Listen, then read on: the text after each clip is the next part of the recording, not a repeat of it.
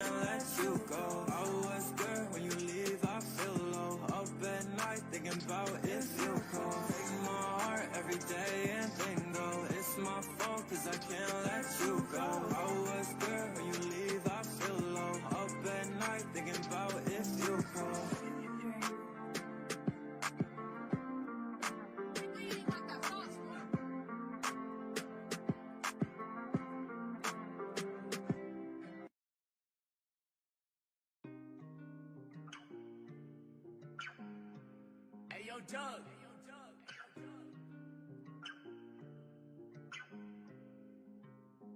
I ain't feeling good, but you knew it already. Then I with my bitch and she said she already. And the fans on me to win, so I know we already. Lord, give me mercy already. Show what the show, man, it's been too many. L at the L, man, I guess I had plenty. When I was on my lowest, they was popping up confetti. And I don't wanna talk it, how this shit get too heavy. I was fucking with a bitch, she said she love my vibe. Who would've thought that would be the last one I see her eyes? Talk about you say, contemplated suicide. Society ain't the answer, man, you gotta live your life. Well, I ain't gon' lie, I've been there. Feel love to your face like they been good. I've been real, been real, but thank God I'm still here. Like, fuck it, I'm back on the road. Like call, but you already know. So down, so low, but you already know. But I hate on a kiss, so yeah, I had to keep it up. But I ain't gon' lie, yeah, sometimes I've been feeling stuck. You ever felt so down that you don't believe in love? What's good? What's good, big dog? What's good, man? Blessing. Grand rising.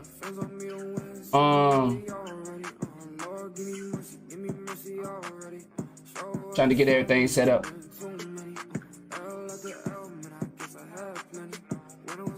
Blessings. Hope y'all having an amazing day.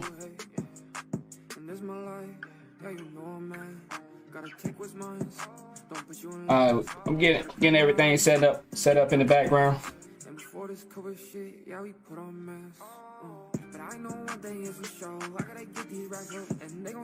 Yes sir, man. How you doing, man? You got all your you got your things prepared for this weekend? Gonna be chaos, man. Chaos this weekend, dog. Trash everywhere. Bikes all over the road. You know the kids about to go crazy, man. I know most of us, we understand that Christmas is another scam. But man, when it been going on for so long, you know, you try to get your kids to see the opposite. And you know, you want them to assume it's another day, you know, but you know how that go. So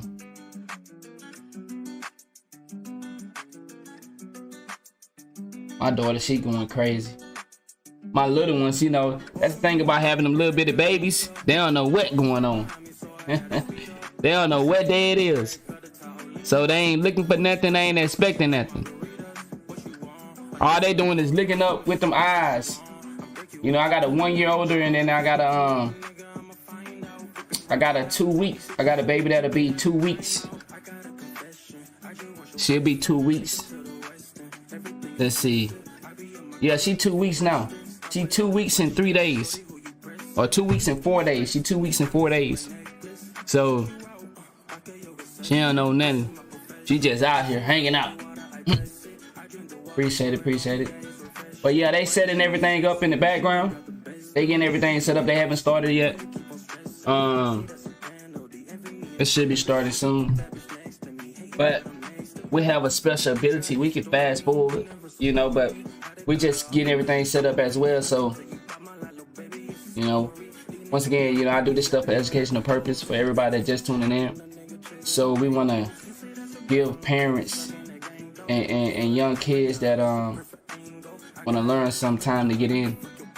You know, YouTube and Twitch, Facebook got to send out them notifications.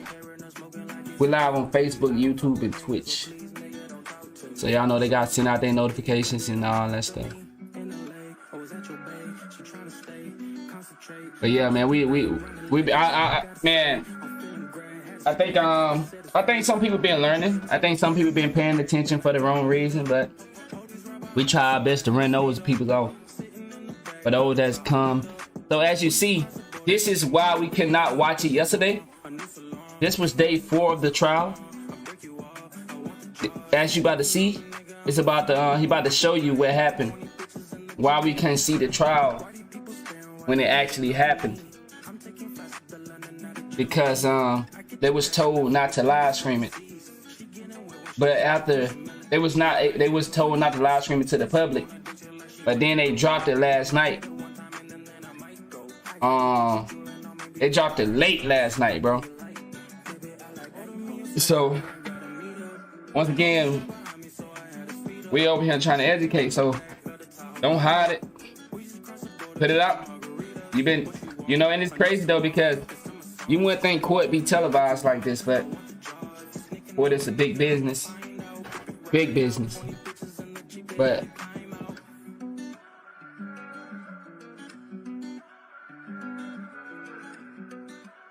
we're about to get started. Dun, dun, dun, dun.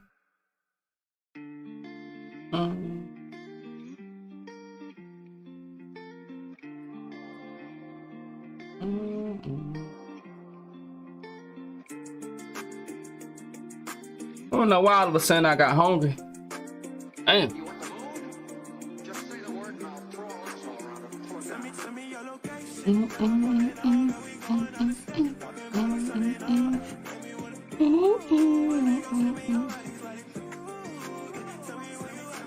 Alright.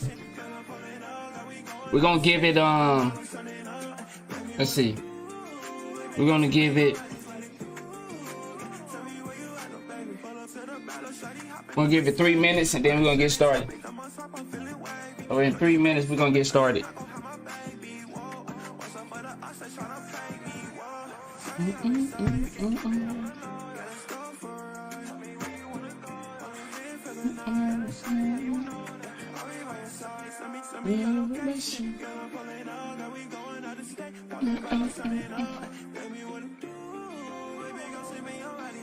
Man, I went to the gym this morning like at 4:30. Felt amazing. I haven't been to the gym that early in a minute, man. Went to the gym at 4:30. I went to the gym at 4:30. Came home, ate, went to sleep. I want to go to this show tonight, man, but I don't know. It's like 5 hours away. I want to drive over there. Go to this Corey Holcomb show tonight. They got a late one tonight at 10:30.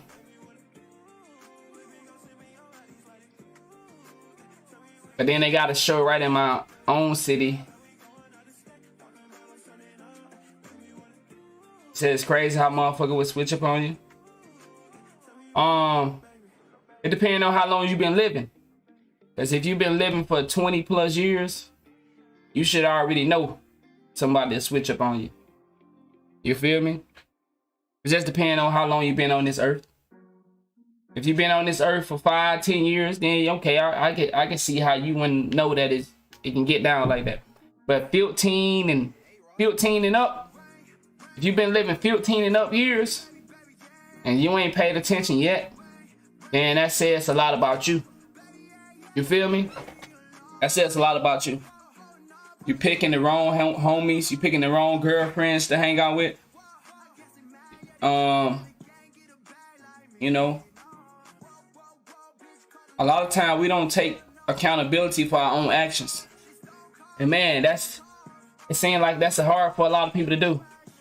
It's about to start in one minute. We gonna start it. We in control of this one, Honcho.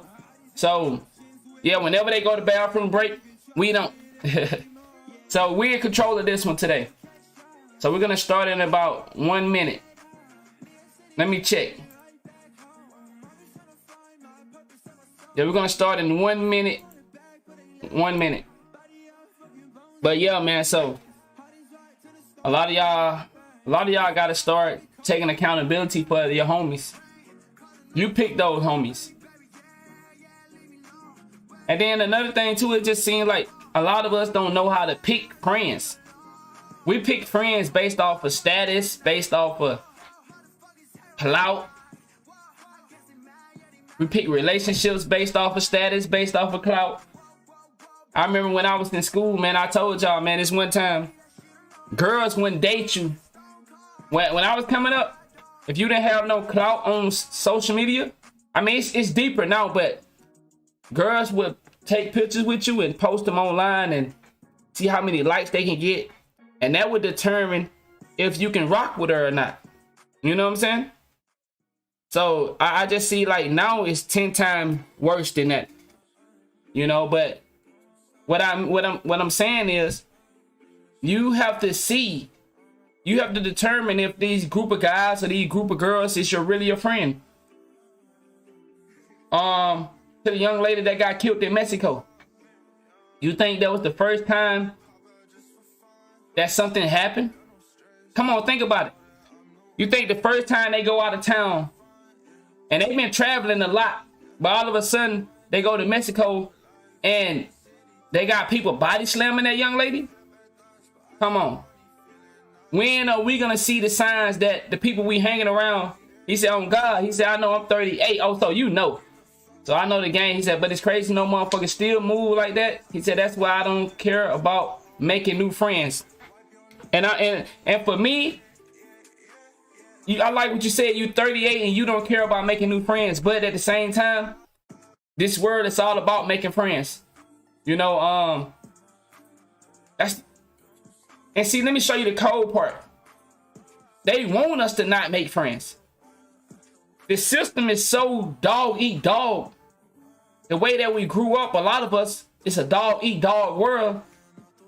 And as long as we think on that mentality, we shouldn't say, and it's just my opinion.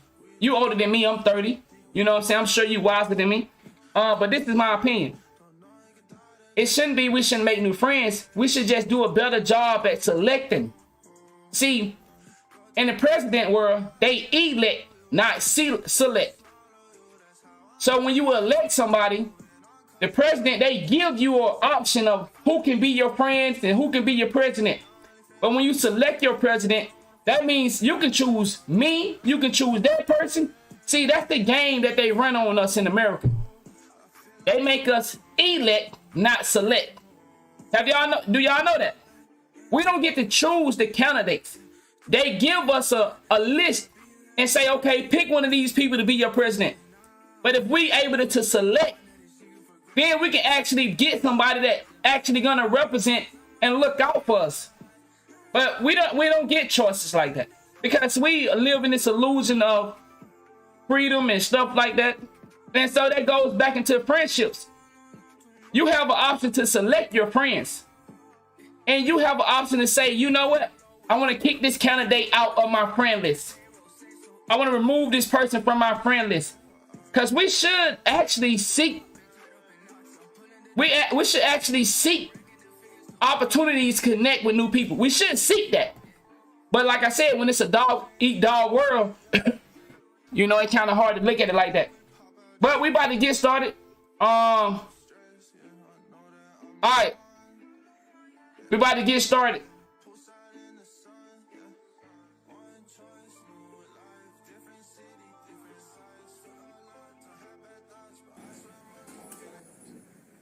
All right, blessing, grand rising. Shout out to everybody tuning in. We're here for educational purpose. I ask that all my gangsters and exit the building. We are not here because we care about the guilty or non-guilty. We're here to show you how the system can trap you. Every day that we have watched court, we have learned something. The first day, they had a guy up there doing, they try to make him an expert on forensic and video editing. Come to find out, the guy has been working in somebody's basement for I don't know how long, doing Photoshop. And they were trying to label him as an expert. Day 2, we had a guy to stand up in court and say he been in there 5 years with no lawyer, and they try to throw him somebody at the last minute. Day 3, we had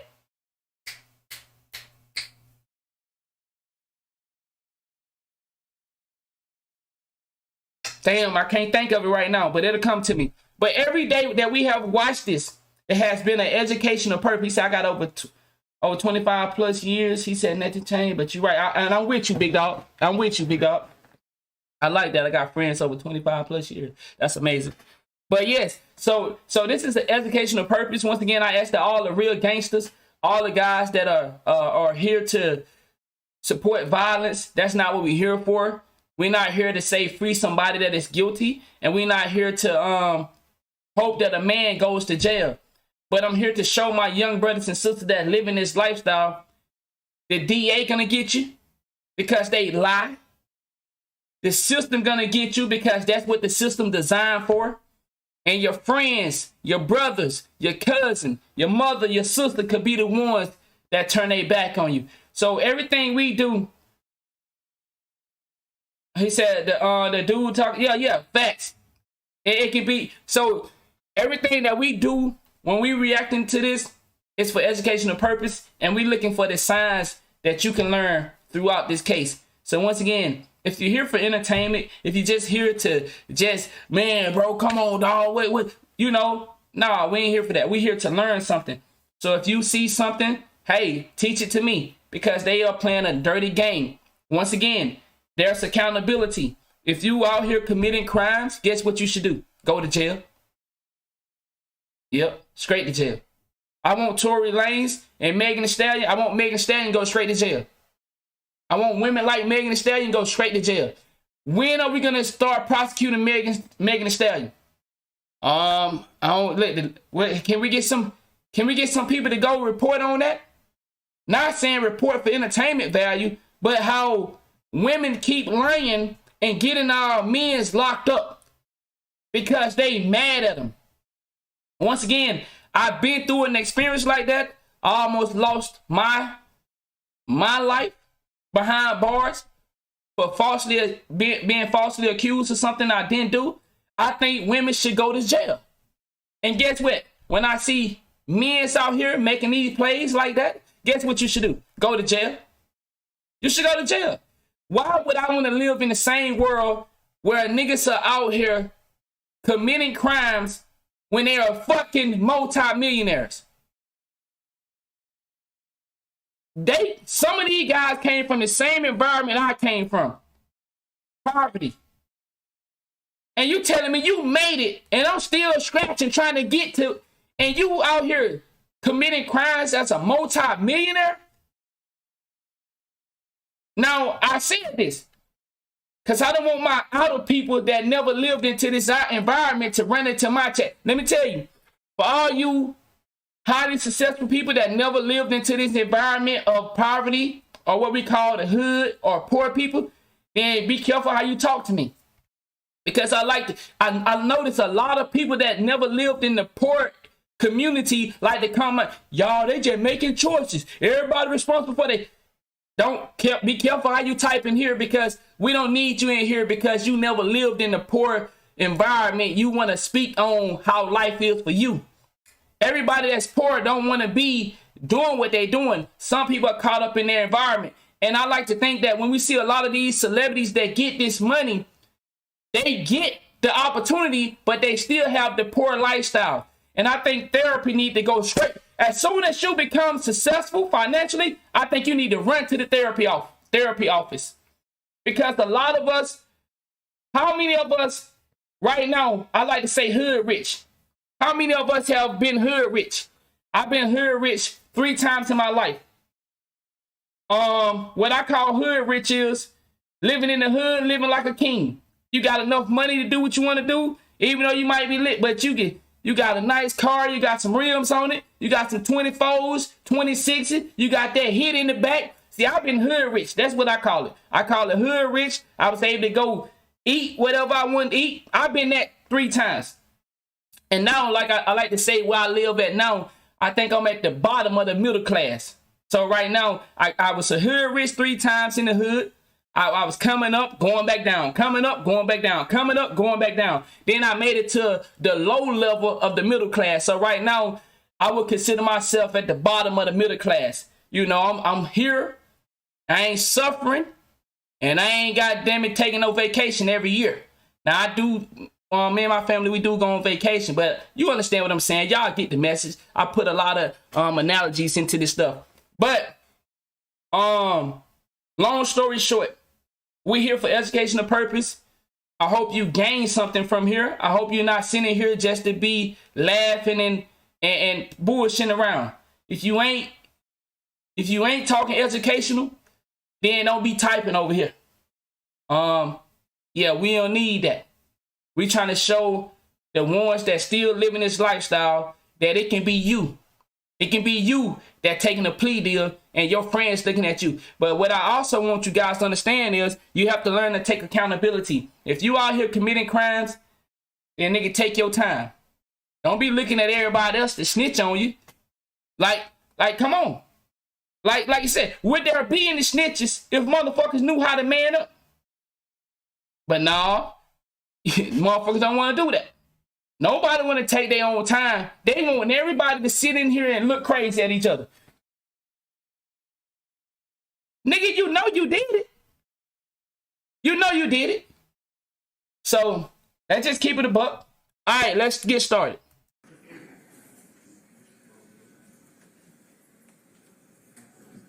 $100 real.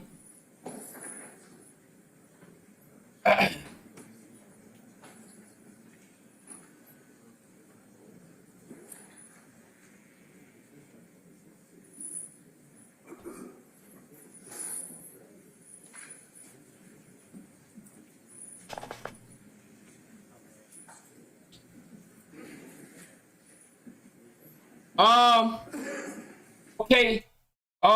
When somebody just said update my title, this is day 5. So once again, this is day 4 that we watching. Right now, they are not live streaming it, so we can actually watch it in real time. So they're putting it out after they finish. So this is day 4. Day 5, they haven't live streamed it yet. If they go live with day 5, then we jumping on it. Right now, this is day 4 that we did not get to watch. And like I said, we're not missing a day because this is educational purpose. But this is day 4.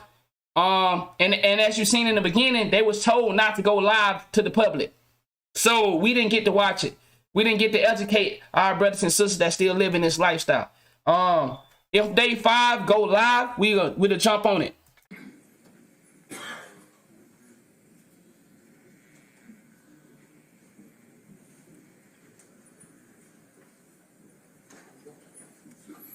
Hey, that's fact 6, Doc.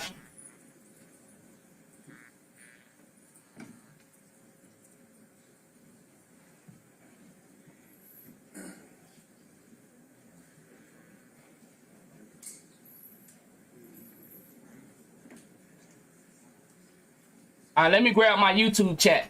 We live on Facebook, Twitch, and YouTube. Let me grab my YouTube chat. Okay. All right.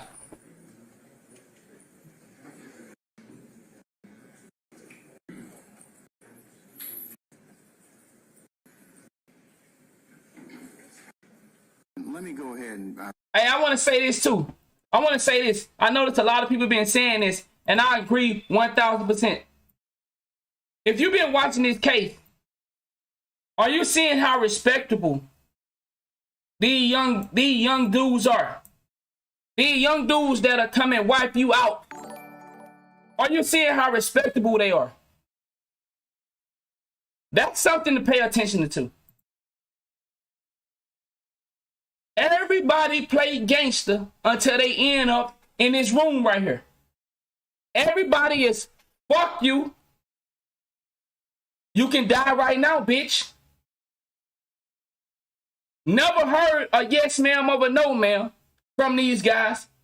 But when they come into this room right here, everybody is alert, is respectable, paying attention. I want y'all to think about that too. That is a psychological effect. Now, I want to go deeper on that. See, it's not just that they doing it here. There's a particular setting where you're programmed mentally to be on your best behavior. But I want to go deeper on that. But I just want you to think about that. First puts on the record Thanks. in the matter of those particular individuals in indictment 22 SC 183572. I'm going to go ahead and call roll first, and then we'll go ahead and take up the preliminary issues and get to the day's business. Let's see, Khalif Adams. Good morning, Your Honor. Tia Ricardo. Good morning again. Good morning, madam. Okay, Durante Beebe. Good morning, Your Honor. All right. Good morning, sir.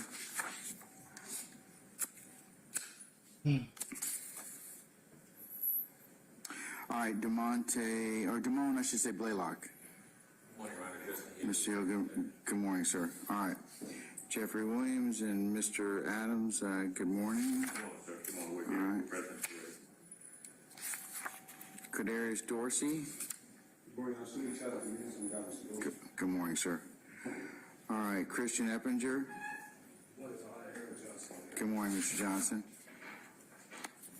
All right, Miles Farley and Mr. Meneas. Good morning, gentlemen. All right, Javon Fleetwood. Good morning, sir. Marcavius Huey. Good morning, Mr. Matthews. DeMonte Kendrick. Niggas ain't trying to hear all that good morning shit. Denise McMullen. Good morning, sir. Tancurius Mender. Ms. Fagan, good morning. CJ, cut that shit out. Ms. He Bernard, said good say morning, that for madam. his own screen. He Good said that morning, is Mr. in Myrick. contact. Bingo, real. Good morning, Mr. Harvey. Good morning, Mr. Nichols. That's facts, real. Good morning, Misty Williams, and good morning, Mr. Ryan. Good morning. Good morning, Mr. Wright and Mr. Sledge. Ms. Gladden, good morning. Mr. Stevens. Mr. Botts and Mr. Sharp. Good morning, gentlemen, and good morning, Mr. Stillwell. Good morning. Where's Mr. Hoover? Right There you go. You changed positions. All right. Good morning. Good morning, Mr. Hoover. Good morning, Mr. Sumlin. All right, and let's see. I think that's it. I think I've accounted for everyone. Who? Oh, did I miss Mr. Garlington? What position number should I see? Hey, can I show y'all something right quick before we get started? Because I spoke on that psychological thing, I want you to get something. Remember, I speak for unity, but I want you to understand something what I'm talking about. Oh, really? You said shit about All of y'all seen this, right? All of y'all have seen this, right? Oh, no.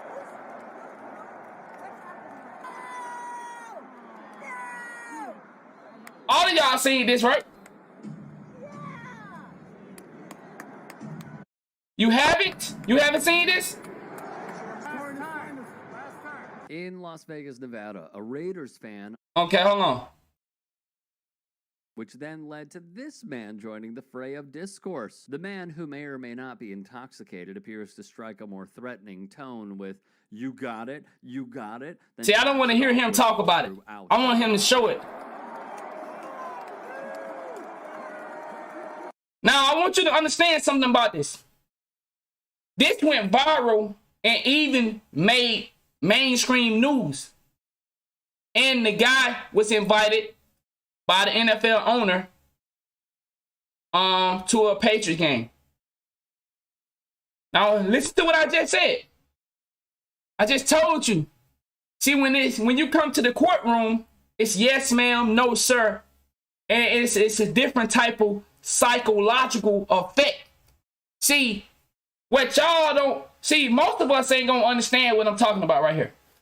It's a reason that this made mainstream news. type 1 if you understand. Type 2 if you don't. This made mainstream news. Not because they been, or what you call a Karen, or what you would say racist. Not because of that. It made mainstream news for a psychological effect. See, okay, I'm gonna say that for a different screen. Okay, my bad. We not on that. Okay, all right. Yeah, I probably skipped. Hold on, let me see. I get both of them. You say he dealt with the situation appropriately. See, that's what they. All right, okay, I'm gonna leave it alone. All right, let's just. I just wanted to get your understanding. Mr. Fleetwood, where are you? Good morning, sir. All right. And then Mr. Garlington? That's psychological warfare. Everybody ain't gonna understand that. Good morning, sir. Blessing. Anybody I missed? I don't think so. I think we got everybody now. All right. Do you know there are different type of codes in the world? There are different ways to send messages. See, sending a message is not just me texting you. Sending a message is not me just using my tongue. See, I can send a message with a video. Come on, man, keep up. Housekeeping. Some people gonna look at it for just the small surface of it. There's different messages in the world. This is a message right here. When you see dudes that are living gangster life, let me give you an example. Why can non-black police come to the hood filled with black people and control the environment? You never thought about that? Why can non-black police, two non-black police come to the project? He said they don't, and you don't live, you're not from the project then. Yeah, you just somebody talking on the internet.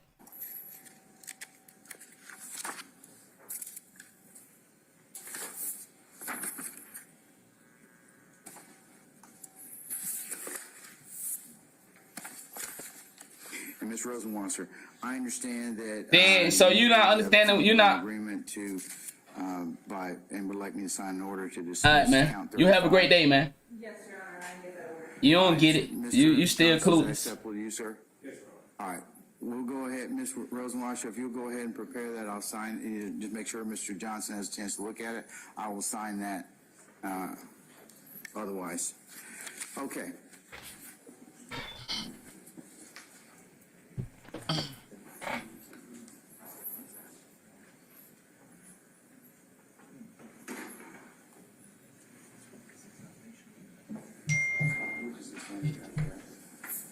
Just check that out.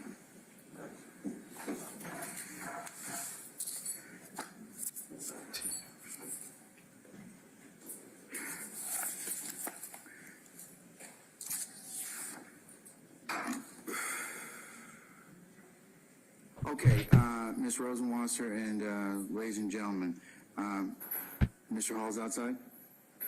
Mr. Hall's outside. All right, let's go ahead and bring him in, okay?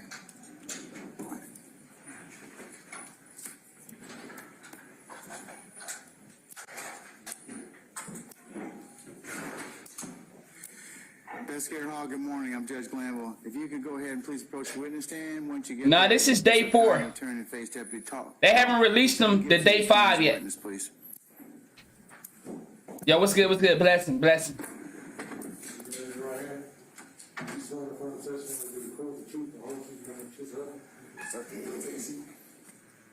I appreciate it, gang. Yeah, I'm live.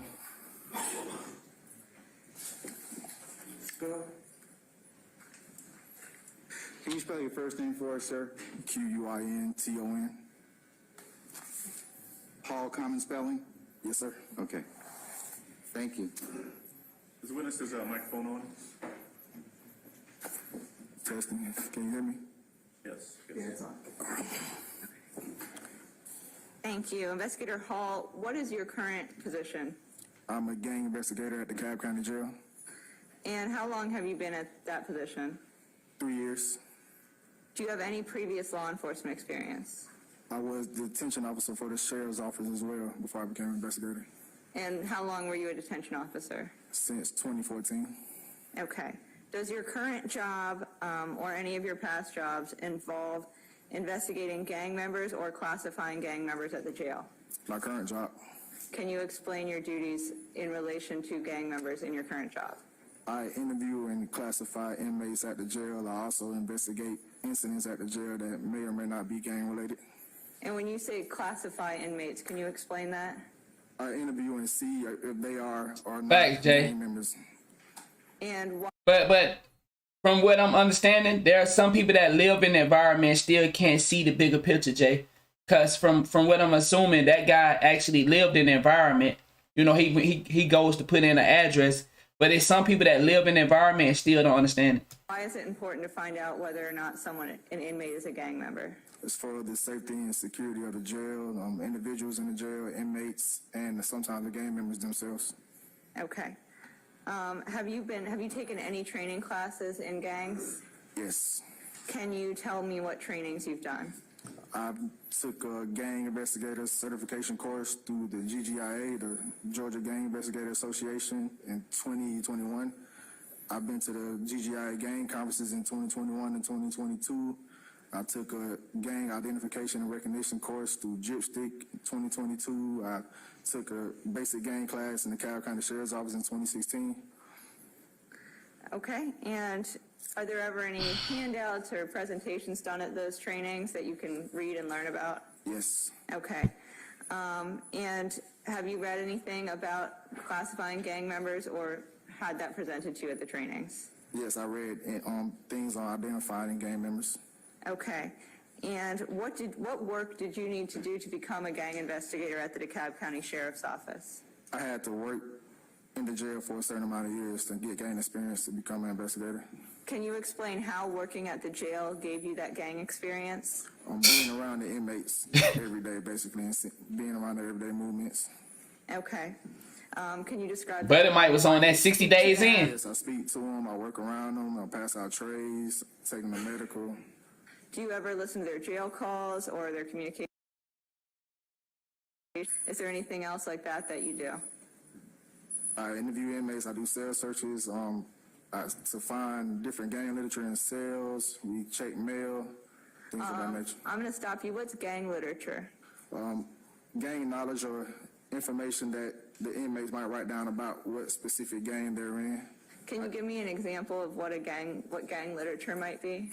They might have gang lingo, who is above them. They're saying that they would have to say their nickname or things of that nature. Is that like an instruction manual for being in a gang? Basically. Okay. Now, at this That's point, funny. Your Honor, I'm going to move to admit State's Exhibit, and I believe we're on 617. If I may approach the witness. You can, has that document already been sworn, already been shown or given in discovery to all defense counsel? Yes, though I have it here if anyone. Okay, all right, then you may approach. Mr. Harvey, would like to see it. Would you like to see it, Mr. Harvey? It has been provided in discovery. Absolutely. Yo, what's good, big dog? No, that's fine. There's people on the yes, it was provided in discovery. Is it the C? Yes, ma'am.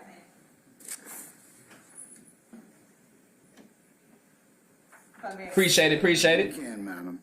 I stay in the gym a little bit. Investigator Hall. You know, I'm getting too old though. This document. Yes, How do you recognize this document?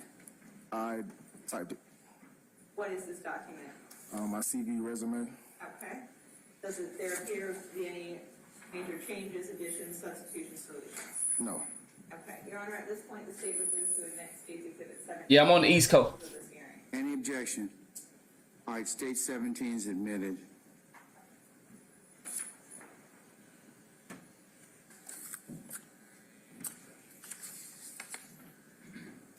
Investigator Hall, and if you need to refer to your CV, I can bring it back to you. Do you know about how many hours of gang training you've had?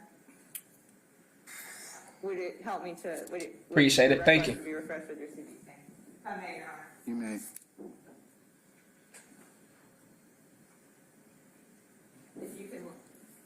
do that and look up when your recollections were from.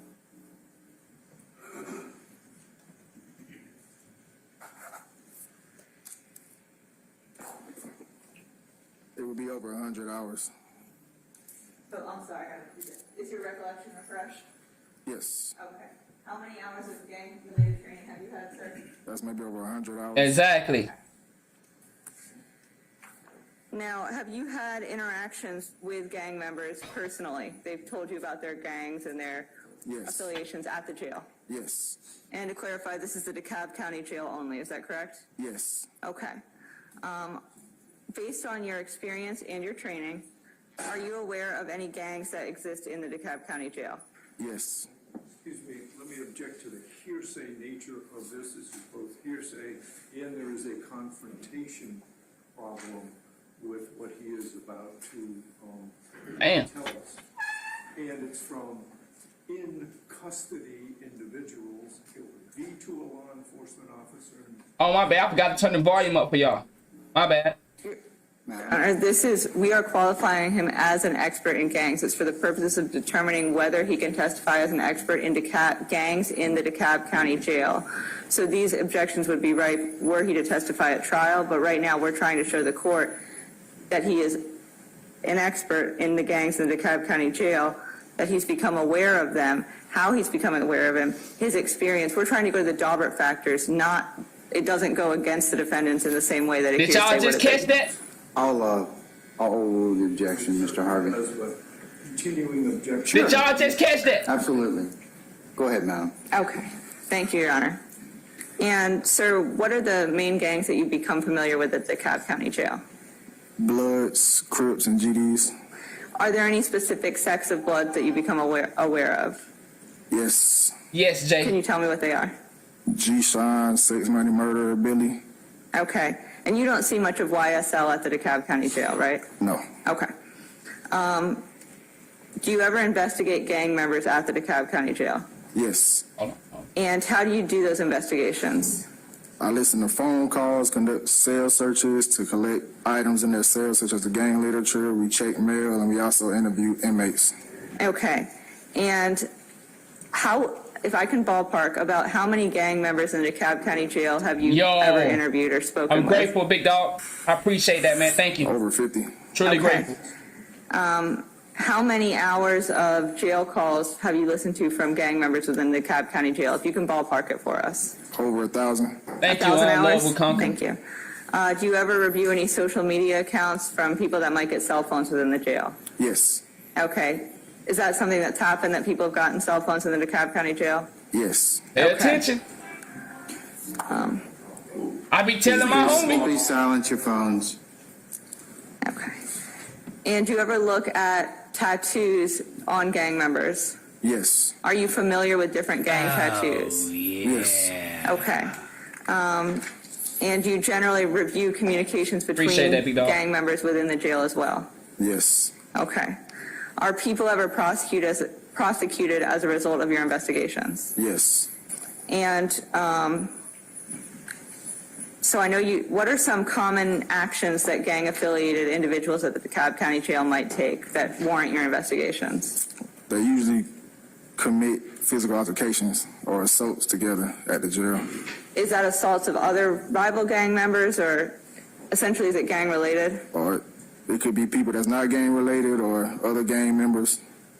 So I guess if I'm understanding is that gang members, if put together, may assault others. Yes. Is that a lot of the bulk of your investigations? Yes. Okay. Now, were you trained how to identify and classify inmates at the DeKalb County Jail that are gang members? Yes. Okay. How were you trained? Can you describe that? We were trained to conduct the interviews to look for certain tattoos that might be an identifier. So once again, for everyone that just tuning in, they are not showing live feed as started yesterday. Now I don't know if they're gonna do that for day 5 as well. This is day 4. We was not able to watch it, so they put it out late last night. But the reason I paused it is I want you to understand they have a new technology to predetermine violence. Do y'all know about this? Now, this technology been talked about I'm gonna say 2 or 3 years back. They have predetermined technology to let them know certain action of you could be, say, okay, this guy right here is harmful. They determine it. Thank you. That they have an algorithm for violence. Now, I want you to think about this. I told y'all I was at the movie. I went and seen Avatar 2. Police was recording people that was in group, just like this, looking at them, because they try to predetermine people in a group that making cause violence, depending on how you look, depending on what you wearing, depending on what you saying. They'll actually sit there and record you. This is a real thing. Now listen to what he's saying. Bingo. Wow, I like that. I like that. I'm listening to phone calls, conducting our sales searches, trying to find gang literature in their sales. Okay. And was that a specific method, or that was just general ways that you were taught to identify them? Just general ways that I was taught. Are there certain identifiers that... This is why being in a group is, in certain places, they don't allow you to hang out at malls in groups. Also determine your credit score. Man, I like it. Well, I like it. You're trained to look for, and be as specific as you can. Good one. Yes. Through literature, it might be purposeful misspelling, where they're crossing out a C and replacing it with a B. Through phone calls, they might replace the C's with B's, or tattoos, it might be a 5-pointed star with a B inside or a flaming B. It just depends on the person. Is that all for one type of gang that you discussed? Yes. What gang is that? Bloods. Okay. And do other police forces or agencies attend the trainings that you went to as well? Yes. Okay. Now, I know you said you were particularly aware of the Bloods China already do that, at the DeKalb County Jail. Social credit score. Are you aware of the sex money murder gang at the DeKalb County Jail? Yes. Have you ever classified inmates as being members of the sex money murder gang? Yes. What are ways that you have classified? What are certain indicators if you're classifying someone as a sex money murder member?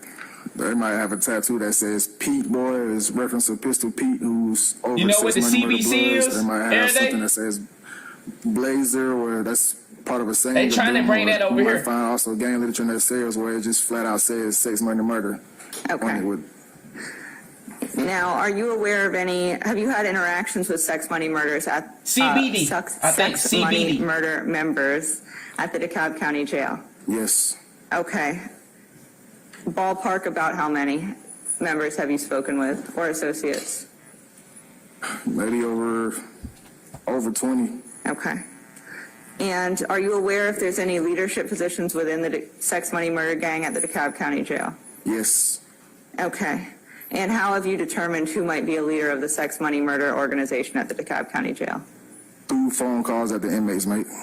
Can you kind of describe what might be in those phone calls to lead you to your conclusions?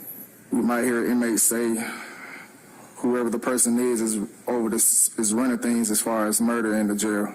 Okay, so when you say running things as far as murder in the jail, what does that phrase mean to a layperson that might not understand that? They're the person that they have to answer to before anything happens in the jail. Uh-oh. As far as the gang. Okay. So if I'm understanding, before someone is harmed in the jail, they have to go to a leadership position and confirm? Yes. Has that been your understanding from your past investigations? Yes. Okay. Now, I also want to ask you, before you became a gang investigator, were you aware of any of this stuff we've talked about today? Was this something you just knew about? Or have you learned about it? I knew basic gang knowledge, but I learned through experience of being an investigator. Okay. So there's certain things that you've learned through your training and experience that someone else might not know. Is that fair to say? Yes. What are some of the specific things that you've learned that somebody off the street or me who isn't a gang investigator might not know immediately? The lingo on some of the numbers that they might use, like 27 might stand for BG, which is blood gang, or just some of the lingo that they might say to try to throw people off. What's examples of lingo? So you said 27 and 27 would be blood gang for certain people. Don't they got a movie out or a TV show? Change Love the Will C Conquer? or B, or it'd be like I'm bull, or something, or instead of cat, bat. I can't think of it. It's something of that nature. Okay. It recently came out. Now, are you aware of an individual by the name of Cordarius Dorsey? Yes. Was he an inmate at the DeKalb County Jail? Yes. Were you able to determine his position within, were you able to classify him when he was at the DeKalb County Jail? I didn't do his classification, but he was classified at the jail. What was he classified as? Sex, money, murder, blood. Okay, and were you aware of his status within that organization at the jail? Yes. Is that the one that just came up? We heard through phone calls that Mr. Dorsey was over the sex, money, murder, bloods at the jail at one point in time. I think he's going to jail. Does that mean he was in a leadership position? That's my position? opinion, though. Yes. Okay.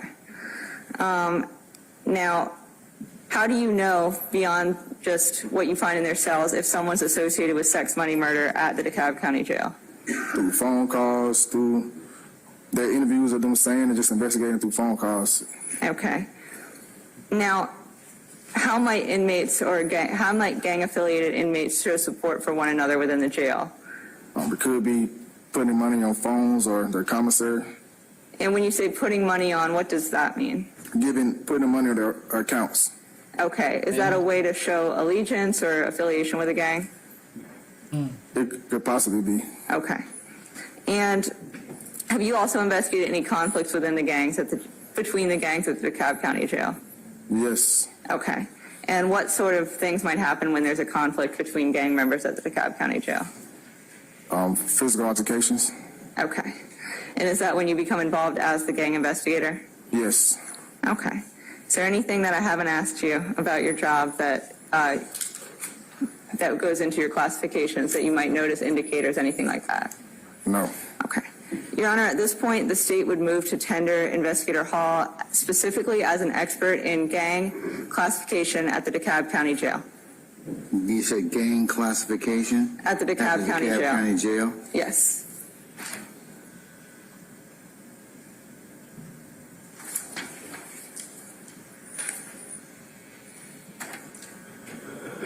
What type of class are you going to?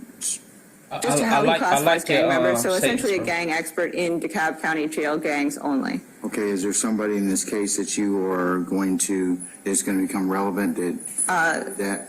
Yes, Your Honor. I don't know if you heard Investigator Hall discuss Mr. Dorsey, but he's one of our defendants. And additionally, one of the counts in this indictment, as the court will see, is that Mr. Dorsey allegedly arranged a murder, tried to arrange a murder from while he was in the DeKalb County Jail, and that we've charged that as a gang-related offense. So this would be relevant to show the gang affiliation. And once Your Honor hears from our other gang experts, it would be able to tie it, but this is relevant to show Dorsey's gang affiliation at the DeKalb County Jail. All right. Okay, cross. Good morning, Your Honor. Good morning, State. Sudi Chala Jimenez on behalf of Mr. Dorsey. How you doing, Investigator Hall? Good. How you doing? Good. I have a few questions for you. Yes, sir. All right. This first, I'm going to try to go in the same way that the state did. Let's start from the beginning. Let's start with your training. You said you received quite a bit of training, but most of it has been experience that you learned from working at the jail. Is that right? Yes, sir. You've always been worked at the jail or a detention officer, correct? Yes. You've never worked the streets? No. You've never actually had a patrol car and go out there and drive and pull people over? No. Have you ever conducted any interviews of anybody that's not in custody? No. Okay. When you talk to individuals that are in custody, do you Mirandize them? Do you advise them of their rights?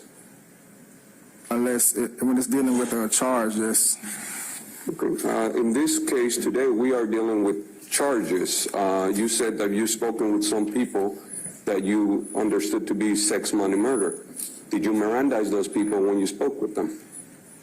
Your Honor, I'm going to object to this line of questioning. I think the way that he did his interviews. Yeah, I sustain the objection. Thank you.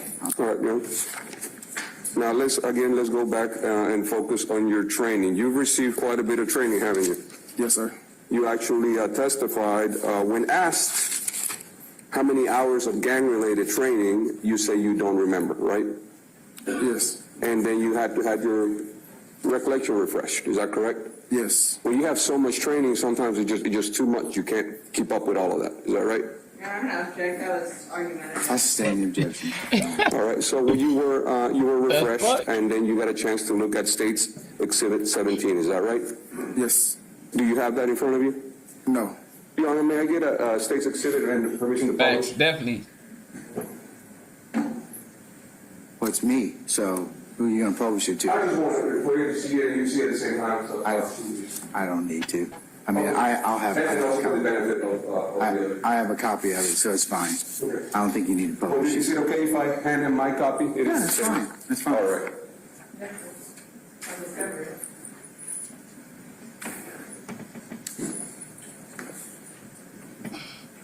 You testified that you have, after refreshing recollection, you testified you have had over 100 hours of training. Is that right? Yes. You want to do a little math with me? Yes. All right. Can you please tell me, according to your resume, you received gang basics in DeKalb County Sheriff's Office on October 2016. Is that correct? Yes. How many hours was that? 8 hours. Okay. And then after that, let's say 8. After that, you also received narcotics and gang investigation from Dobbins Air Reserve Base on December 2019. How many hours you get there? 24. Okay, 24. Next, basic gang investigator certificate course on Coweta County Well, these Sheriff's people Office something else, on dog. May 2021. How many hours you get there? 8. All right, so now we got 8 again. They got that nigga there doing Then mouth we work. got Georgia Gang Investigators gonna get nothing Association but- Conference in Savannah, Georgia. Beautiful city. You don't know how many hours you got there? Both of those conferences were a week long, so it was 8 hours for 5 days. So Well, you didn't put that here. Why didn't you put that on your resume? I don't know, sir. Okay. Now let's go to the last one. GPSTC, chip stack, that's how y'all call it, right? Yes, sir. Gang recognition and identification course, October 2022. And that was Gwinnett County Police Academy. How many hours is that? 24. All right, so let's just add up the ones that you Yo, actually appreciate put it, a love. number of hours in there. How much does that add up to? Nigga trying to get out of work, ran into some shit. I don't think the math test is for you, Mr. Johnson. Okay? Just want to help you out, okay? Yo. Somebody must be trying to help you. 66 hours. 66 hours. Would it surprise you to know that actually 8 plus 8 plus 24 plus 24 is 64? 64. Okay, but you said 66. I'm No. gonna object whether you. Damn, nigga done got out of work early. This some No, this is bullshit. going towards his credibility. I mean, he testified after being refreshed. You know what? You can cross in that trial in regards to that, but you just stick with the Daubert issues. Or Yes, Your Honor. okay, thank you. Your Honor, is 64 greater or less than 100? Let's move on. Let's move on. So you received over 100 hours of training, according to you.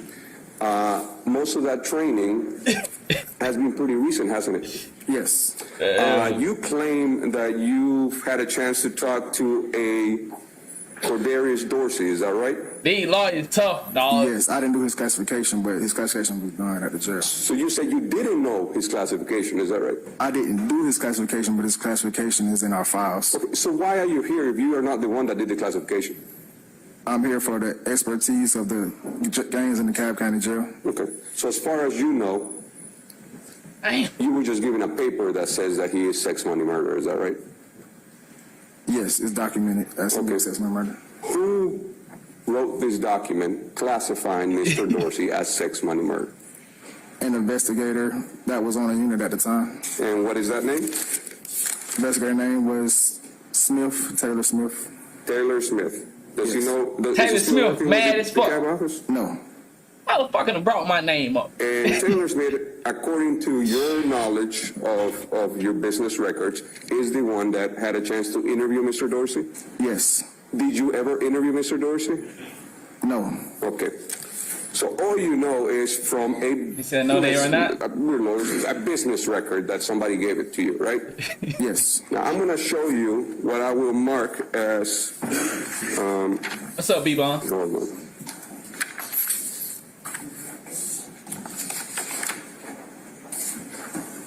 Do you have with you the whatever document you determined that my client is claimed to be sex money murder? No, I don't have it. Do you remember that document? Yes. All right. What was that document called? A gang classification. Gang classifications. And then what does that document show? It shows tattoos. It has basic information of the individual, and it also has a narrative that the person who classified the inmate wrote or typed.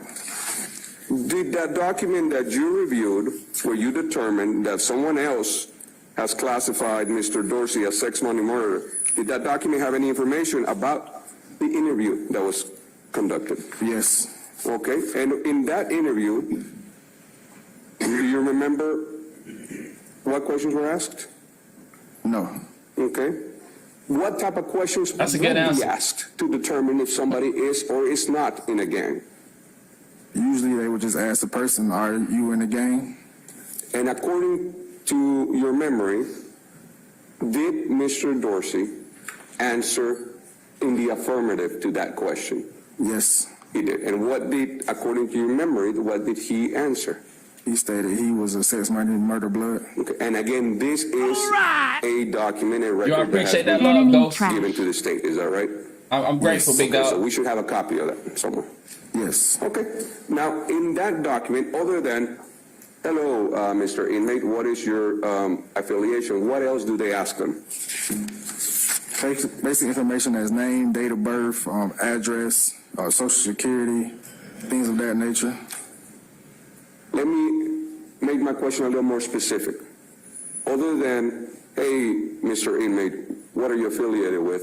What other questions are asked that would trigger you making a decision as to whether or not somebody's affiliated with a gang? No Body other question ink. besides if they They ain't going off for no questions other than body ink. If you got a tattoo, they throwing you to the wolves. Oh, this is what you is. are in the gang. So, but y'all they out here getting tattoos and you thinking, oh well, you know, maybe when I go to jail later, they ain't gonna classify me as this. Wrong. Just to clarify, are you in a gang? Yes or no? And then what's your name, what's your birthday, what's your social? Yes, sir. Now you want to know their basic information, birthday, social, and all that, so you can keep track of them, is that right? No. Well, why are you asking for their social then? You're trying to get a gift card? That's just part of the process of the classification. But processes have a reason. What is the reason for that process? Your Honor, he already answered that he doesn't have a reason for that. That's part of the I process. sustain the objection. All right. Now, do you also do their fingerprints? No. All right. Someone else takes their fingerprints, is that right? Yes. All right.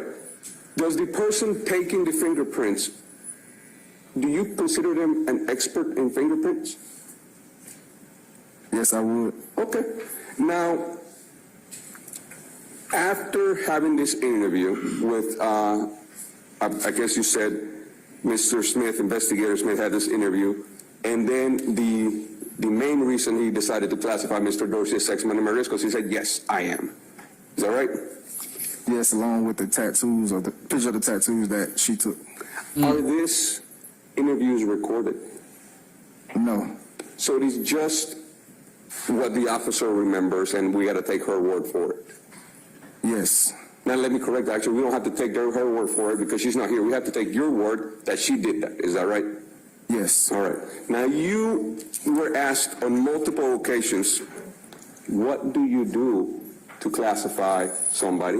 And if I remember correctly, you kept answering, we look at literature, we search the cells, and we listen to jail calls. Is that right? Yes. All right. Now, when you look at literature, specific to Mr. Dorsey, what literature did you find in his possession? I didn't find any literature in his possession. I'm sorry? I didn't find any literature from Mr. Dorsey. Okay. Now, Damn. sometimes there's multiple steps because you That's want funny. to corroborate, right? Yes. I mean, somebody can tell you, I am Billy, but they're really not. They are hypothetical. They might say, I am Billy, but they're not.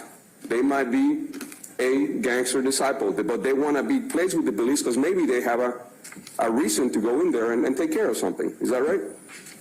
Yes, that could happen. People lie to you. Is that right? Yes. Okay. So then once you hear something, you go and you look for more information. Is that right? Yes. Okay. You didn't find any literature regarding Mr. Dorsey? No. Now, what are the identifiers of sex, money, murder. You might see What's good, bit up? a tattoo with a SMM. They might have a Portland Trailblazer symbol on them, or a blazer, or they might show 2 guns or have 2 guns, or you might see the word 2 guns. Okay. And once you have a tattoo, it's forever, isn't it?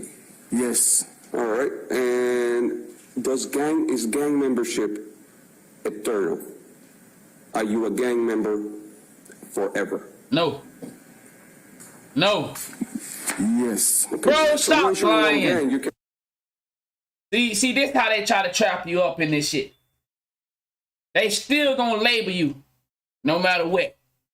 At the end of the day, you can move on with your life. You can go out here and be a productive citizen. You still gonna get labeled by the system. can't shift gangs. You can. You just told me that you are in a gang forever. How are you going to do that? But it's still considered a gang. Oh, okay. What he said? Part of your training, am I right, is that they tell you to also consult with other agencies, correct? Yes. Because what you're doing is you're gathering intelligence, is that right? Yes. And you don't want to have just the intelligence of a small circle of information, right? Yes. Okay. What agencies do you consult on a regular basis? It's the a bitch County getting Police up. Department and Department of Corrections. All right, but that's still Matthew. the same group of people you're Matthew, how are you Okay, I ain't gonna even respond. dealing with, right? Yes. Do you ever go out and consult with the investigators in Tripp County? No, I haven't. Now, Tripp County has a very big gang problem, don't they? I don't know. We're not qualifying this thing. I sustain the objection. So today, you're here to tell us that the only thing you only know stuff at the jail. Right. Yes. All right. DeKalb County. At the DeKalb County Jail, Yes. which is a different county than the county we're in today. Yes.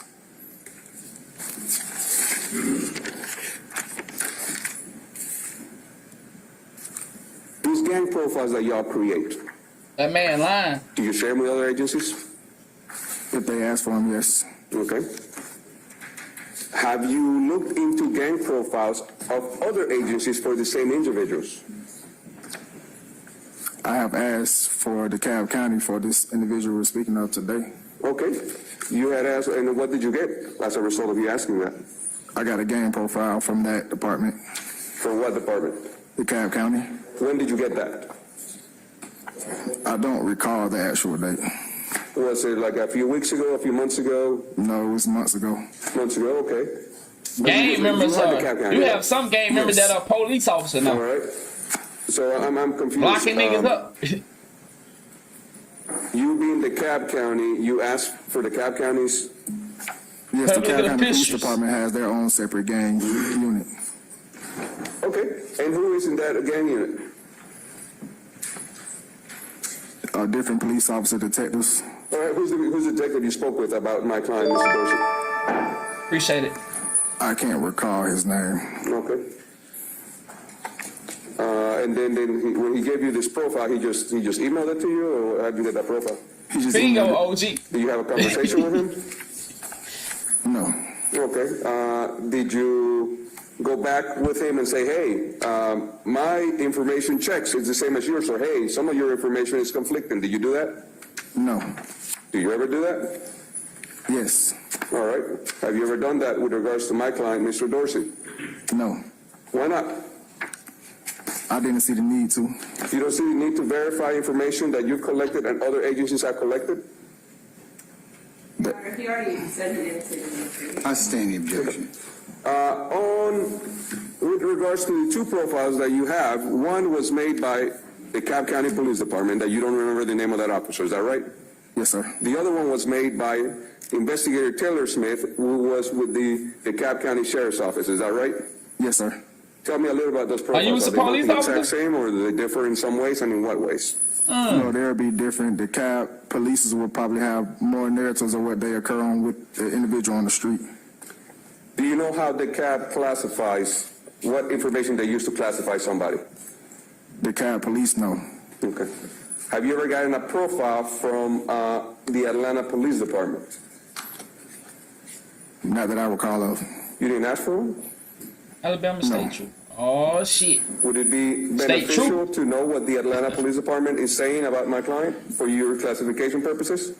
It could. Okay.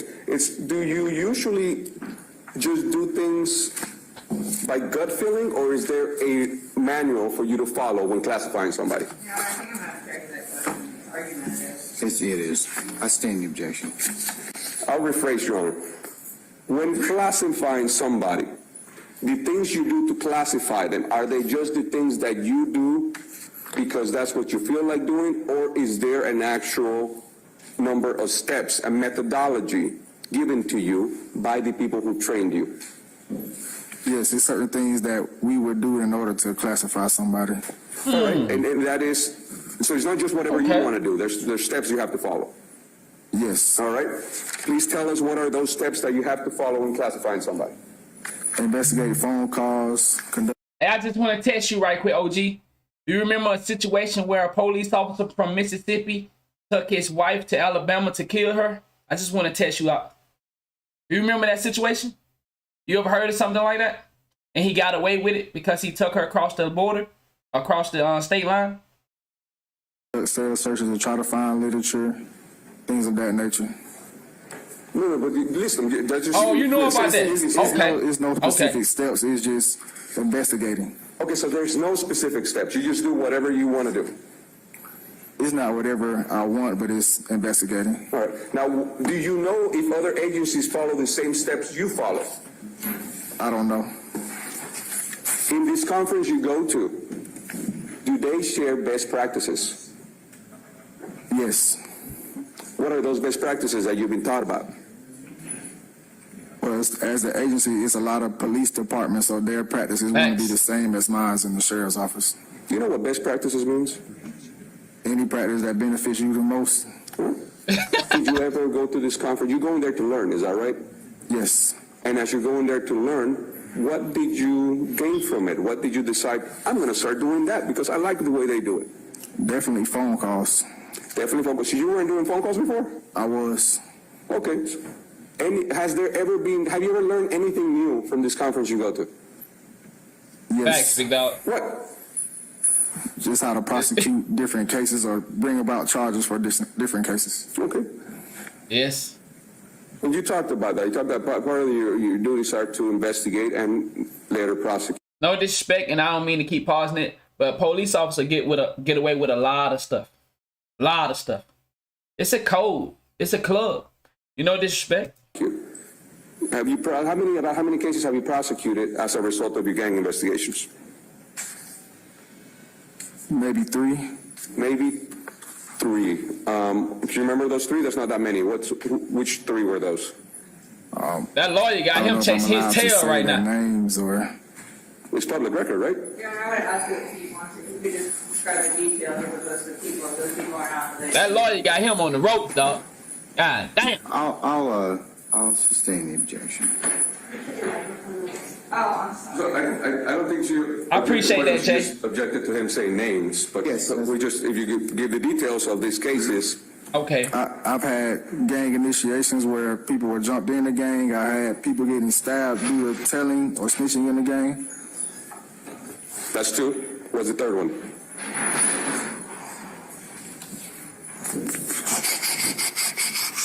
It's pretty much the same. Usually jumping and physical altercations for the same. I maybe had another one where it was a physical altercation. You can also get in the game by assaulting police officers. In a situation. No. Okay. What gangs were involved in those that you prosecuted? Bloods. Blood's a very general term, isn't it? Yes. Okay, which bloods? G-Shine, sex, money, murder. Okay. Now you said that you determine leadership in part based on phone calls. Is that right? Yes, sir. Because when people want to do something, they have to get permission from leadership. Just hanging around people. Yes, sir. You made a very big claim that my client, Mr. Dorsey, is sex, money, murder leadership. Is that right? Did hear that at one point in time, yes. You heard that at one point in time. When did you hear that? months or maybe a year ago. A year ago? Mm-hmm. What did you hear? We heard that Mr. Dorsey was over the sex money murder bloods over the jail. Is that what you heard somebody on the phone saying? Mr. Cordarius Dorsey is the chief executive officer of sex money murder. Is that what you heard? Not in those words. Okay, well then tell me what the words were. The words were, yeah, his nickname, Juicy Boy Polo, he's running things in here. Okay, who was in that phone call? I don't recall the name. Do you have that phone call saved? I don't know. So you don't know who was in the phone call, and you didn't even save the phone call. I could have said, I just don't remember if I did. You guys have the capability of saving calls. Yes. Right. Now, that's normal right there, Blue Pill. About that, so let's move on. Especially sometimes for, in calls, you determine somebody's prostitutes. leadership because they need to give the blessing for something to happen. Is that right? Most prostitutes first broken in trial is with an officer. Approve a murder. Is that right? You know, I used to be a pimp. So specifically, I think you said that's that normal. They need to approve the murders that are happening at the DeKalb County Jail. Pimps and police officers go hand in hand. Is that right? Well, sometimes assaults, yes. Well, okay. let me show. Or sometimes assaults. How many murders have taken place at the DeKalb County Jail since you've been there? Murders that's gang related? No, first let's start with murders. How many murders inside the DeKalb County Jail have taken place since you've been there? One. When was that? I don't recall the year, but it was years ago. Years ago? Yes. My client was at the DeKalb County Jail. He was an inmate there for some time, is that right? Yes. Do you remember when he was an inmate there? Maybe 2019, I don't remember the exact year. Maybe 2019. Through when? He just said he didn't recall exactly when. I feel what you're saying, JD. I don't think that's what he said. I feel first you. He answered, my first question was when did he get there, and my second question is when did he leave, and he should be able to. Well, if he knows, do you know when he arrived and when he left, sir? No, I don't recall the exact date. Okay. That's true, see. This murder you speak of, did it happen while my client was there? No. Okay, so unrelated to my client, that murder? Yes. Was that murder gang related? No. Okay, so you testify in direct that you can identify leadership because they give the approval for a murder, but is it right to say that there's been 0 murders since my client had been at the DeKalb County Jail? Yes. Is that because he prevented anybody from killing somebody? Not of my recollection. You don't know if he saved a bunch of lives? I don't know. Okay. Now, you also said there's some assaults. Sometimes they got to get blessings for assaults. Is that right? Yes. I am going to assume there's been quite a bit of assaults and jumpings since you've been there. Yes. All right. How many of those assaults were approved by Mr. Dorsey? Wow, I have no knowledge of how many that's been approved by him. So first, that one of the factors is somebody giving permission to commit acts at the jail puts him in a leadership position, right? Yes. But you don't have any for Mr. Dorsey? No. What other factors do you determine when you're trying to see whether somebody is leadership or not?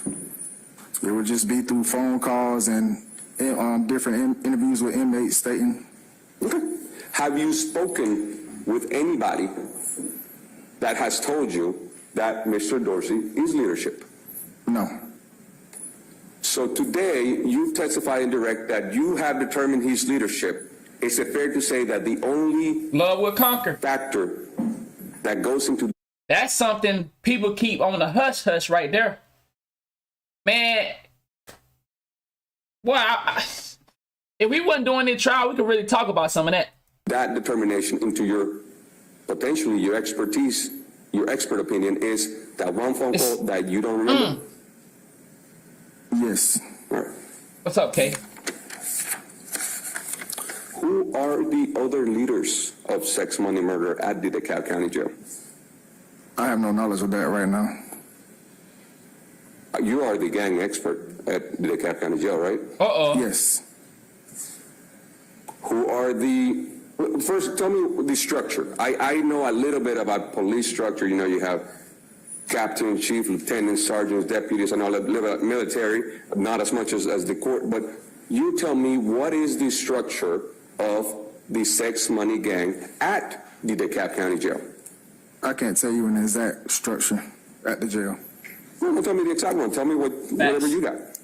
I just go about from what I investigate and hear on phone calls, or what I might learn from different things that I find through cell searches or something like that. Cool. Based on that, tell me from what you just said, phone calls, cell searches, literature, what do you know or do you think you know about the structure of sex money murder at the DeKalb County Jail?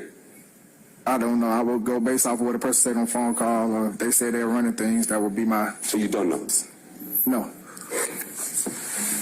I don't think there's a point to keep going on. No further questions. Damn. Anyone else? Yes, Mr. Wright, go ahead. Boy, these lawyers are something else, dog. They can make you look like a fucking fool, bro, and you just were told you're an expert. Quick question. In DeKalb County, you said you're not familiar with YSL, correct? They can make you look stupid up there, man. As in correct, you're not. I'm not familiar yet. Okay. And you're not familiar, well, I think you said Billy's, correct? You know them. I know them. And sex, money, murder, correct? Yes. And these are all separate gangs, correct? Separate gangs under the Blood gang. Okay. But as far as you know, does YSL, is it just some sort of conglomerate, some big group that everyone gets to belong to? Is Your Honor, I'd object. We're not trying to qualify him at all in YSL. He's I not sustain the objection. going to speak on YSL. And your familiarity, or I think it's about 2 to 3 years back that you started your training? Yes. Okay. So you wouldn't know anything going on back in 2015 related to gang activity, correct? Yes. Okay. Thank you. Anyone else? Just one or two questions, Judge. Well, just a few One or questions. two? Just a few questions. Okay. Oh. See, Warren, you got That judge don't be playing that 1 or 2 shit, dog. Okay, all right. All right. Investigator Hall, I heard you use Thanks, the word Jay. prosecute, that you have assisted or you've prosecuted at least, not at least, you Young said Thug. 3 cases, gang cases at the DeKalb County Jail. Is that correct? Yes. Does prosecute mean that you testified in court in regards What's to up, those King? cases? I've done hearings, but I haven't been to actual trial for the cases yet. Okay, you've never been called as a witness at a trial of a case involving any sort of gang activity at the DeKalb County Jail. Yes. You have never been qualified as an expert. Is that correct? That's correct. All right. And in regards to your duties at the jail, you classify appreciate it, individuals B-Dog. at the jail. That's what you testified to, right? Yes. And that is based upon a variety of different information that you get. You can get it from a hearsay statement of another officer, correct? Yes. You can get it from a document or Yo, no funny shit. Just look at what the DA been doing since we've been watching this, y'all. Once again, I told y'all this for educational purpose. Look at how the DA been conducting himself. Like my boy Campbell just said, they've been fucking up since the start. They've been bringing people in that they try to classify as expert. They can't make that. Then they put them over to a witness. Like, they've been doing this since we've been watching. Why would the DA keep doing that? They can't bring up nobody that's credible. And they only did, I think, 1 or 2 times out of the 4 or 5 people they done brought up. your duties can get that information from a document prepared by somebody else, correct?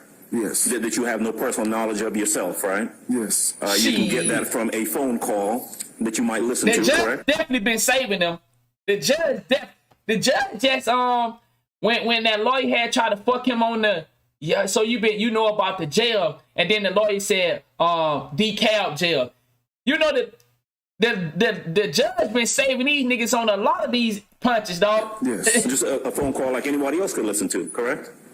Well, they would have to have the rights to listen to him in the jail, but yeah. Sure. But I mean, if hypothetically a phone call is made at the jail Back, and it's provided to, let's say, me in discovery, I can listen to that same phone call and get the same information that you get from that phone call, right? Yes. Okay.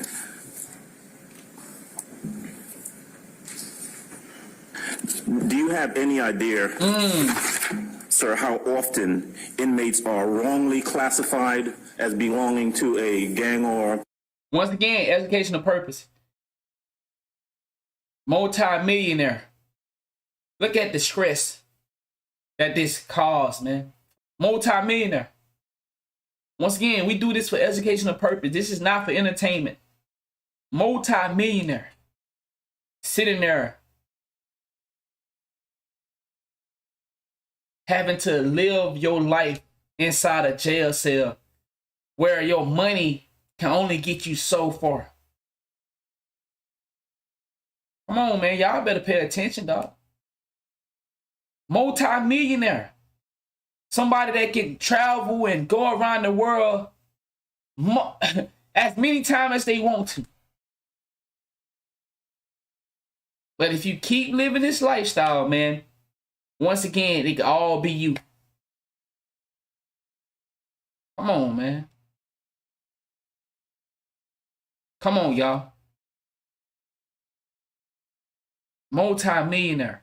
Money don't mean nothing when it comes to this. We all say how gangster we is. We all willing to do the, you know, we make these songs or we repeat these words. He said that man said no point in keep going. That was funny.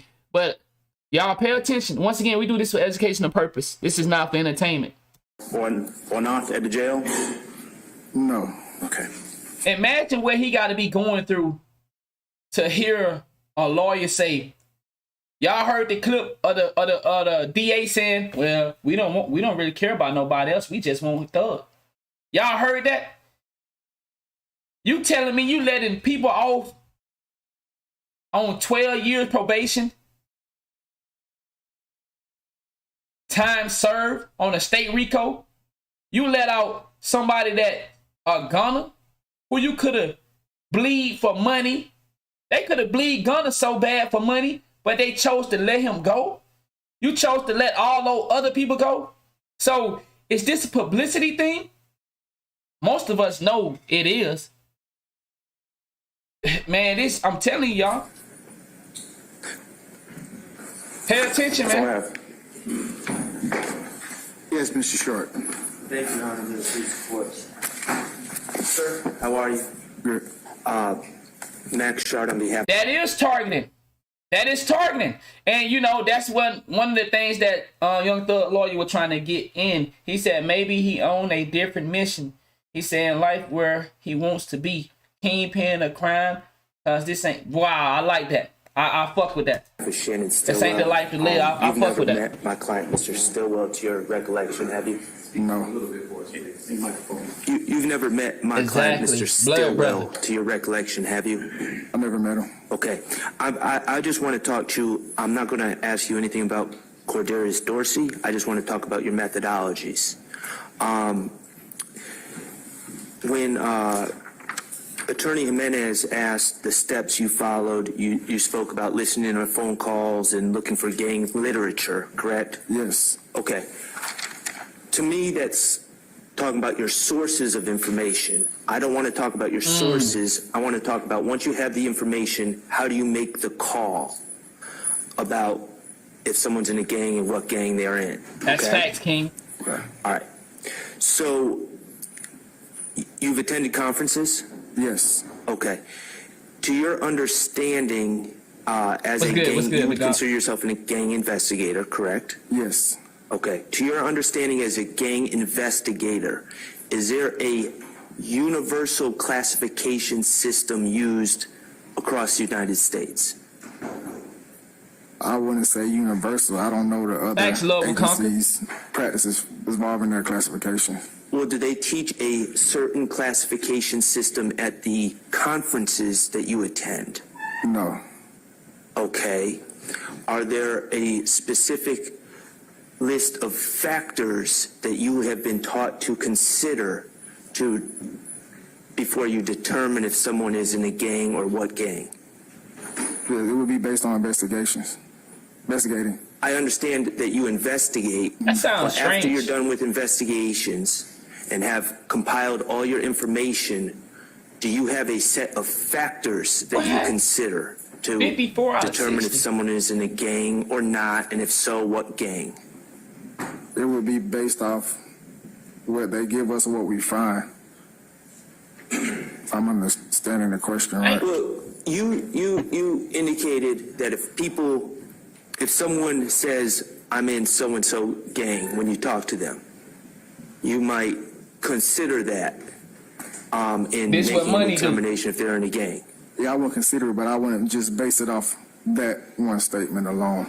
Wow. Okay, so you would find it to be incorrect methodology to identify someone as a member of a specific gang based solely on self-admission.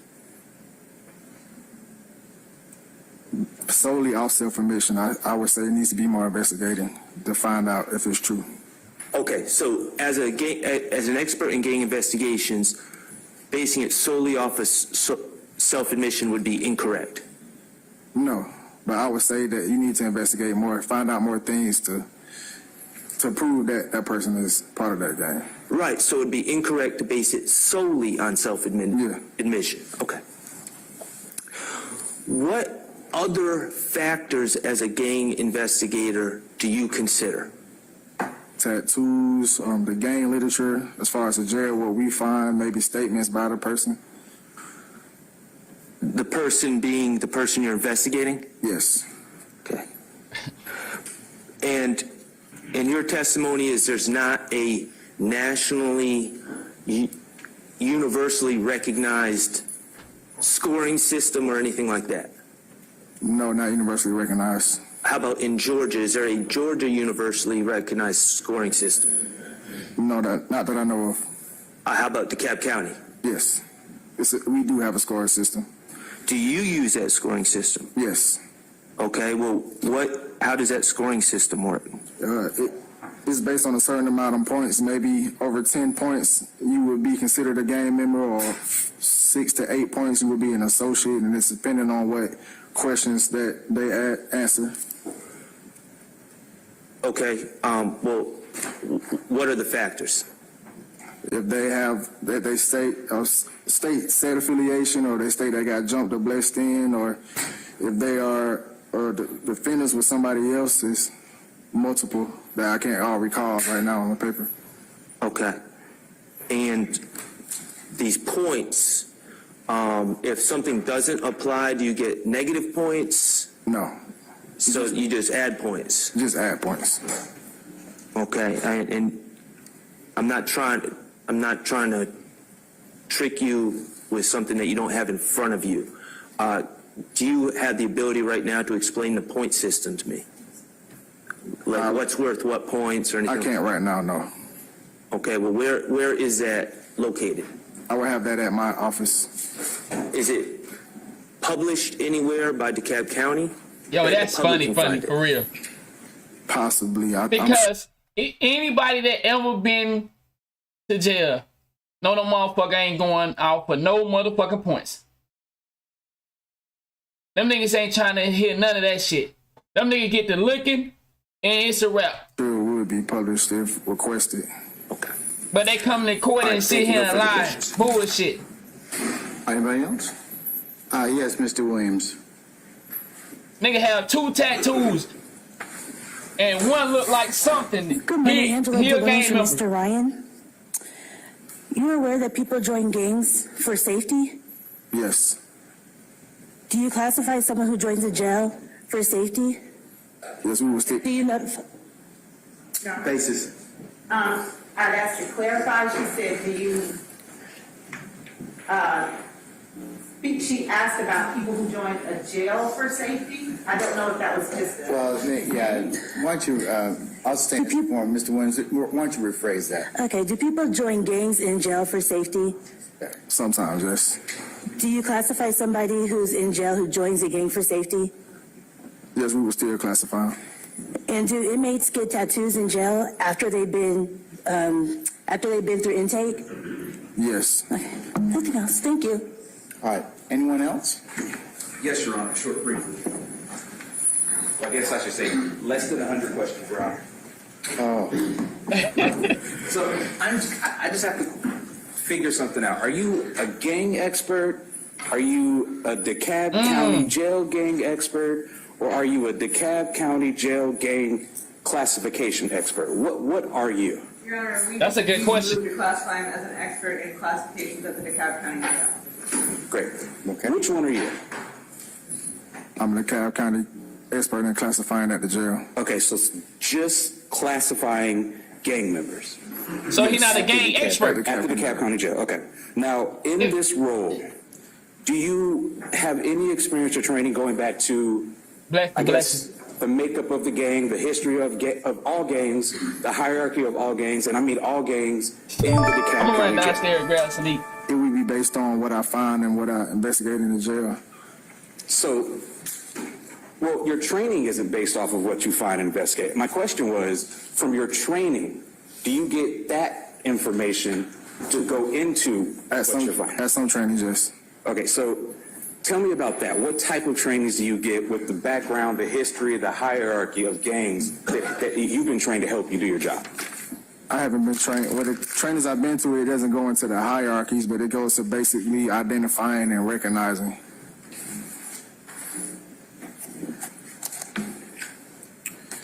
You would agree that not all gangs are controlled or even ran the same, correct? Yes. And you would agree that the Bloods specifically are completely different from the Latin Kings or the Crips or even the Aryan Brotherhood, correct? Yes. All right, so tell me your training and experience about, or what training experience do you have to separate certain gangs at certain times so you know who they are or you know where they are in the system? As far as the jail, I would know by the literature that I find or the phone calls that I would hear.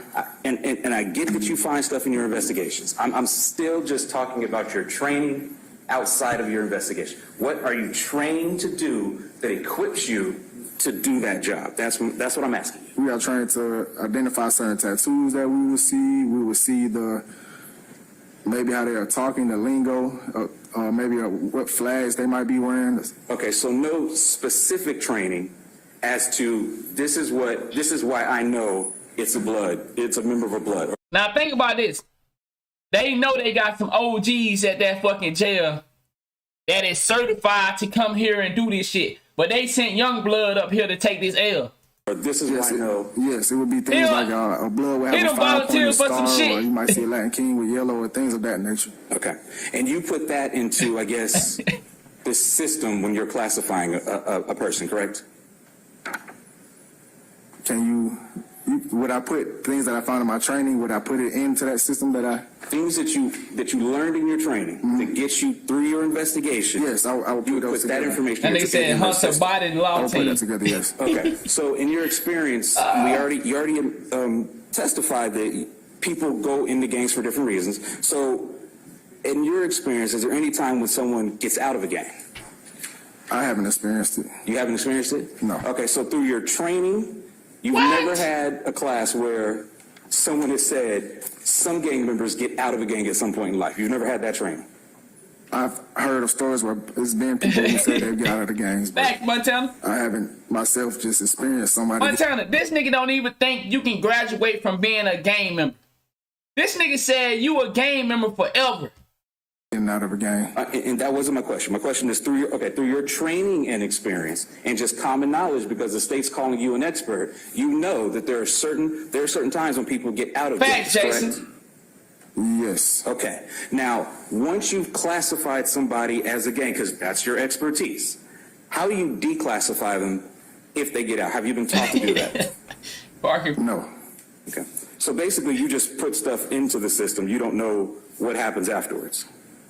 Oh, yes, bro. You can mark them inactive or active, or if you have the knowledge, you can make a person an inactive gang member. But I kind of just asked you that, and you said no. So let me back up.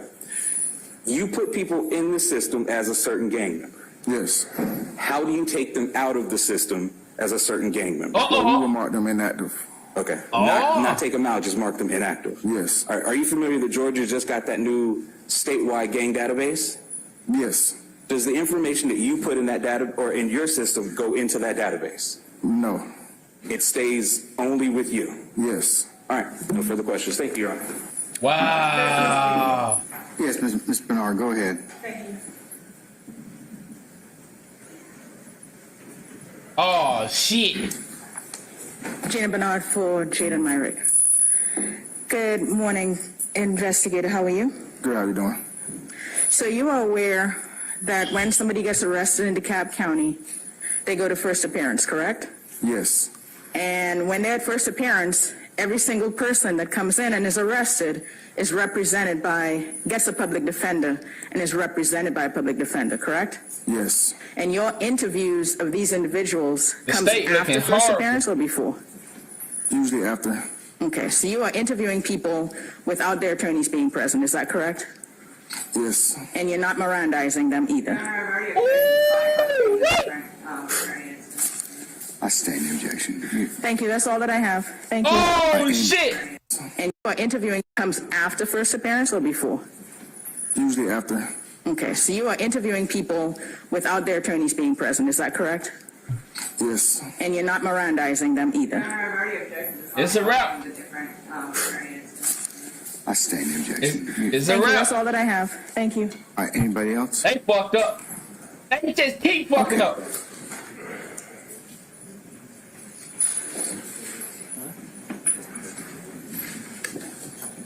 Good morning, Attorney Eric Johnson. They from out Mr. here Echo coercing Church. niggas, bro. Just had a few questions to ask you. You stated on your examination earlier that majority of I don't your know. information regarding this Bentley. classifications come. Use the microphone. Sorry, Your Honor. All right. Kind of tall. But you stated on your examination that majority of your, I guess, expertise comes from jail, listening to jail calls, correct? Yes. And also from reading stuff that you might see in someone's cell, correct? Yes. So with these jail calls, you have no way of determining the veracity of anyone that's on the phone call, do you?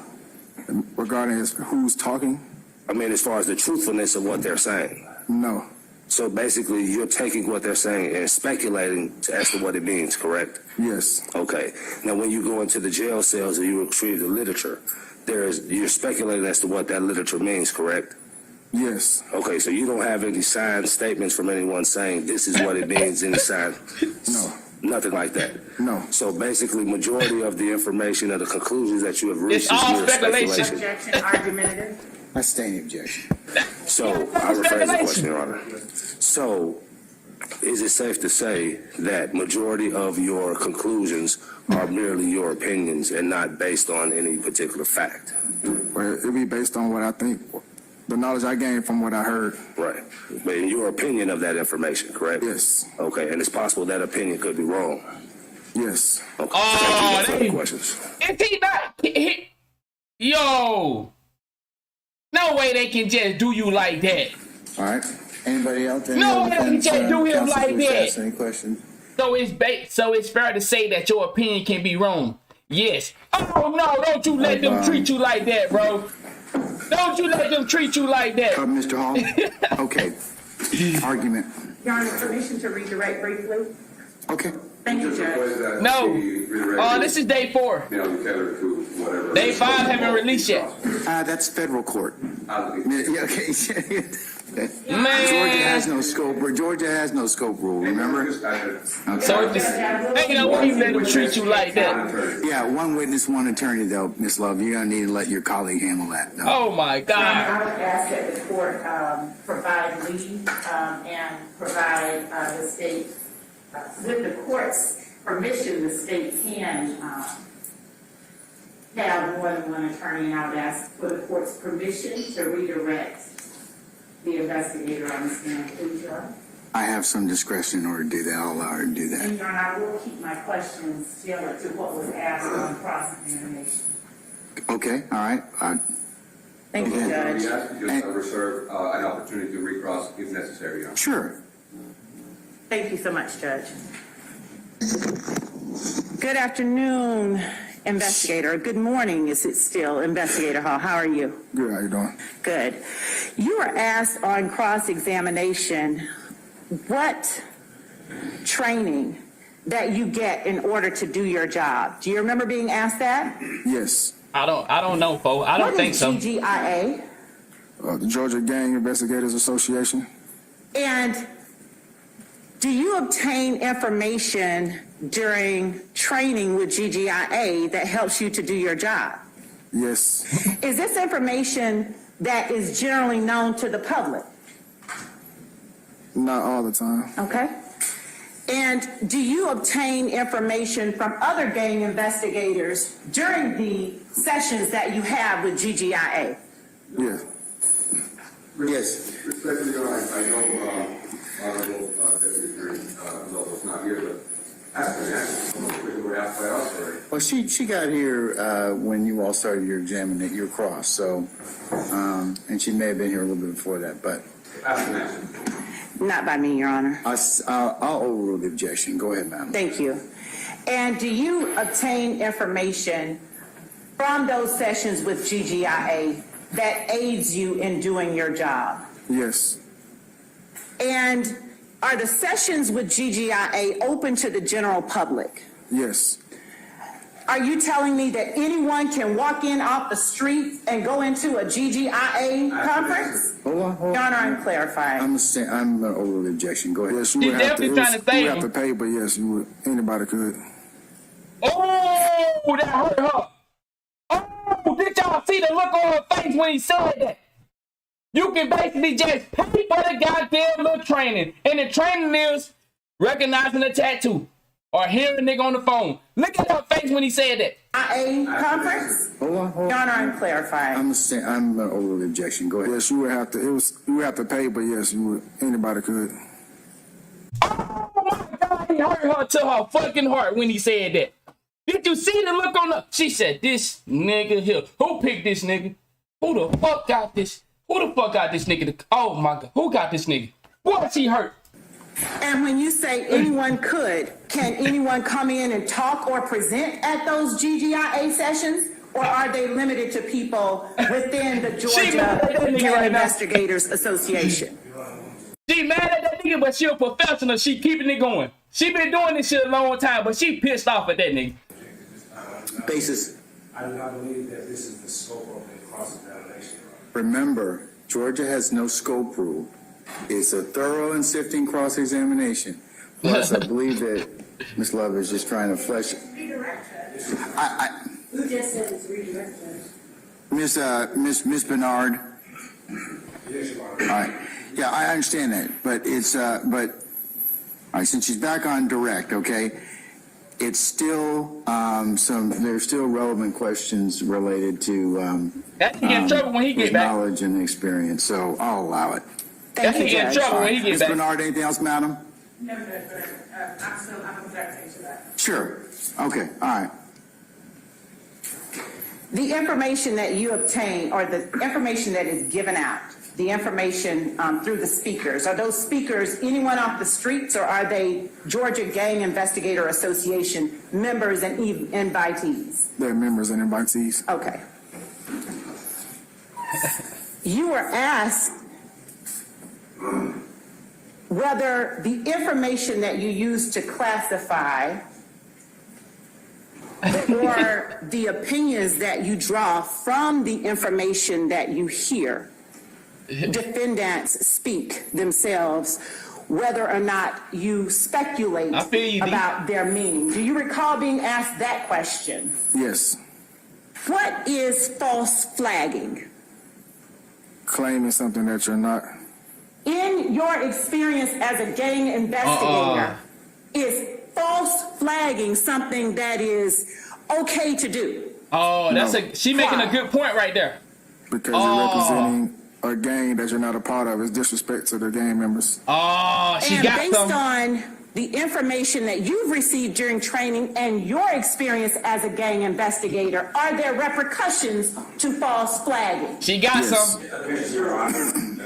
So basically what she's saying for the ones that not hip, when they trying to discredit that people will have a tattoo that not represent the gang, she brought up the false flagging that says if you are representing a gang and you not, especially in jail, and that's not what you is, then you know what's gonna happen. So she got a good point right there. She got her one. She got her one. Madam, you want to answer that? And then I'll take Mr. Jimenez after that. Yes, Your Honor. The witness was asked on cross-examination whether or not he speculates about things. He was asked whether or not, or the significance that he gives to information that he hears defendants speak out of their own mouths. I am asking this witness to clarify, based on the questions asked during cross-examination, whether or not or why he gives, what value he gives to the information that he receives. And I'm laying the foundation for that answer. I'm going to overrule your objection. Yeah, hold on, Mr. Jimenez, you have an objection on that question? On that question, Your Honor, my objection is relevance, and the basis is because we are at a Daubert hearing. We're not here for him to tell us whatever he's trying to get at. We're here only to look at the Daubert factors. I'm sorry, I kind of sound like a mistake, but we can see whether the testimony is based on sufficient facts and data, reliable principles and methods. Commissioner Jimenez, Jason. Here's the thing with Daubert. When you're dealing with non-scientific witnesses like he is, the Daubert factors may not apply, but it more so you look at knowledge and experience of the expert rather than a particular methodology. So I have to evaluate some other things. I mean, I'm not supposed to ignore all the factors if there are some other factors that apply, but this pertains more so to knowledge and experience, and she's clarifying some of the things that he brought up during the fleshing out more of the direct. And they're relevant. That nigga look like he don't like that woman up there with that bullshit. He looking like, man, he big. Relevant for the court's analysis as a gatekeeping function. Buddy committed a couple crimes. And you know what I'm saying? I know we shouldn't be judging at trial, but this nigga right here done did a couple crimes, dog. Thank you, Your Honor.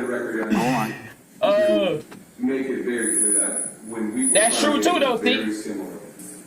Exactly, that judge is giving them a pass. Because of Daubert. And that's fine. I understand that. I just want to say that whatever's good for the goose we're handling. If she can ask, we should also be allowed to ask. If we can ask, neither should the state. Thank you, Your Honor. All right, well, remember, gatekeeping is different than cross-examination and weight and the jury's issue on credibility. Because we got to understand, though, they in jail, not prison. There's different rules. You understand? So, a nigga might go to jail, be there for a couple months. He might not get his tattoo branded off of him. Now, if he go to prison where he doing some years, oh yeah, that tattoo might have to come off. So, I can see it both ways. Ms. Bernard? My objection is, in addition to what my colleague indicated and my other colleague indicated, this is beyond the scope of the redirect. And that is my additional objection. Okay, so noted. Mr. Harvey, did you have you just stretching? Thanks, George. I agree with that. Didn't want to ignore you. Okay. And for the record, it's what's sauce for the goose is sauce for the gander. Yo, why is she so irritated though? It's been adopted by the Georgia Court of Appeals. Too much sauce. She irritated the motherfucker though. Language like. Overruled all their objections. You can proceed. Thank you, Your Honor. Investigator, would you please tell the court what it is that is, or what are some of the repercussions, rather, of false flagging that you know of based on your training and your experience? Physical assaults or any type of assault. And have you had occasion through your investigations and through your training to see evidence of and instances of retaliation based on false flagging? Through my investigation, I haven't had to deal with that. Have you seen it during your conferences with GGIA, during presentations? Have you seen instances of retaliation due to false flagging? Yes. I'm sorry? Hold on. Yes, hold on. Basis, Mr. Menez. I'm Happy Friday, leading. I was just about to say leading. I was just about to say she leading. Remember, you have to pay attention to everything, not just the words. Retaliation based. Look at her hands. She's leading him with her hands, based on not only her words. False flagging. through my investigation, I haven't had to deal with that. Have you seen it during your conferences with GGIA? During presentations, have you seen? Bro, this shit is so right in your motherfucking face, dog. If you don't understand body language, hand language, it's not just the words they say, but they give the confirmation with the hand. All that shit right there, what you doing all that for? That's leading. I was about to say that. Instances he beat me to of it. retaliation due to false flagging. Yes. Objection. I'm sorry? Hold on. Yes. Hold on. Basis, Mr. Menez. Yes, I'm filing leading, that's what's the consent answer. I stain as the form. Thank you. All right. And Your Honor, thank you, Judge. I will. You know something else I noticed? She playing that black to black thing too. If y'all seeing it, anybody else seeing that? She playing that on black, the judge black thing. I see it a little bit. Oh, these white people just keep cutting me off. And the judge, he picking up. Hey, I see what's going on, bruh.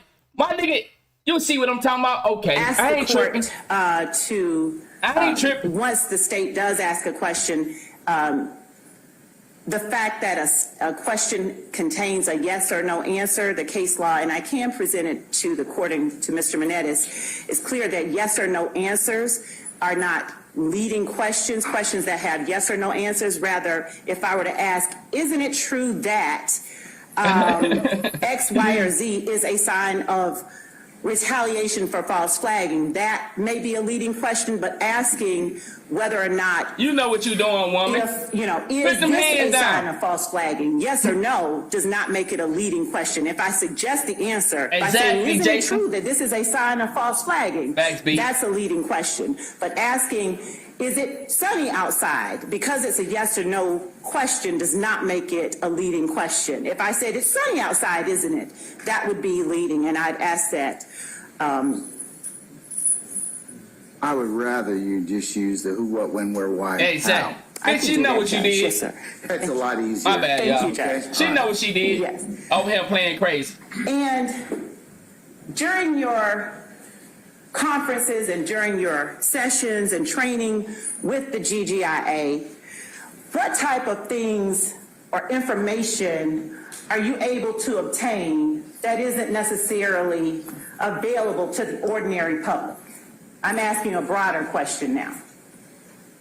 Information on different cases that's been completed and prosecuted, different tattoos from prison gangs, or different maybe videos that they have of altercations or things of that nature. How is it that the training that you receive as a member of GGIA, how is it that you obtain information, if you do, that isn't available to the general public en masse? A lot of the information is available to the general public as far as the basic knowledge of the gangs. What about specific instances of gangs and crimes that are being or still under investigation? I smell a leading coming. Is that information available to the general public? No. God damn it.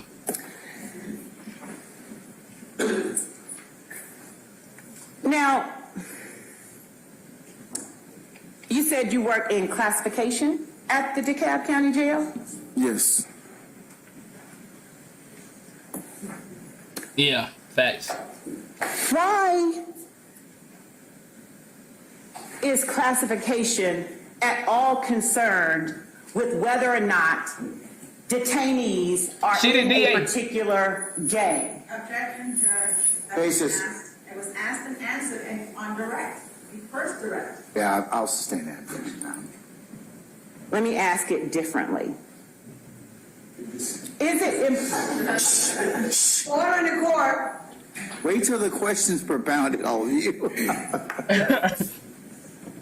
No people ain't going though. Would you I ain't gonna tell lie. the court ramifications of improperly classifying detainees as far as their gang membership is concerned? Objection, Judge. It was asked and answered when she asked the question about false flagging. I would tend to agree with that.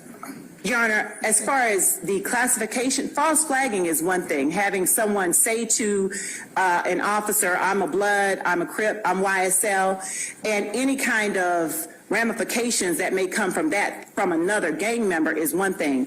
Asking the investigator what happens if they unintentionally put a YFN member in with a YSL member is a different question altogether. I'll reverse my decision on that one. Go ahead. I can understand that. So, what are some of the ramifications of improperly classifying detainees? I think gonna do some time. The inmate I don't know could how be much. placed in a pod with a different gang or a gang that could assault him for being misclassified.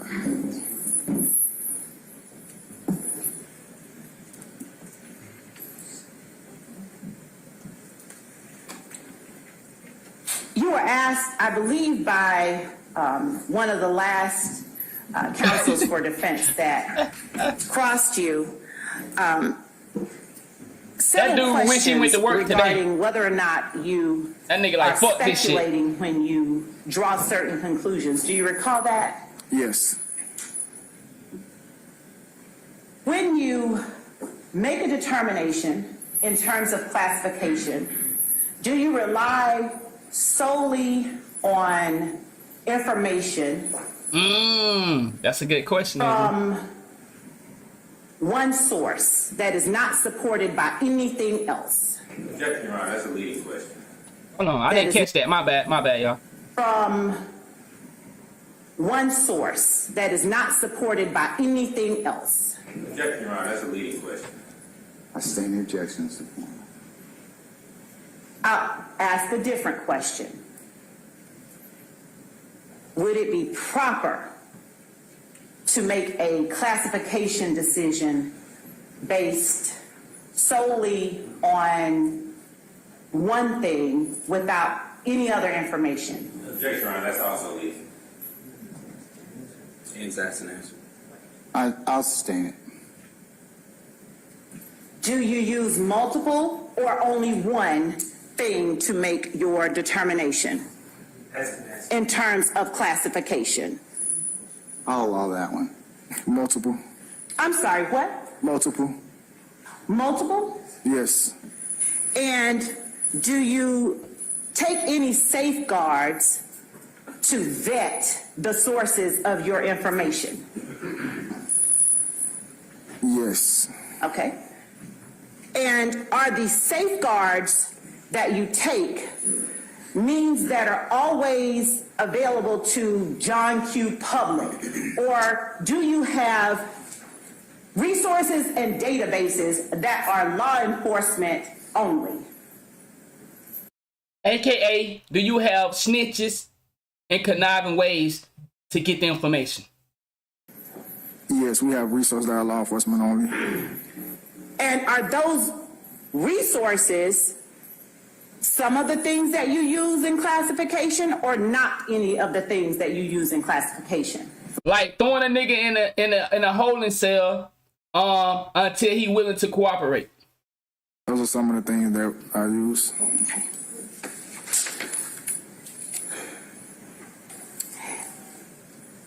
To work in classification, did you have to have any specialized training in gang identification, culture, and protocol, or did you not have to have any just to work in classification at the DeKalb County Jail? It was not mandated, but it was highly recommended to have the training. And when you say that it was not mandated, what was mandated in order for you to be an employee in classifications at the DeKalb County Jail? But we had to have some type of experience on the floors, but we had to take classes sooner or later. We had to take classes. What type of experience on the floor did you have to have when you signed up and applied to work in classifications? What kind of experience did you have to have, and what kind of experience did you represent that you had? Your Honor, compound question. I'll sustain as to form. Just break that up, Ms. Long. We're going to break that up, okay? What kind of experience did you have to have in order to get your job in classifications? Not the kind that was recommended, but the kind that you just had to have, baseline. I had to have experience working the floors, actually working in the pods with the inmates and doing everyday activity with the inmates. Why? Because I couldn't have the position without having some type of knowledge of what goes on in the jail. I'm sorry, I could not hear you. Hold on. Ask an answer. We've been through his CV. Yeah, I'll sustain the objection now. Your Honor, that question specifically was not asked. Why it is that he had to have that baseline experience, that was not asked. So this broad objection based on what was asked during direct. I'll reverse myself on that one. Okay? Thank you, Your Honor. Wow, what are we watching here? I thought we all watching it. Didn't they ask him that? How else would they deem him not credible for him to be an expert? But now, man, these niggas must got bad memory or something. That it was important that you have. What the fuck? The judge definitely hitting that shit. The judge, man, I'm telling y'all, come on, bro. Inmates in the pods in order for you to get the job that you have. So I had to have familiarity, some understanding of what goes on in the jail and the inmates and the everyday activities of the inmates. They already asked him that. Because it would help me understand what I need to look for as far as investigating and conducting my classifications. Does everybody in the general public have that same experience? No. Now, you spoke about what was highly recommended. Why is it that she showed what's in there. game training is highly recommended He said judge to NPC. for the job in classifications? Because you have to know information about the gangs and identifications before you try to classify anybody. And did you indicate on your application for the job you now hold your specialized gang training? Yes. Okay. And apart from what has been covered in direct and cross, what did you put on your application? First of all, were you truthful in your application? I appreciate that love, Brody. And what training did you put on your application that you possess that caused you to get this job? Objection, Your Honor. Speculation. Yes or no? Why? Your Honor, he got the job, and I'm asking simply what training he listed on his application for the job. That's stage 17's already been admitted, so. Your Honor, his resume has been admitted. I'm asking. This woman came in late as fuck and don't know what's going on. She's just trying to re-ask question that was already asked. What he listed on his application for. She trying to clean this nigga up, man. That's fine, Your Honor. The nigga already done fucked up. Ain't no clean up going on. I'll change the format if the court will permit me to do so. I'm still going to sustain the objections to form. Yes, Your Honor. On your job application, did you list all of the training that you indicated on your resume? No. Yes. Did you list any additional training that you did not indicate on your resume? The nigga said he did 100 hours of training and they came and broke the shit down to 64 and he still was saying 66. Man, these people just on that bullshit, bro. No. The man asked him why he didn't put that on his. He said, I don't know. These people over here playing games, bro.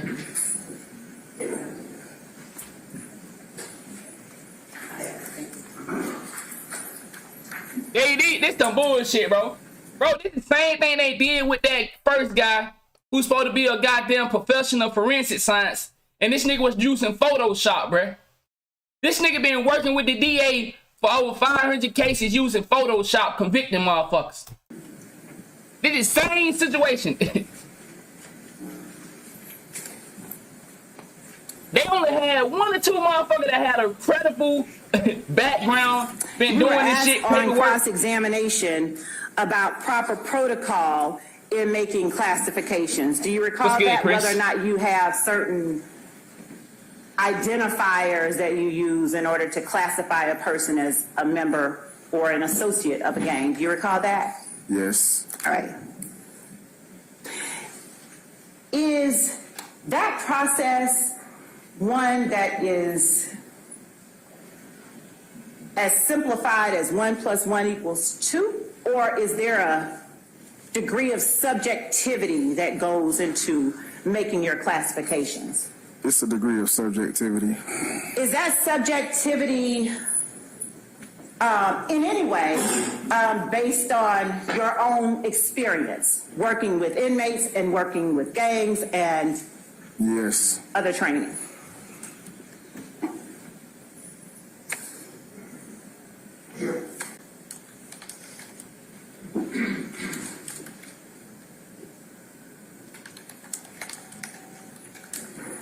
And how many persons are currently qualified to work in classifications in the position that you hold at the DeKalb County Jail? How many of you are there, if you will? There's 2 of us. And how many inmates would you say you have a responsibility for the classifications for? 200. As far as inmates in the jail, period, yes. There's over 1,000 inmates in the jail. God damn. Nigga. Bro, what we said earlier. The psychological warfare, dog. Nigga, 2 people responsible for classifying over 1,000 motherfuckers? Shit. Are the 2 of you solely responsible for making those classifications? Yes. What? And do both of you work at the same time on a particular inmate that is being classified, or do you have different inmates that you're responsible for classifying? It would be different inmates.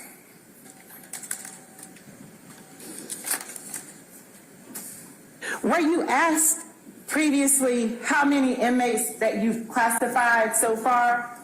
Yes. And how many do you know overall have been classified since you have been at the DeKalb County Jail? Over 50. I don't have an exact number. Okay. Let me ask a clarification question. Is it 50 that you classified as gang members, or is that correct? Yes, yes. Okay. And do you classify every person who comes into the DeKalb County Jail as a gang member? No. How many, if any, retaliatory or acts of violence have you had or that you are aware of at the DeKalb County Jail based on a misclassification since you've been there? Objection, Your Honor. This has been accident already.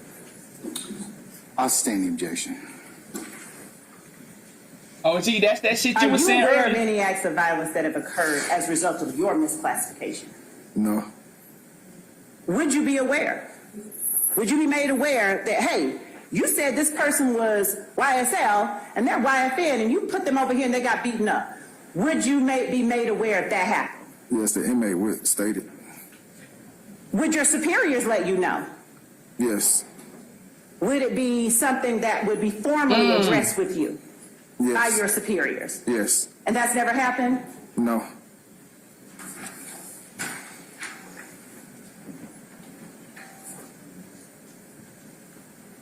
Wow. Wow, this is getting really interesting, dog. I can't wait for the cross-examine to start. Again, God been damn. subjected to this type of examination? How many times have you been? Have you had to ever undergo this sort of rigorous questioning? And let me add the objection also as irrelevant. No relevance. Yeah, I'm going to sustain. I withdraw. Thank you, Judge. All right.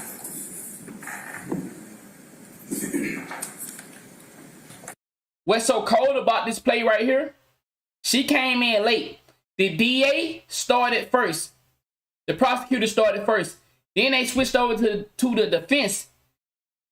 And the judge, as we know, he's not going to let them repeat their questions. So she coming in on the back end, cleaning up, and they not going to be able to cross-examine because they already went. They can't come back and re-ask him the same question for to get the people. See, you got to understand how it goes into the mind. You get one party to go, then you get the other party to go. And now you take that into consideration. But she coming in to repeat and ask the same question that was already asked, getting the people back onto the influence of what the DA and the prosecutors are saying.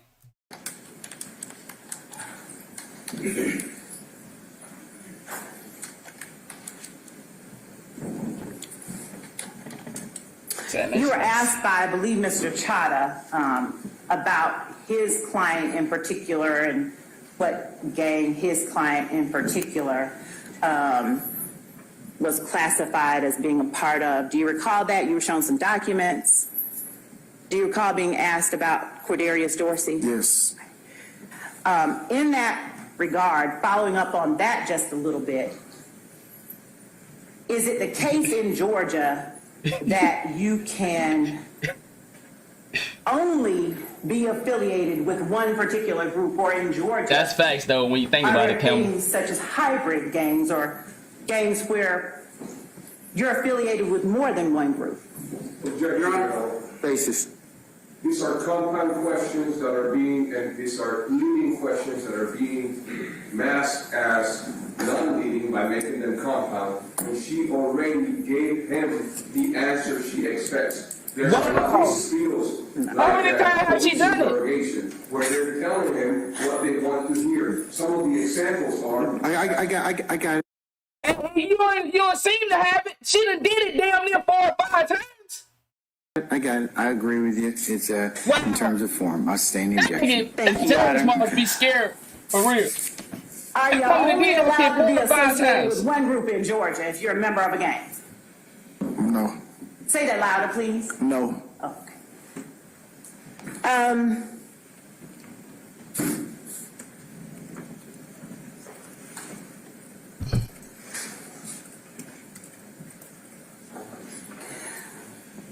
Are there any groups in Georgia that you would have classified as a gang that has elements of multiple gangs in them?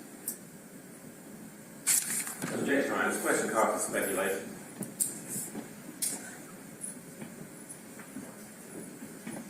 Repeat the question one more time. Are there groups in Georgia that have been classified as gangs that have elements of multiple gangs in them? I'm sorry, she asked if there were any groups that he would classify as gangs that have multiple elements of other gangs. No, I don't think so. I think their question was, are there? If he can answer it, I'm gonna overrule your objection. Your Honor, I could object to the broadness of the question. I mean, by definition, every gang has multiple elements of every gang. I mean, the answer is obviously yes. Multiple elements of other gangs is what I said. It's still an extremely broad question.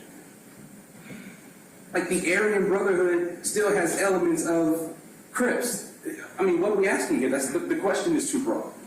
Especially if he's supposed to be an expert in classification, in simply classification, not gangs in general. So I'm also saying it's a that's it's over. He not a gang expert. Yes, Your Honor. Go ahead and rephrase it if you can. Thank you, Your Honor. I will. Oh, she's something else. She buttering the judge up, ain't it? When classifying inmates for placement in the jail,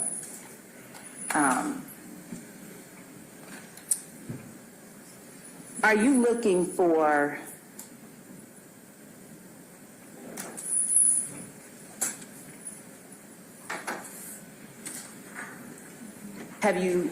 Bro, no disrespect. That's how you know how cold it is. Why does it take this long to form your question? Why does it take this much of a pause in forming your question? You up to something. occasion seeing inmates who as a are CO members of groups that have, for instance, wow, a person just for example, say there is a gang called the Orange Gang. And the Orange Gang has members from the Grape Gang, the Banana Gang, and the Apple Gang. She definitely can't get her questions right. This person comes in, you see grape, apple, banana.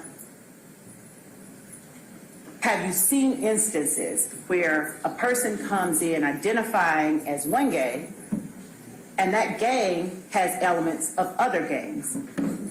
Yes. Duh. Everybody know that.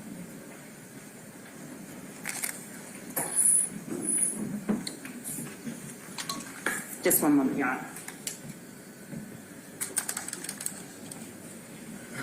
Hey, she good at what she doing though. You know what I'm saying? Like, she working.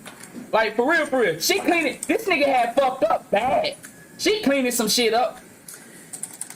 And have you been asked by the state or anyone else during the course of the pendency of this trial to speak on anything beyond the classification of inmates at the DeKalb County Jail? Yo, actually, facts. Have I been asked other than? Have you been asked to do anything other than speak about how it is that you go about classifying inmates at the DeKalb County Jail in preparation for this trial? No. Thank you. That's all that I have for now, Your Honor. All right. Any additional cross? Uh-oh. Well, I didn't ask that yet, okay? I asked, is there any additional cross? All right.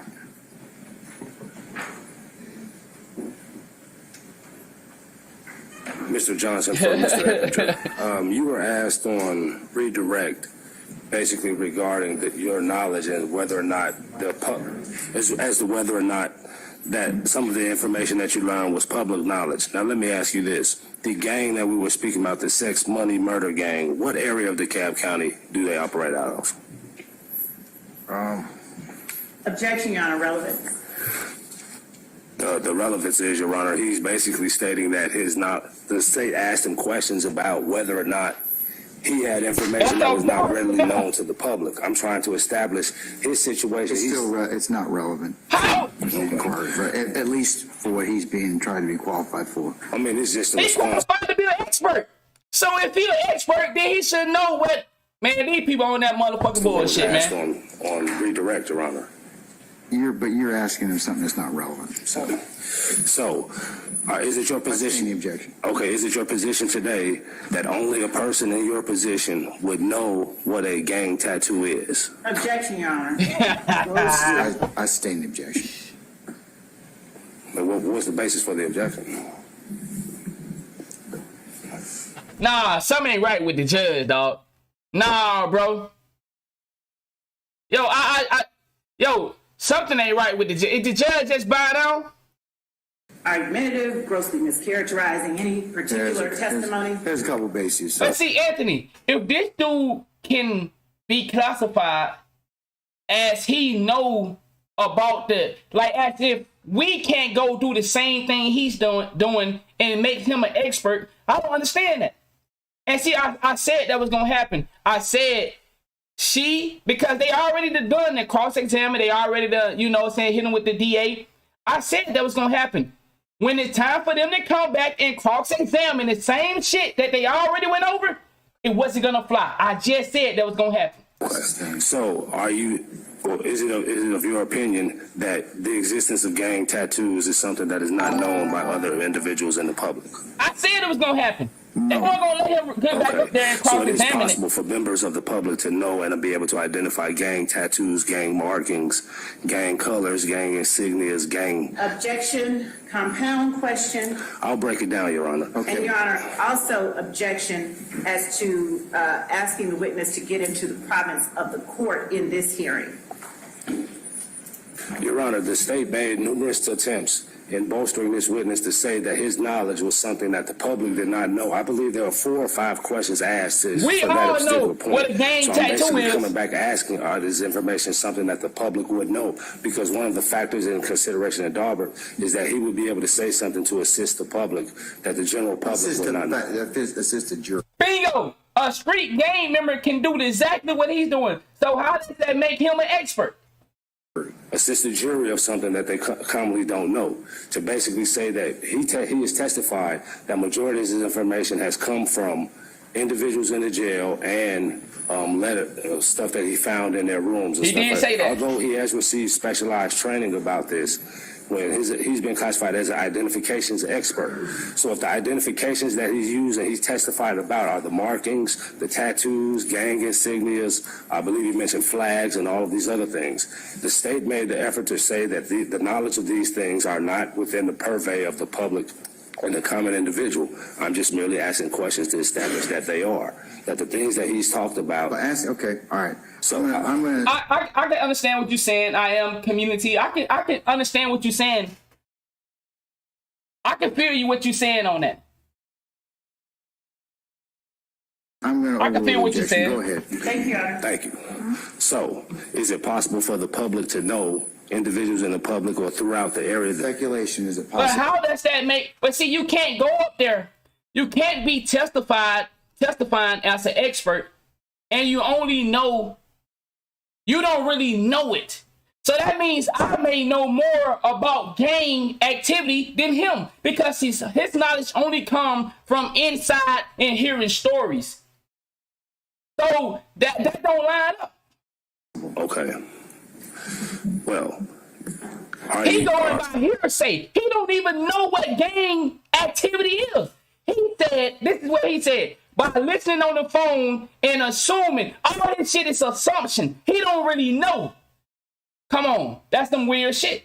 This answer, do you know? Do you know if individuals in the public know about gang markings? Yes. Has your experience and training shown you that? Yes. And would you say that these individuals may also know about gang insignias? Yes. That's speculation. Okay. Are you aware that the public has knowledge of, through your training and experience, have you encountered individuals of the public who have knowledge of gang markings? Yes. Through your training and experience, have you encountered individuals of the public who have knowledge of gang insignias? Yes. Through your experience and training, have you encountered individuals who have knowledge of gang colors and tattoos? Yes. Okay. So based on your experience and training, is it safe to say that individuals in the public, that knowledge of these particular things is not something outside the knowledge of the general public? Objection, Your Honor. That is within the court's purview to make a determination. Yeah, I sustain the objection. Well, I'm asking his opinion. But still my determination. I believe I made my point. In terms of that particular last question. I believe I made my point, Your Honor. No further questions. All right. Anybody else? All right, Mr. Boss. That's crazy. He's not even a jail expert. He not a jail expert. I understand. I got some guys in here that live this lifestyle, so I understand. You know, it may sound a little offensive. I'm not here to disrespect any of y'all. But what I'm trying to tell you, he not even a jail expert and he not even a street expert. He just going off of hearsay and where he determined his opinion. But his opinion can be wrong. That's what I'm saying. I ain't trying to disrespect y'all that worked in this field. David Hodgson, Mr. Stillwell. You ever testified in court? He's not an expert at all. Yes. As to Answered, Your Honor. No disrespect. No disrespect. He's never been qualified. I don't think he's been qualified, so yeah, he can ask it. I will rule the objection. Go ahead. Pertaining to classifications? Yes. Were you? How you got 1,000 inmates in jail and you only done classified 50? Come on. You determined to be an expert in that area during those? I wasn't labeled an expert. Judge asked and answered. Well, I want to know that because I don't think I want that to be clear or clarified. I wasn't. He was not. I don't have anything for him. My bad. I didn't hear that. I think he's been qualified, so. My bad. David Hodgson, Mr. Stillwell. You ever testified in court before? Yes. As to, Answered, Your Honor. I believe he said he'd never been qualified. I don't think he's been qualified, so yeah, he can ask it. I'll rule the objection. Go ahead. Pertaining to classifications? Yes. Were you determined to be an expert in that area during those? I wasn't labeled an expert. Judge, asked and answered. Well, I want to know that because I don't think I want to. But how are we hearing it more than them? He already was asked that question, and he said no. So how are we paying attention more than the judge? Think about if y'all remember him being asked that, right? I'm not the only one that heard that, right? He was already asked, have he ever testified and been labeled as an expert? He said no. But somehow the judge don't remember that? Come on, man. Get the fuck out of here, bro. I want that to be clear or clarify. I wasn't. He was not. I don't have anything, bro. So you have not been qualified as an expert? Bro, the judge don't remember that? And we do? Man, get out of here, dog. Get out of here, dog. No. Have you been qualified as an expert in any other area or gang affiliation or gang classification? All right, so I see we got some new people coming in, so let's go ahead and get this out the way before we get started. We do this for educational purpose for my young brothers and sisters that still living this life. If you are here and you want to watch this, you can go watch it on Law and Crime Network. And you can play it. You never had to pause it. But see, I have brothers and sisters that still living this lifestyle, and we trying to get them to understand that either you can get snitched on by your brother or you can get caught up in the system. So for the ones that, don't want to understand why we pausing it and trying to show people the examples of how the system still can get you, whether it's your friend, your mother, your brother, your sister. So we try to keep you to stay out of this lifestyle, because if it ain't your family or your homies, it's going to be the system. Because they're going to lie, they're going to bullshit and all that. So that's what we do over here. So if you got an issue with that, it's on Law Crime Network. All right? Yeah, in any of the courts in Georgia? No. How many I got you. Oh, you did say earlier that you've done at least 50 classifications of gang members at the DeKalb County Jail. Is that right? Yes. Okay. Have you been a police officer since 2014? Yes, I was a detention officer in 2014, and I was a peace officer in 2021. And I'm not trying to disrespect this man. I'm just saying, because I'm trying to make an example. I want you to see why would they choose him when they got guys that been doing it for years, but they chose him? The other guy must have been doing it less than him. But who really got the experience? And I'm not trying to disrespect him as a man in his job. Anybody else have any questions based on the court's questions? Okay. Argument now, Mr. Jimenez. No, you all go first, and I'll let them respond. Can we ask Mr. Hall to stay? Mr. Hall, just stay there for a second. They have none in that county? Wow. That's crazy. That's crazy. Sudi Documents, I'm Gabby Dorsey. May it please the court state. Business facts. You know what I'm going to ask? I'm going to ask that you do not qualify him as an expert. And basically, the reason for that is because that's true. The testimony today show that he just doesn't meet the qualifications. He doesn't meet the standard to be qualified as an expert. There's very likelihood that there is a body of work out there where people are able to classify and understand and identify gangs. Wouldn't you don't you have the ability, and I'm not saying your client has any responsibility to present any evidence in this case, but wouldn't that be the area of a contra expert or somebody that would come in here? Because remember, we're dealing with non-scientific specialized knowledge. So the state basically has offered Mr. Hall to say, okay, look, I've got about 10 years of policing and detentions experience. They're classified. They want to classify him as a, in their words here, as a gang classification expert at the DeKalb County Jail, and he's been in some training in terms of classification classes in in 2022. He's testified about some other things. He has about 100 hours of gang. Now, why would the judge repeat the 100 hours when it was already broken down that he only did 62 hours? Peep game now. Pay attention.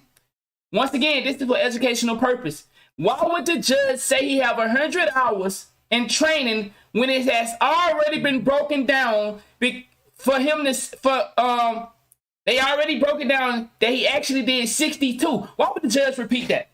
That's false information. Why would the judge say that again? Training, he's listened to 1,000 hours of phone calls and he's familiar with gang tattoos. So, you know, in terms of, it's some wild shit, dog. The court looking at that, deal with the issue of this particular expert. It may be, or I think the state's trying to qualify him by experience.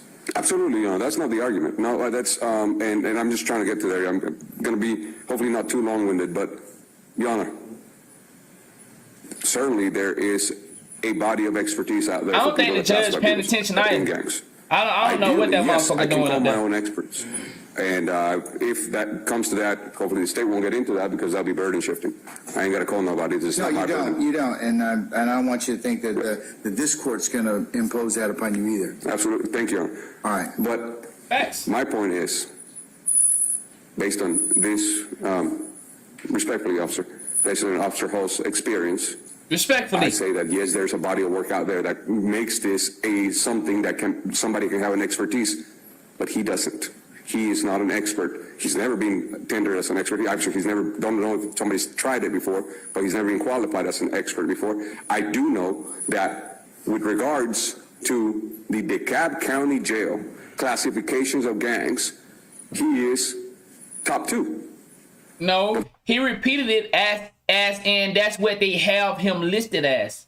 There's only 2 people there that have ever done that. Yeah. So that doesn't make him an expert. I want to focus on 24/7/702, Your Honor. It shall apply to all proceedings, and a witness is qualified as an expert by knowledge, this is it, skill, training, education, may testify in the form of an opinion or otherwise. If, there's a big if, and that's when we get into the factors. They're going to be disrespectful? The expert's scientific, clinical, or otherwise specialized knowledge, yes, there has to be, it doesn't have to be science, it doesn't have to be hard science, and that's the point. Everybody keeps focusing on Kumo tires, and that's what he said. It doesn't have, you don't have to be a scientist. It can be anybody. You can be an expert on social media. You can be an expert on Instagram and getting a bunch of likes. There's plenty of experts out there. So, sure, this body of work can be developed into an expertise. But if the knowledge will help the trier of fact to understand the evidence or to determine a fact and issue. At that point, in this case, I don't know how much help he can be to the jury, because when I asked him how do you classify my client, Mr. Dorsey, he only based it on facts. I am community. According to him, self-admission. We don't know. We don't object that's hearsay, but self-admission to somebody else, to a party that's not even here. They can call that investigator. That witness can come and be a witness. And you know what? That comes as a statement of a party opponent. It's going to come in. You don't need to bolster it by giving somebody the nice little badge of I am an expert. It's not an opinion. If it was self-admission, then just say it. And then the other only factor, he says he had a methodology that he created. And funny enough, he's gone through all this training, over 100 hours, if his math is correct, over 100 hours of training where, I'm paraphrasing, but pretty much he said he didn't really learn anything from it. Whatever he heard that was good, that was a best practice, he was already doing. Jail costs, great. That's a great thing. And I'll submit to the court, absolutely, jail costs are crucial. When I used to be in the office, under Mr. Howard, I would listen to jail calls like it was my iPod. I listened to those things 24/7. I was in court, I was at home, I was on my drive, I was listening to jail calls, and people say some really stupid things. You know what? Absolutely nobody said anything about my client. He claims that there's a call where somebody said something, but he doesn't have that call. He doesn't even remember who was in that call. That's the only other factor. He has not testified. He found any literature. He didn't testify as to anything else regard to my client. So, if the only thing you have is self-admission, that's a statement of a party opponent. We're going to object to it. We're not stipulating that comes in. You're probably going to overrule my objection, but you don't need an expert for that. All you need is the other officer to say, yes, he told me that. And she doesn't need to be an expert either. Let's go on to the next factor. This testimony is based upon sufficient facts or data. It doesn't have to be lab reports. It doesn't have to be gas spectrometry or whatever the GBI experts were saying. Just facts or data. You know what data is? Intelligence, intel. What facts or data do you have about him? He spoke about it. I asked him. Not even about him. We're not here for him as an expert on Mr. Dorsey. We're him as an expert on classification of the DeKalb County Jail. And you know what that expert would know? He would know who is the leadership of sex, money, murder, because that's one of the primary gangs. He can't even drop one name. Just tell me one name. Your Honor, all these great attorneys here, and you can just drop names. You can say Kumo, Dauber, Miranda. You're just dropping names. Why? Because you are an expert. You know your field of expertise. He doesn't. He doesn't even know who's running that jail, because apparently that jail is ran by Bloods. And that jail has been protected by these Bloods because there's been 0 murders since my client was there. And apparently he's the leader. So thank you, Mr. Dorsey, for keeping us all safe. But that's not the case. He doesn't know anything about these gangs. All he knows is that he read a report that somebody else wrote. He's not an expert. Moving on to the next one. The testimony is the product of reliable principles and methods. These methods, again, it doesn't have to be, I pour in a little bit of 5 milliliters into a beaker and I put it there into the heat for 15 minutes. No. What are your methods? My methods are same methods he gives. That thing I don't know fucking tell. I listen to jail calls, I do interviews, and you get literature. Those are the only methods. What are the best practices? When you went to Gypstick, when you went to all of these things, what are the best practices that you learned? Nothing. I was already doing it. He's so good. He doesn't need any training. I mean, this resume is lengthy, and he didn't really need it because he already knew all of that. What is the point of having training? Well, we all go to continuing legal education because we need to learn something. I am learning every day here. I am learning that, from now on, I need to refer to people as the Honorable because that is respectful, and I learned that from Mr. Steele. I'm learning so much stuff from Mr. Harvey. We're not working together. They're not in my team. We're co-defendants. We have antagonistic defenses, which are being forced to go together, but I am learning from them because I continue to learn every day. This witness, he didn't learn anything from all this training, all these hundreds of hours of training. Let's go on to the next factor. The expert has reliably applied the principles and methods. Cool. Do you have principles and methods? As the gatekeeper, Your Honor, you are St. Peter. You're at the gate. You're telling people. Yo, he's so cold with it. He adding the judge into his bars. Oh, y'all peeping, gang? Oh, y'all catching it? He giving the judge a little juice into his bars. Oh. Who can come in and who not? That is what a gatekeeper is. Again, he over here second on the judge with it. Repeating the same thing I said yesterday. But as the gatekeeper, yo, if you decide to classify as an expert, you're saying your principles are great. Your principles and your methods work. Yes, you came up with them yourself. You didn't need to learn anything from all this hundreds training. You already had it. But did you apply it? Did you apply it to this case properly? The only thing he has, someone else's report, and a call that he can't even pinpoint to or give us.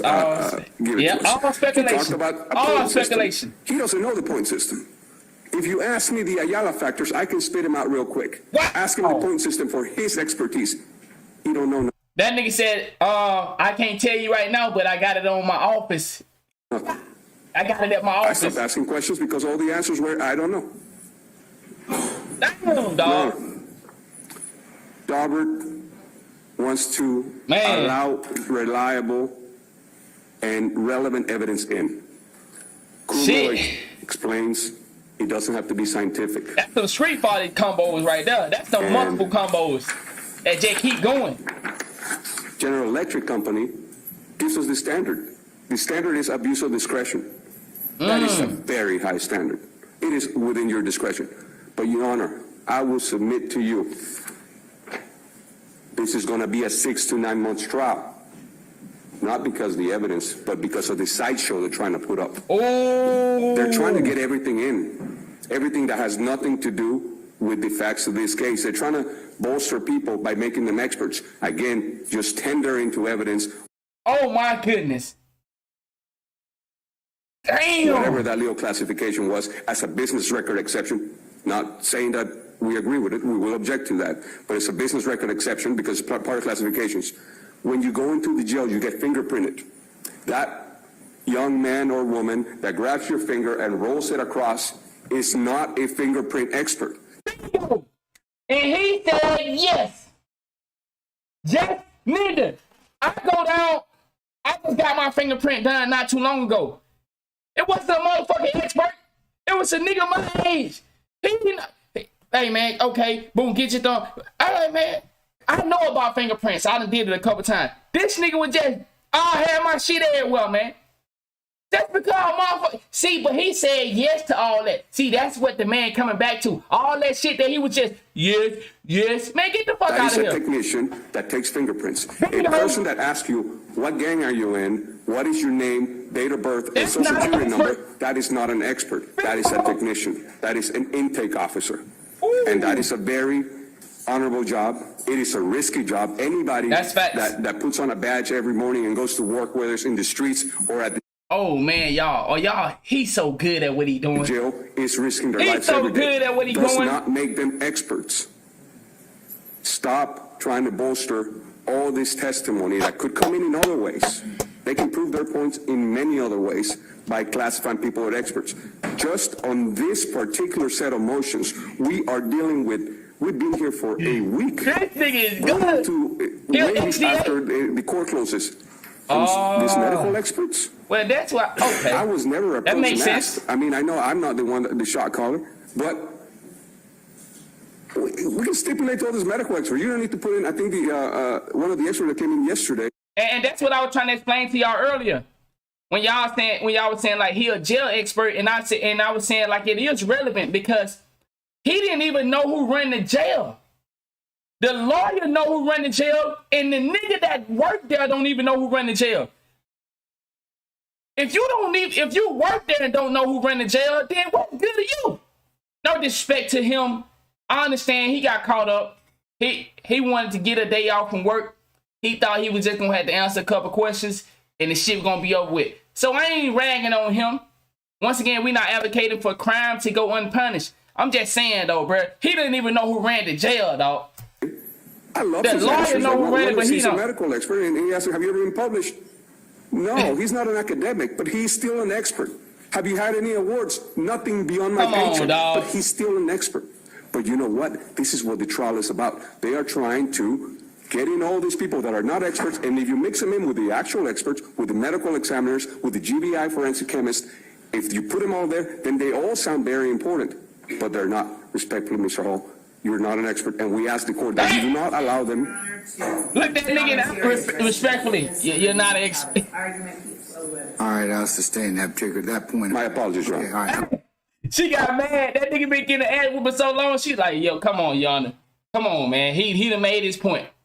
God damn, you gonna let him just keep going? She had to get in there and object, dog. Okay, all right. Thank you, sir. Thank you. All right, anybody else? She had to get in there and object. Come on, Your Honor. Let the state go Get ahead him and up finish up. Your Honor, Sean Hoover from Mississippi. I'm just going to bring this up because we've heard the. We got some more playmakers coming. We heard it all day yesterday. Not yet, but well, no, we heard it all day yesterday. We read this. We heard the script. What I'm saying is they're going to harp on the fact that this gentleman said that his training gave him outside information that the regular everyday person doesn't have. The testimony that he said was kind of inconsistent on that. So agreed, but the testimony that came from this witness was on different cases being prosecuted, which has nothing to do with what's going on here, and specific crimes that are being investigated. So the state's going to get up and say there's all this outside information. I just want to remind the court, put on the record, this witness didn't tell us any of that outside information. It applies specifically here, so he is not an expert. The information that he's providing is not relevant to any of the however many co-defendants are still left in this case. So I just want to make sure that's clear because I'm pretty sure we're about to hear that again. All right.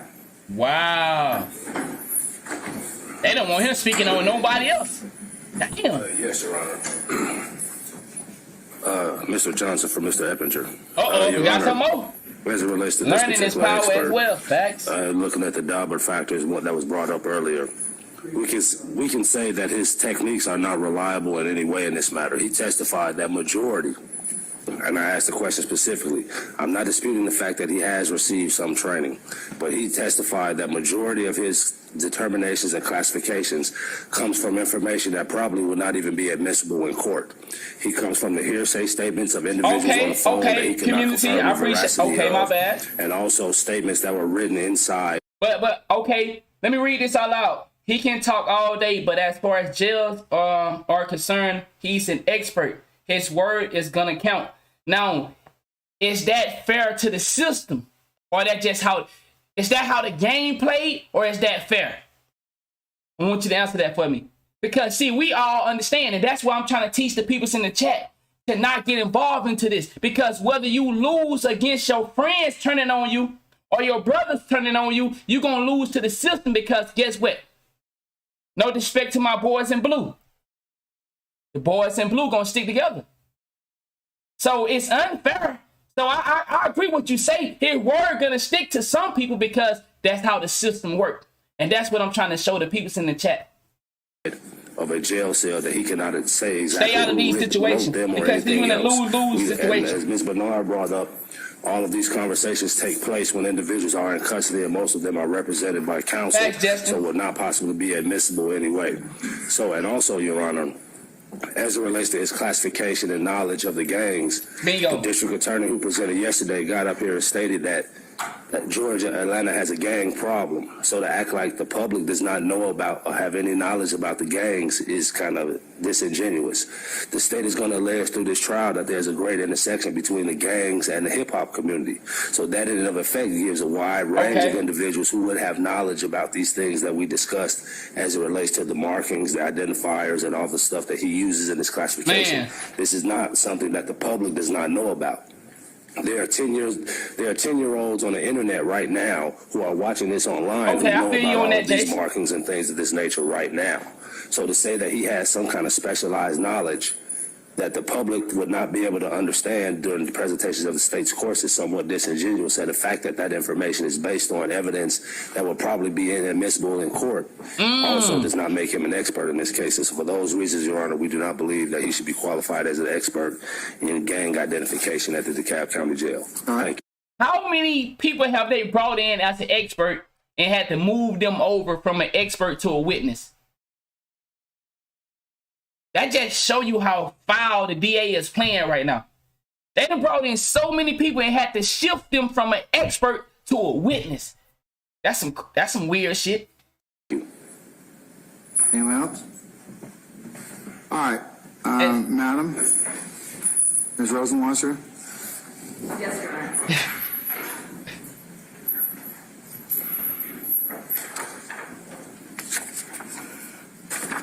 All right, the DA back up there. Your Honor, I'd like to start my argument with a quote from the Second Circuit. That's true too, King. Although he had never been qualified as an expert witness, even the most qualified expert must have his first day in court. That's out of United States versus Locasio, LOCAS. Oh, here they go with the past conviction. CIO 6F3D 924. That's the Second Circuit, 1993. Your Honor, this gentleman is absolutely qualified to offer expert testimony in classification of gangs at the DeKalb County Jail. So I'd like to start by responding to a few of the objections we've heard, particularly that according to the defense attorneys, gang knowledge is something that the general public has. Now, Your Honor, I don't dispute there are members of the general public that are affiliated with gangs, that know gang members, that are aware of gangs in the state, and certainly the General Assembly is aware that there's a gang problem, but that doesn't speak to the general public. I can tell you, Your Honor, when I started in the gang unit, I had a family member say, wait, do we have a gang problem? I knew she was about to go there. I knew she was about to go there. Now, I'm not going to say what card she playing right now, but I'm sure some of y'all just caught that. I knew she was finna go there. Just because these defendants... It's fair that she go there. I understand. It's fair that she go there. ...are in that life, and that there are people in the public that are familiar with gang tattoos and are familiar with gang lingo or gang expressions. That does not apply to the general public.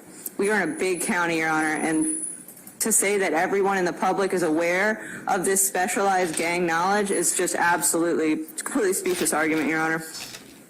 This individual testified, Investigator Hall testified, that he has specific information that he learned through training at the GGIA, which certainly not everyone can go to, and he has learned he's one of only 2 people that can do the classifications at this jail.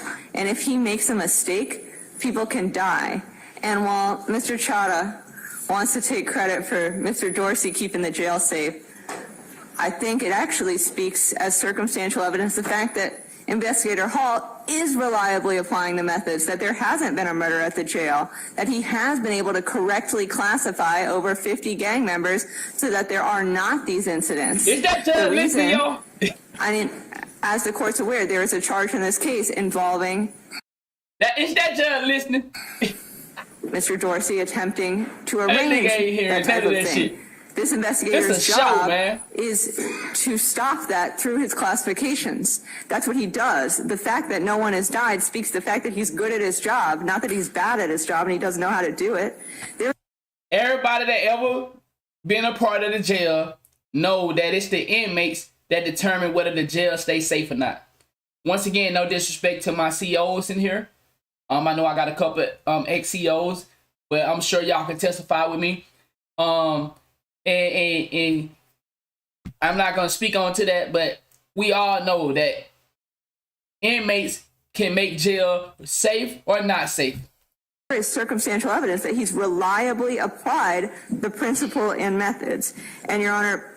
How can 2 people... Okay, I'm not going to go into it. The question specific to, who wrote the report, who listened to exactly what, who made the jail call, that's all questions that go to weight, not to admissibility. And they are more than welcome to cross him at trial. They are more than welcome to call their own expert and say, he doesn't know what he's doing, he's wrong, my expert. All of us know I'm ready for battle of the experts, Your Honor. We can certainly do that, but that does not mean that this expert is not qualified.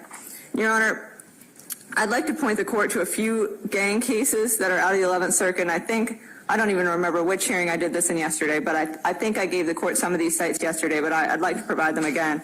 You said watch him approve this guy? United States versus Augustin is a pretty seminal case out of the 11th Circuit, and that's AUGUSTIN. That's 661F3D 1105. That's a 2011 case out of the 11th Circuit. And that was one of the first cases to look at gang expert testimony in the 11th Circuit. So, as I quoted yesterday, the 11th Circuit found, we note that Federal Rule of Evidence 702 does not define an expert in a narrow sense.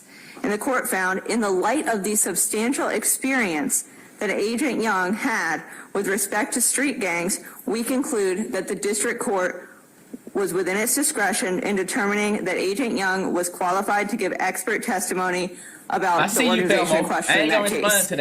Here, we have the same situation. Investigator Hall has a ton of experience. All he does all day is make sure that he doesn't mistakenly classify someone, because if he does, people will die. He has looked at gang... Belmo, there you go right there. If he misclassify people, people may die.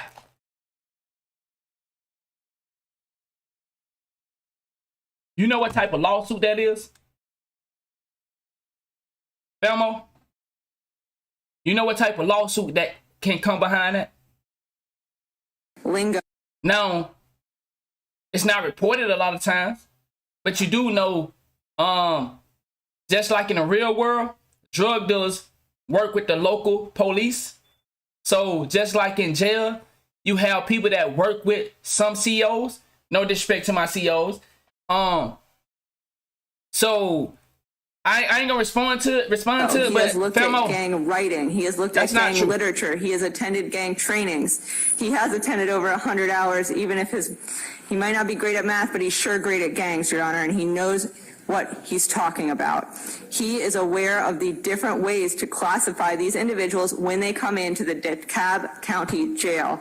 That is experience that he has. That's what he's gained from not only his training, but his years there. And as he testified on redirect, He's interacted with inmates. He knows them. He couldn't have got his current job if he hadn't spoken to inmates, if he wasn't aware of them, if he hadn't learned how to have conversation with these folks so that they will be honest with him and they will tell him what gangs they're affiliated with, and he's able to obtain that information. And community, I agree 100%. And that's why she's using that tactic. You're right. She presented as the law is in charge. And what do they want the public to think? That the law is in charge.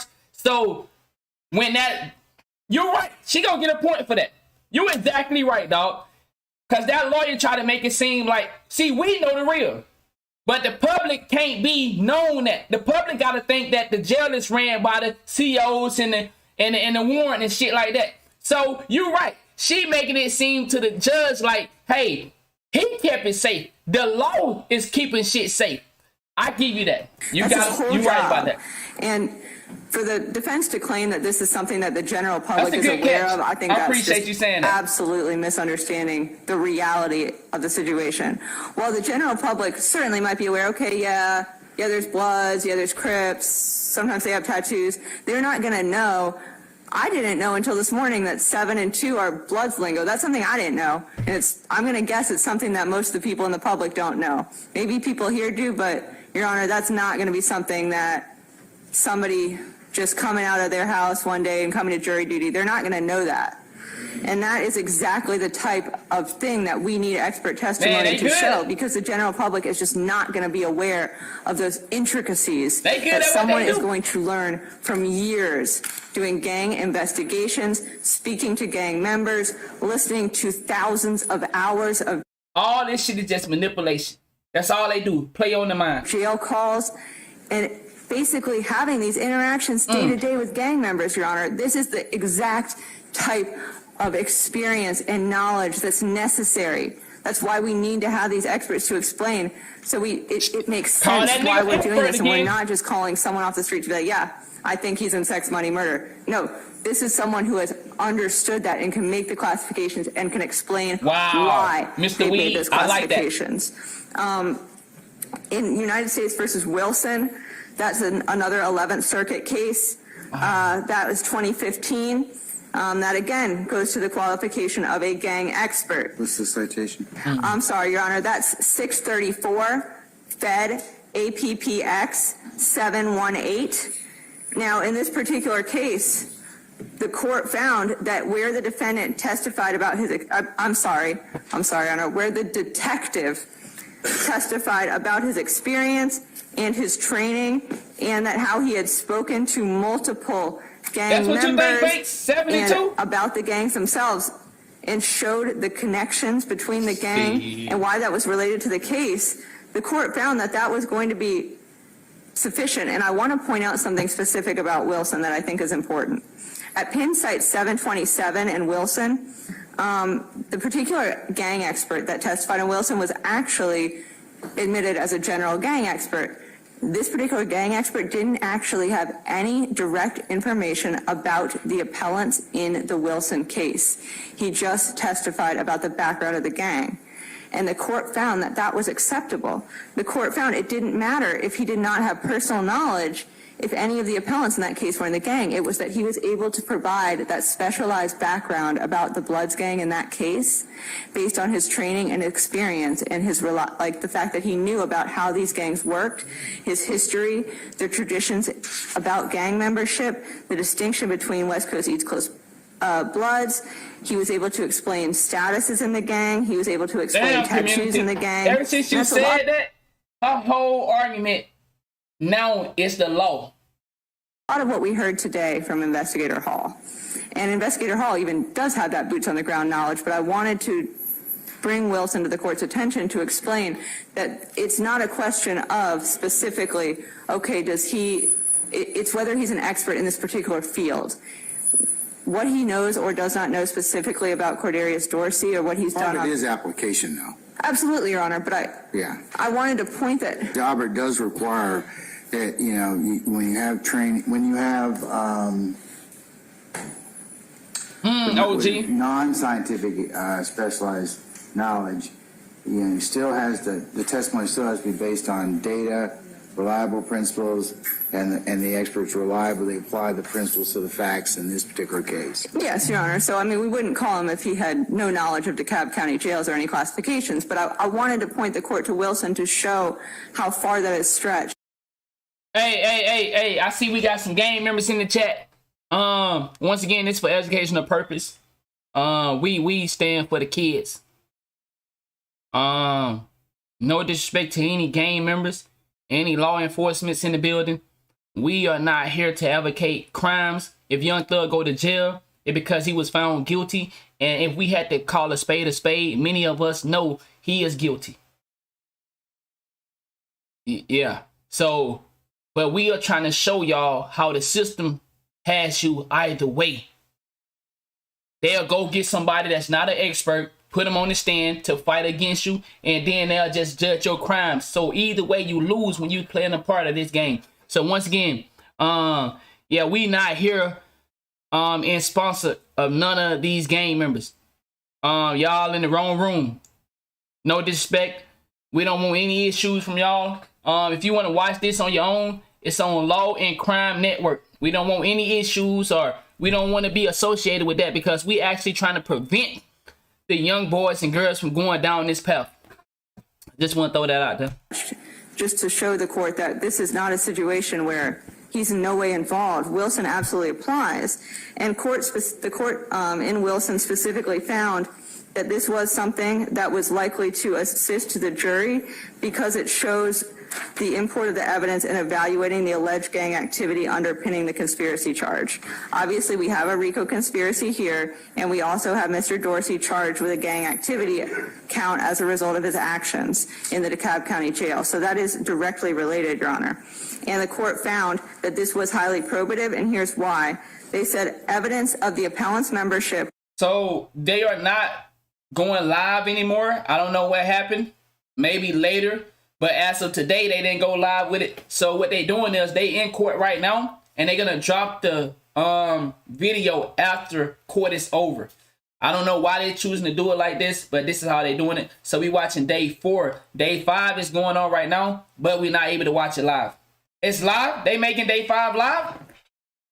On what channel? What channel is it on? I mean, what YouTube? Okay, they going live at 4. All right, so we watching day 4 right now. Day 5 is today, and Brody just said it's going live at 4 p.m. So we will be covering that. But like I said, we do this for educational purpose, not for entertainment. In or affiliation with the blood gang tended to make the prosecution's theory of the case more likely. So it was admitted in this case. Your Honor, another case out of the 11th Circuit that I'd like to point the court to is United States versus Lobo Lopez, LOBO-LOPEZ, 468 Fed APPX 186. That's an 11th Circuit case from 2012. And in that particular case, an individual was qualified as a gang expert. That individual testified that he had been assigned to a gang task force. That individual testified that most of his job focused on one of the gangs at issues. He testified that he'd gone to training at various conferences about gang activity. He testified that he had been involved in gang investigations and that he participated in surveillance of gang members approximately 50 times and had interviewed 50 gang members during his career. The court affirmed the admission of this expert testimony. The court found Rule 702 does not require that a court rely solely on an individual's education to qualify him as an expert. Rather, the text expressly contemplates that an expert may be qualified on the basis of experience. Here, and I'll just say the expert's name to make it make sense. Here, the expert testified to extensive experience in investigating the gang, surveillance the gang, interviewing the gang members, and training with law enforcement on this gang and another gang that was related. Accordingly, we cannot conclude that the district court abused its discretion in qualifying this individual as an expert on that particular gang. See, this is what's so crazy about the system. If they let one case slide with some phony shit, then that means they have to the next case slide with some phony shit. So, as you hear, none of these niggas had proper training. But because it slid for them, they gonna have to make this nigga expert. Now, as we seen, now the judge been on their ass about that because they done tried it 3 times, I think. They tried to make somebody an expert and they couldn't do it. They only made, I think, 1 or 2 people expert. So the judge been getting on their ass. Now, if they make him an expert, I don't know. Specifically, the court found that the expert's testimony, quote unquote, shed light on the various rules, terminologies, and methods of the gang, and they concluded that the testimony was proper will have to testify. and that it should be admitted, and that the court properly admitted it. And there's a lot of cases from other states too with the same other circuits too, and I do want to that's why you give them to take the plea note deal. that Rule 702 doesn't just confine courts in this state to looking at the 11th Circuit. It actually says specifically to look to all federal courts and other states. So briefly, Your Honor, United States versus Ledbetter, that was out of the 6th Circuit. And the district court, in that case, a notable line that I want to point out is that an individual was qualified to testify as a gang expert, where the court found, notably, this line, the district court sensibly noted that it could not imagine too many people having more credentials. So essentially, he said he's one of only 2 people that knows how to do this.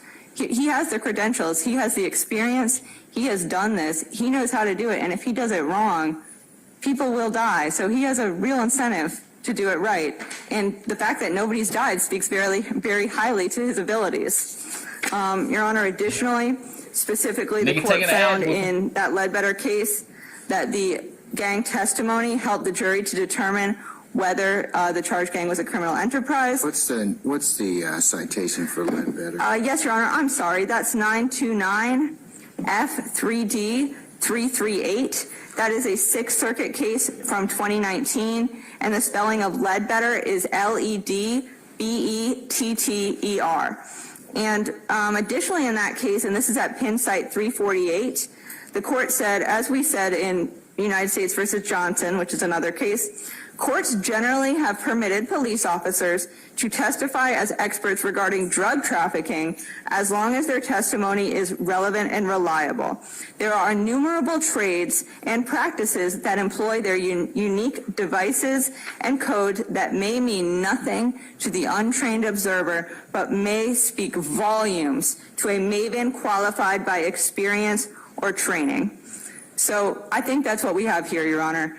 Contrary to the defendant's statements, while maybe their clients or someone else may have detailed inner workings about how a gang operates, your average layperson in Fulton County certainly does not know that 2 and 7 are Bloods lingo. They don't know that a 5-pointed star tattoo can go for the Bloods.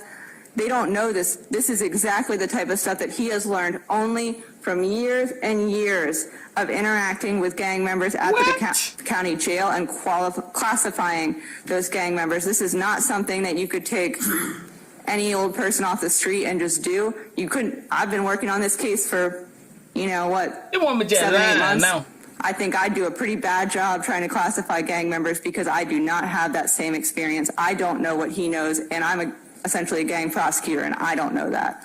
So what he has to offer is way beyond the ken of the average juror, Your Honor. This is exactly the type of thing that experts need to inform the jury about and explain why they're able to classify folks in the DeKalb County Jail. I guess all of us experts, we can go get us a job right now. United States versus Hankey, Hankey.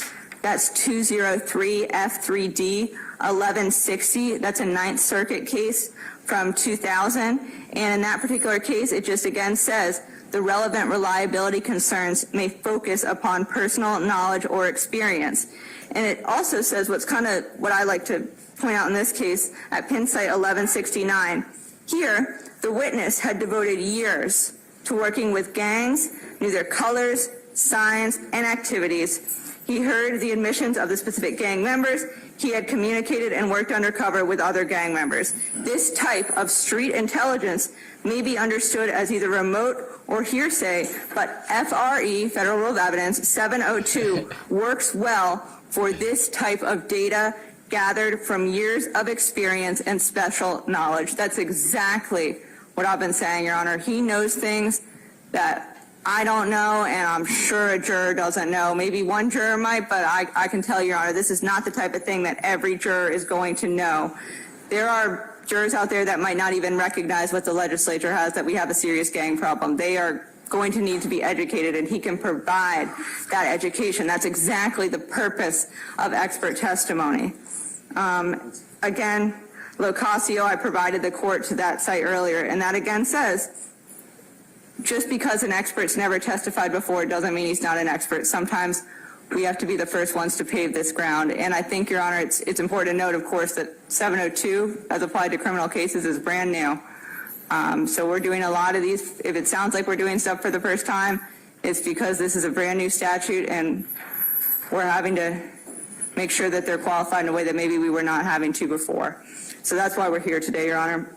And again, I'd also like, in Fourth Circuit, United States versus Thomas, 490 Fed APPX 514, a gang expert was qualified. Here it just said, this is important about the factors. The Daubert factors simply are not applicable to this kind of testimony from a gang expert whose reliability depends heavily on the knowledge and experience of an expert rather than on the methodology or theory behind it. Here, the extent of the officer's knowledge and experience was sufficiently probed, and the district court did not abuse its discretion. I'd also like to point the court to a case called United States versus Archuleta, ARCHULETA 737 F3D 1287. That's out of the 10th Circuit in 2013. With the law. Specifically, what I'd like to point the court to in that is that in that case, the court found that the average juror is unlikely to be aware of those facts. Those facts refer to structure and activity of the gangs. That's exactly what I'm saying here today. Although there are some people that might know that, that's absolutely not knowledge of the average juror, Your Honor. A lot of your argument, though, Ms. Rosenwald, focuses on, on testimony that might be for a gang expert and for some of the factors that the court considers. I'm not saying, but you're going, do you have anything that's more recent that our circuits have done, the 11th Circuit or any other circuits post-enactment of our 702 and the Daubert requirement?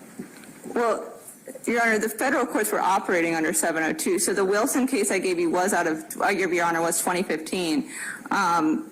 They were doing 702 before we were. We essentially just adopted their rule. So all of their holdings are going to be applicable here.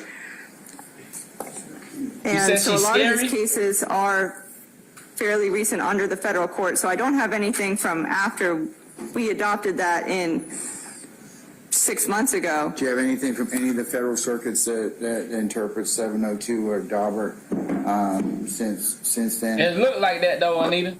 Since recent pronouncements. Yeah, he said her voice killing me. After 2020, let's say after 2020, 2021, 2022. Your Honor, I can certainly provide that. The court give me a moment, but what I want to, the law hasn't changed for the federal circuits. It's only changed for Georgia. I understand that, Mal. I understand that. I'm not saying it isn't. Okay, but there are some other civil and criminal cases that appear to interpret when you have a federal cases that when you are talking about non-scientific areas of specialized knowledge. So the inquiry goes back to Kumo and it says that the Daubert factors don't necessarily may not apply to testimony. It depends on the knowledge and experience of that particular. Mm-hmm. Yes, Your Honor. And it references Hankey, which is a Ninth Circuit case, but it's you look at Daubert, Kumu, Hankey, 702. For example, I'm looking at MedCorp versus Airmark Sports and Entertainment LLC. Entertainment Service LLC. It's out of the United States District Court of Arizona, April 23rd, 2021. It's a slip opinion. 2021 Westlaw 1597897. and it talks about Daubert analysis is applicable to testimony concerning non-scientific areas of specialized knowledge, (CUMU). However, the Daubert factors may not apply to testimony that applies to knowledge and experience of the expert, rather than a particular methodology, (ANKI). Finding the Daubert factors do not apply to police officers' testimony, but they talked about that issue. But an expert qualified by experience may testify in the opinion. It sounds like he's not going to make him an expert. That's what it sounds like to me. Will help the trier of fact to understand the evidence, determine the fact and issue, as long as the testimony is based on sufficient. They might move him to witness. Is a product of reliable principles, and the expert is reliably applied. But he can't be a witness and shit. 702 and Daubert. Because he don't know nothing. So he out of there. And of course, it does. The advisory committee that talks about. It sounds like he out of there. Amendments to 702. Because he didn't even witness that, then he don't have any literally. Vigorous cross-examination, presentation of contrary evidence, and that nigga out of there. on the burden of proof for traditional and appropriate. Let's see what he say. Shaky but admissible evidence under Daubert. But even though that's a civil case, it kind of gives me some roadmap in terms of what I'm supposed to look at in terms of non-scientific evidence, which this would be. Yes, Your Honor. I mean, I believe Your Honor stated the factors exactly as I've stated them. I think that is the analysis. I think, and I've just been trying to provide the court. Well, how do we know he applied these correctly to this particular facts and circumstances? And I haven't heard any testimony about that. That's kind of, I've only heard one thing. I've heard that he made a statement to another, and as Mr. Jimenez mentioned a little earlier, you may have some foundational issues in regards to that, but I'm struggling whether or not he applied it to applied it correctly to Mr. Dorsey. Now, you haven't told me, and you needed this evidence for some other reason other than classification, and it hasn't been brought out in terms of that, but that's my concern with Mr. Hall. Okay. Your Honor, I believe that, first of all, as I've stated, we have circumstantial evidence that he's reliably applied his methods generally, and the fact that no violence has occurred, that he's been doing the classification. That's a stretch. That's a stretch. I mean, Your Honor, with these experts, it's different than when you have, for example, like the judge too convinced a scientific test, you put it in, let's just say, as a general proposition, I'm glad that people who are in custody haven't been harmed in DeKalb County, but the fact that he's classified may or may not necessarily go to that particular issue. So. Well, Your Honor, I think the fact that Mr. Dorsey, his ability to discuss that Mr. Dorsey is a member, that he was classified as a member of sex, money, murder, and how they did that classification, I think that's absolutely how he applied his methods, and it was reliably done, and that can be inferred by circumstantial evidence. But you can't use it for a witness, though, because he never witnessed nothing. Because they're essentially testifying about, they're not testifying about the results of an experience. Did he testify that Mr. Dorsey was a member of sex, money? Your Honor, yes, he testified that they classified Mr. Dorsey as a member of sex, money, murder. That was my belief about what he testified to. He also testified to that he listened to that he heard communication showing that Mr. Dorsey was a high-ranking member in the jail. That was the testimony that I recalled. And Your Honor, if the court would like me to provide additional case law, then I don't need more case law. Or if the court would like further questioning, we would have no problem with the court reserving ruling and revisiting this later should the court wish to recall him at a later time if the court feels that this is not ripe yet. I don't know. All right. This nigga ain't witnessed nothing. Okay.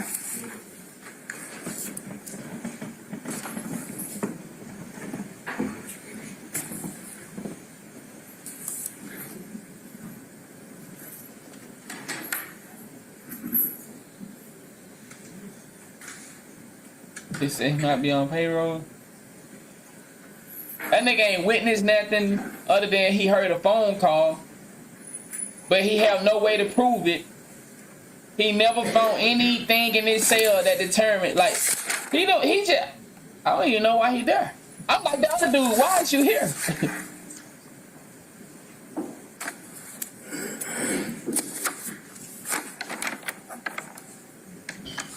He said, not sure why some like prison so much. They keep doing this shit to get back their facts.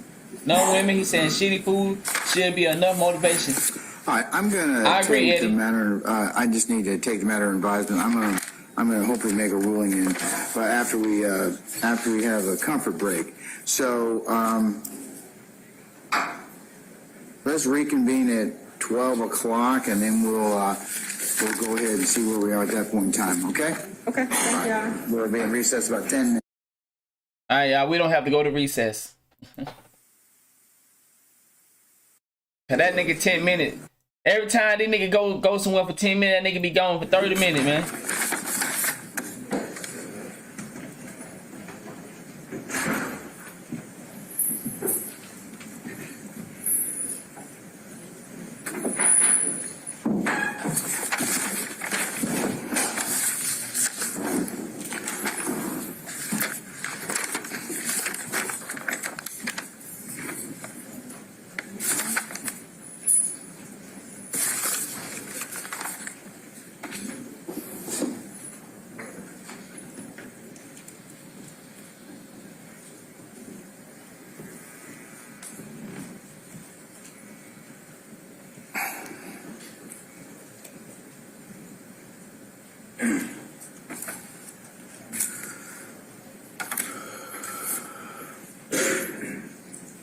Okay, here's generally the way we'll proceed. I'm going to make a ruling on this in just a second.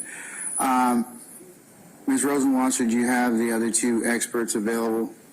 Your Honor, I believe the court told me to put them on call. Well, yeah, they're on call. They're available? I mean, they have to get here, but I think they're going to be 1 minute. All right, can you call them and tell them to be here for 1 o'clock? And we'll go ahead and take up those at about 12:30 or so. Those individuals in here who have not had lunch, who lunch is provided for, people in custody need to eat. So I'm going to go ahead and recess at 12:30 and let them eat. So if those two experts could be here by 1 o'clock, Mr. Tanner and Mr. Kilgore, I can take up those and we can clear those, and then I can spend the rest of the afternoon, depending upon how much time we need with your questionnaire. So that's my intent. All right, Your Honor. We'll have them here. Okay, all right. Okay, turning to the issue of He said the judge be chilling. He do be laid back, Thelmo. Mr. Quentin Hall, who is sought by the state to be qualified as an expert in gang classification at the DeKalb County Jail.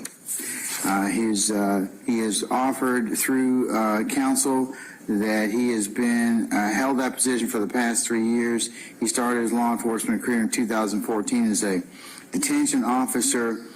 He has various trainings and certifications and classes through GIA, Gypstick. He's taken the gang identification classes. He is familiar with gang literature. He does cell searches.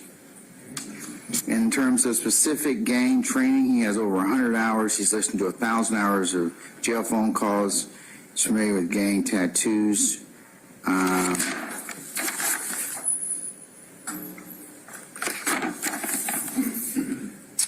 He's testified about some part, or attempted to testify about the point system at DeKalb County Jail in terms of some of the That dude factors said he don't even know utilized, the point but, system. in terms of statements, gang leadership, tattoo, speech, flags. He's never been qualified as an expert.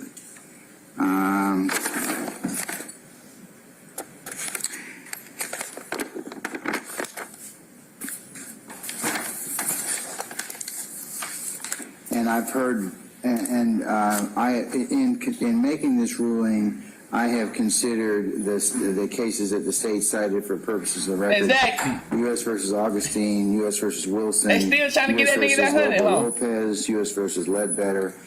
U.S. versus Hankey, United States versus Thomas, and as well as the slip opinion in Medor versus Aramark Sports and Entertainment Service LLC. These citations have already been provided on the record.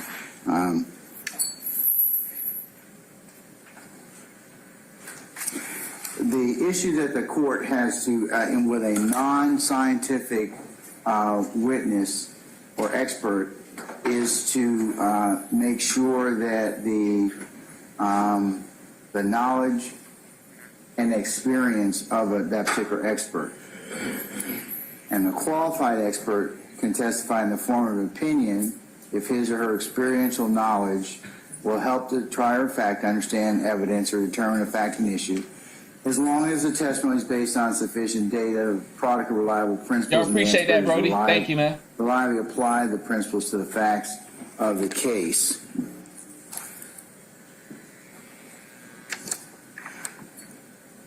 The court further finds that this is the area of general knowledge that not necessarily, even though defense counsel has tried to intimate or make that, is not everyone in the public is aware of gang information. Not everyone is in the GGIA. That there's been testimony that false identification will get people harmed. But the reason they give these people like the long ass probation period, because, bro, it's not easy to fucking stay out 8 years probation, 10, 12-year probation. That's a long ass time, bro. So they banking on motherfuckers to take those plea deals and fuck up. The question I posed to Ms. Rosenwasser, which still is not, I'm not satisfied as to as of yet, is that even though he's classified over 50 gang members, I have to be assured that he's reliably applied the principles and methods as to Mr. Dorsey. He couldn't explain the point system. I have a problem with that at this point in time. And that's a long ass time too. Testified that Mr. Dorsey is a member of Sex, Money, Murder. How did he specifically do this? I haven't heard testimony in that regard. So I'm he out of there. Unsure at this point in time from his testimony. So at this point, I'm not going to qualify him as an expert. However, I'll revisit that should the state repackage his particular he testifies more succinctly as to that. I'm not satisfied as of now. Out of there. He's got a lot of experience, but I still have to be assured that he can apply that to Mr. Dorsey. And we just need fair trials and shit. May have just been, I don't know if he's nervous or if the questions he was asked or whatever else, but it's like you have to be able to testify. Okay, these are the things that we in the gang expert whatever take a look at. We do X, Y, Z. My training tells me I do X, Y, Z, ABC, elemental P. As it pertains to Mr. Dorsey, I did A, B, C, D, E, F, G, X, Y, elemental P. Boom. He hasn't testified anything such as that. That's why I'm not going to qualify him at this point in time. I'll revisit it at a later point. Mr. Hall, you're doing a fine job. Don't want you to think you're not. I'm just not going to qualify you as an expert at this point in time. But State will get with you, and we'll see you at another point in time. Okay, sir? Don't discuss your testimony. Oh man, come on! Tell me what y'all noticed. Once again, I read body language. All right, tell me what you noticed. From the time that he not qualify him as an expert, tell me what you noticed. Boom. He hasn't testified anything such as that. That's why I'm not going to qualify him at this point in time. Pay attention to the judge. Revisit it at a later point. Mr. Hall, you're doing a fine job. Don't want you to think you're not. I'm just not going to qualify you as an expert at this point in time. But State will get with you, and we'll see you at another point in time. Okay, sir? Don't discuss your testimony. When it comes to people like this, dog, when you can't even look at a nigga and deny him what you saying he's not, bro, you a fishy ass dude, bro. You can't even look at the nigga and talk to him. All his conversation is over here talking. Who the fuck you talking to? That's some strange activity. See, I pay attention to all that type of shit. When I'm talking to a nigga, he can't talk to me. And I'm not saying, y'all, that a nigga need to look me directly in the eye, but, bro, where's your body pointing to? Who you talking to? You can't even tell him you're not going to qualify him not as he's not an expert. Tell him. What the judge way over here talking for? When anybody except the attorneys in this case. These niggas, bro, see, these niggas can give you 100 years. These niggas can give you 900 years and won't even look you in your face and do it, bro. They won't even look you in your face and say, you know what? You done. You guilty. Bro, who you talking to? Who guilty? All right. That's what I keep telling y'all, man. If you play these games long enough, you're going to end up in this box. You're going to end up in this box. There's no such thing as freedom. There's things that they allow us to do and things that they don't allow us to do. You understand what I'm saying? But there's opportunities in this game that you can go out here and make a living for yourself. There's things that you can do to say, okay, I understand the world ain't fair, but don't make excuses, but understand that the world is not fair. But, man, go out here and try your best to be something other than living in this life of crime, dog. Because these people don't really care. And don't get over here talking about, oh, man, he black, he might look out for me. All right. Or he white, he might look. Bro, when it comes to this shit, it's the business. It's a reason that it's televised.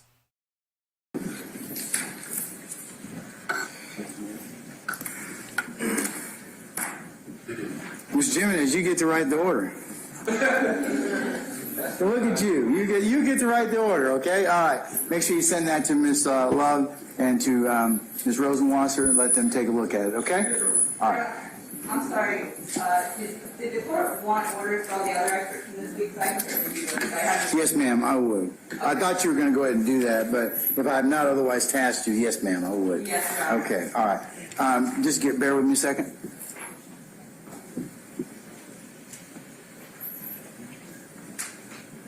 There we go.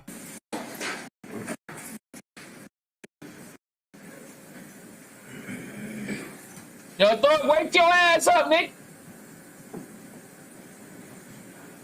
Oh, he woke. Thought he was asleep over there. My bad. Exactly. My nigga finna go actually get them qualifications. The qualifications he just didn't use. Okay, all right. He got all the training. He just didn't use. Anything else? I think we're at now stopping point. I promised. How many of us get the actual training of a job and still don't do what the fuck the job tell us to do? We do the other shit that we know gonna get it done quicker, faster, and it might not be as safe, but nigga, it'll work. Come on, we all, bro. Like I said, I build helicopters. There's many times we done built the helicopter, nigga, and had to tear that bitch down, and because we left a boat out, because we didn't go step by step, we went off of what we know. So, you know, he know the job. He got the training, but he chose to do it the easy way, quickest way. We have several individuals like you here that need to have rest. So, is your expert on? Are they on the way? Yes. All right. So let's reconvene at 1:15. Okay, and we'll go ahead and take your testimony at that point, and then we'll go ahead and talk about it very quickly. For those of you who have followed that video, Mr. Kearns has sent out an somewhat updated questionnaire. Yo, Joe. Say he went over Indeed. Man, that's fucked up right now, Joe. That messed up, dog. You know that's how most of us get our first job, man. Come on.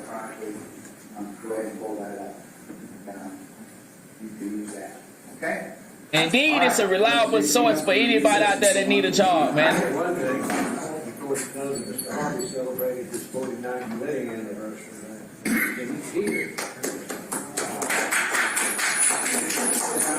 Hold on, Mr. Harvey. I know for previous, I'm not talking about you. But I'd also like to personally say that on behalf of him, I would like the way things are going here for next year on his 50th, that you give him the day off. No, I can do that. Just because you asked, I mean, he's not taking, you and him not taking CLEs anymore, so why not? Let's see. They doing a whole lot of playing right now. Okay. They took another break.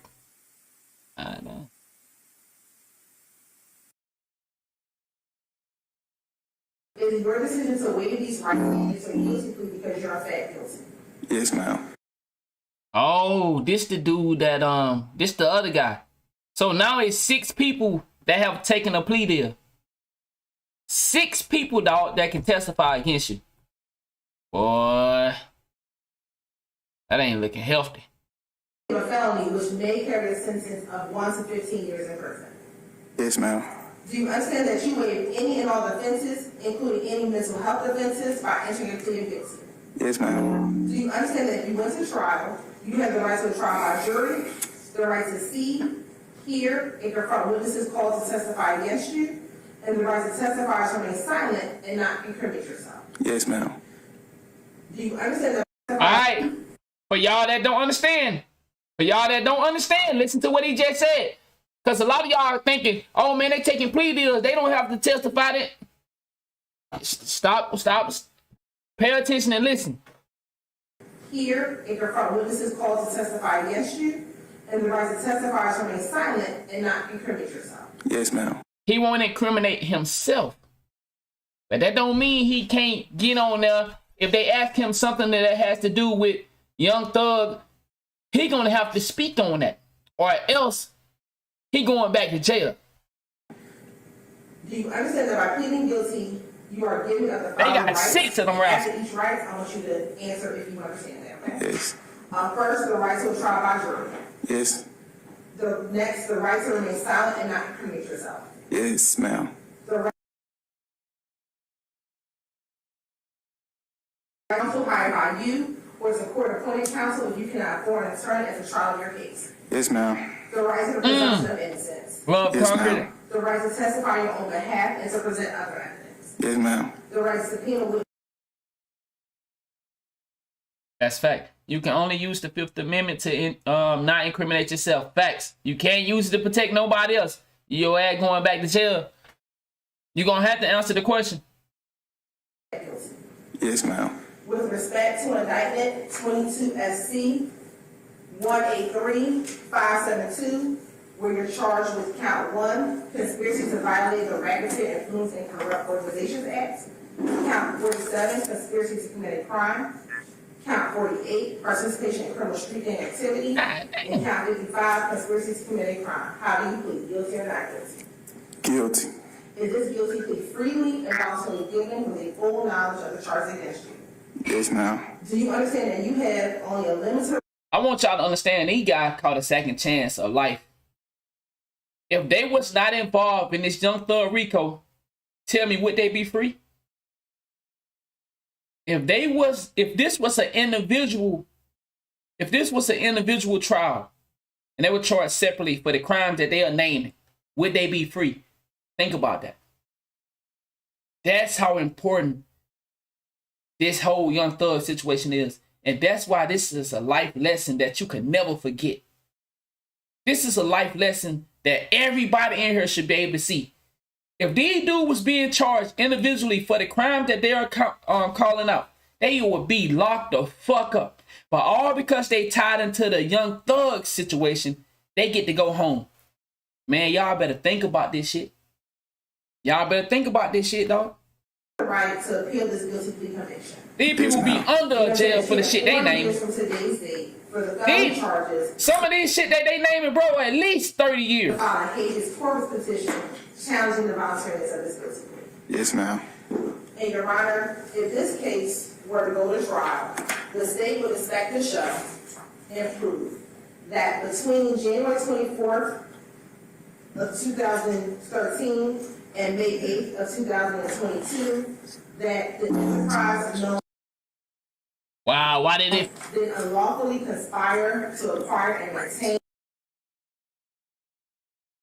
pausing on me. and control of the United States currency and other personal property through a pattern of racketeering activity, And also, while members were associated with the enterprise, did unlawfully conspire to conduct and participate in directly in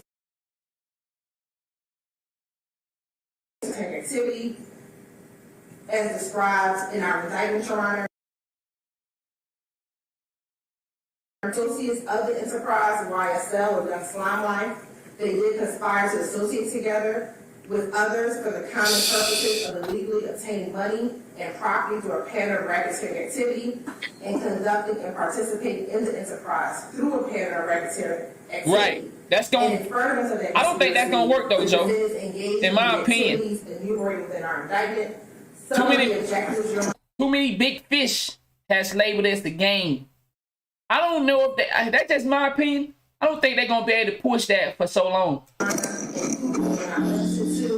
Preserving, protecting, and enhancing the reputation, power, and territory of the enterprise through acts of racketeering activity, including murder, assault, and threats of violence. Also preserving, protecting, and enhancing the reputation, power, and territory of the enterprise by the posting of messages, images, videos, and songs demonstrating an allegiance to the enterprise and a willingness to engage in violence on its behalf. And those are just some of the ways in which they try to further the enterprise. Your Honor, the state would expect to show that this YSL started in the late 2012 in the Cleveland Avenue area of Atlanta, Georgia, and that some of the founders of this enterprise was Jeffery Williams, also known as Young Thug, also known as Slime, Walter Murphy, also known as DK, and Trotavia Stevens, also known as Tick, and also known as Slug. That this group uses a variety of identifiers, including colors, clothing, tattoos, and hand signs, as well as verbal and written identifiers. And Your Honor, specifically, how Mr. Sumlin will contribute to this enterprise is that we have a number of Instagram postings of Mr. Sumlin. The first being, Your Honor, Mr. Sumlin was incarcerated, I believe, between 2014 and 2017. Upon his coming home from prison, we have a picture of him in that video. Excuse me, it was a video. In that video is one of the co-defendants, Jeffery Williams, and they posted this on social media. And the tag of that was original slime shit. And that was posted and tagged by this defendant, who's also known as Obama. We also have some imagery, Your Honor, also posted on social media with this defendant wearing red clothing with, on that clothing, it has MAXA, which is a play on MAGA, which is Make America Slime Again. And then he also has several tattoos identifying YSL on his body, Your Honor. We also have a couple other postings of this defendant with other members of YSL posted on the internet. Specifically, two of the crimes. And this is why I just got into it with one of my homies. I told y'all, just did 13 years. Got out. He had a welcome home party. And he was taking pictures with the gang. And me and him got into it about that. I don't get it. You just get out and look at what they saying about him. Look what they saying. I just got, my homie did 13 flat. Just came home. He been home probably a month and a half now. And you taking pictures? Them pictures get you in trouble, dog. I tell you, man, what do you, listen, okay, I can't tell you who to hang with, but if we already know what's up, nigga, you taking pictures? Come on, bruh. Come on, dog. That he's charged with, Your Honor, this indictment are actually two telephone calls of individuals who were with the case that flip. You right about that, Montana. The first phone call was on February 22nd, 2022, Your Honor. And this is a phone call by one of the co-defendants, Christian Effinger.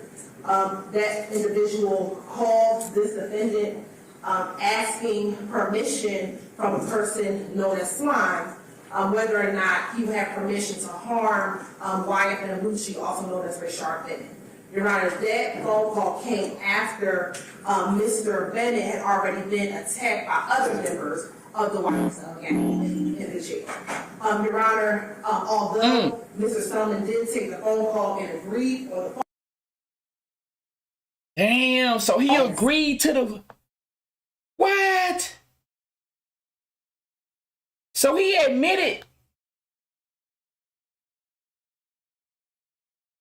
Yo, am I hearing this correct? So he admitted to the hit on Lucci, who came from Young Thug. Oh, shit. Damn. God. Nigga. What the fuck? Oh, shit. It does not appear that that ever took place. Nothing happened to Mr. Bennett subsequent to that phone call. Second, Your Honor, we have a phone call on April 7th, 2022, where another co-defendant by the name of Cordarius Dorsey also called. So he actually... Oh, my... Oh, damn.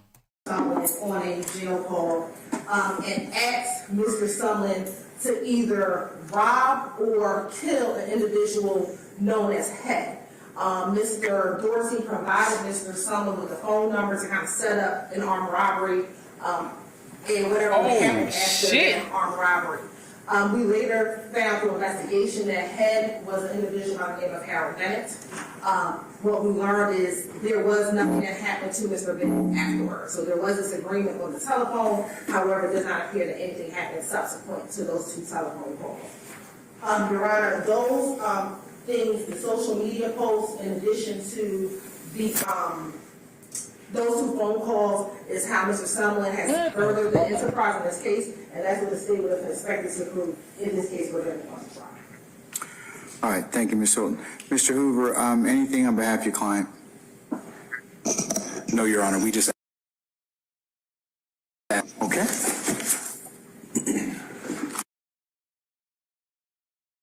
Man. Wow. I guess there's something wrong with they... Oh, let me see. Maybe. What the fuck? Alright, we back in. Okay, I guess they taking us back to court. Guess he's going back on. There you go. What the fuck, bro?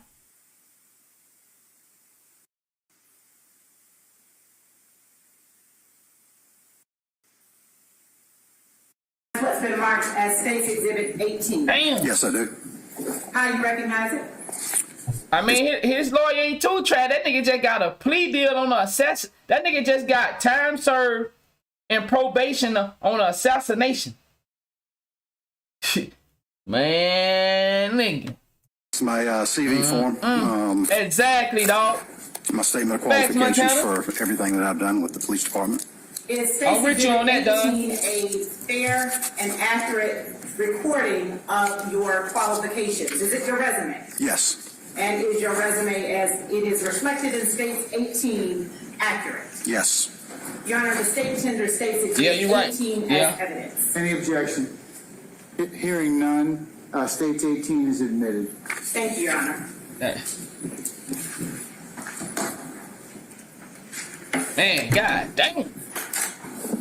Mr. Kilgore, you indicated, you stated that NIBIN stands for the National Integrated Ballistics Network. Did I hear you correctly? National Integrated Ballistic Information Network. Would you tell the court what exactly that is? Yes.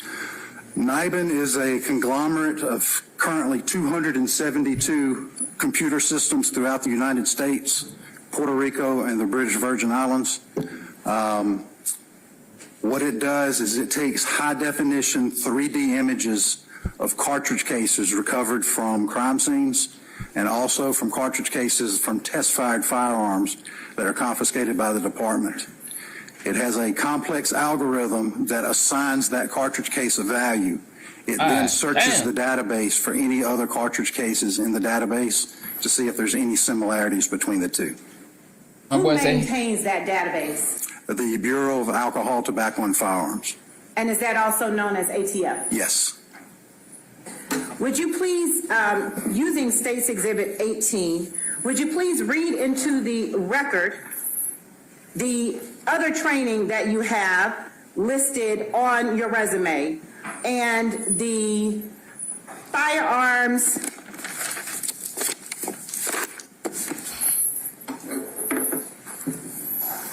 principal duties that you have listed on your resume?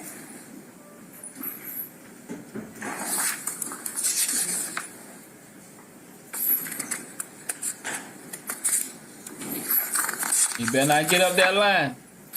We watching, goddammit. So far, y'all been lying. So we receive firearms and firearms-related fired cartridge components from the APD property unit. We enter that evidence onto our Justice Tracks software program. We test fire evidence firearms. We enter those test fires and evidence onto the IBIS system. I appreciate that. Which IBIS is a subsection of NIBIN. It's the Integrated Ballistic Information System. We then correlate results for potential leads Not yet, and hits Mayor. on IBIS. I will be talking about the big scar situation later today. 22 years old. We talking about that. I'm gonna do that tonight. Prepare reports, and I'm capable of in-house training on the NIBIN acquisition system. And would you turn over and read from your resume the listing of other training that you have in NIBIN? I believe that it is on page 2 of your resume. Am I correct? Yes. Okay. Would you read your other training? Yes, I'm a graduate of the Smith & Wesson Automatic Pistol Course. I appreciate it. Graduate of the Forensic Technology Incorporated Integrated Ballistics Identification System Data Acquisition Course. I'm graduate of the Forensic Firearm and Tool Mark ID course. Graduate of the Sig Sauer Automatic Pistol Course. Graduate of the Colt M16 Series Armors course. Graduate of the Sturm Ruger Automatic Pistol, Revolver, and Rifle course. Graduate of the Smith & Wesson M&P Pistol course. Graduate of the Advanced Firearms Firearm Tool Mark ID Shooting Reconstruction course. Attended and graduated for the Glock Automatic Pistol course again. Oh, that nigga shooter. Attended the Advanced Armament Silencer Shoot and Seminar. My boy gets it. And 2008, attended the Advanced Armament Silencer Shoot and Seminar 2009. Yeah, I seen that. Attended the Manufacturer's Annual SHOT Show January 2010. Graduate of the... Did anybody say why she was asking for the news people to come down there, Al Jordan? Smith & Wesson M&P Pistol Rifle course.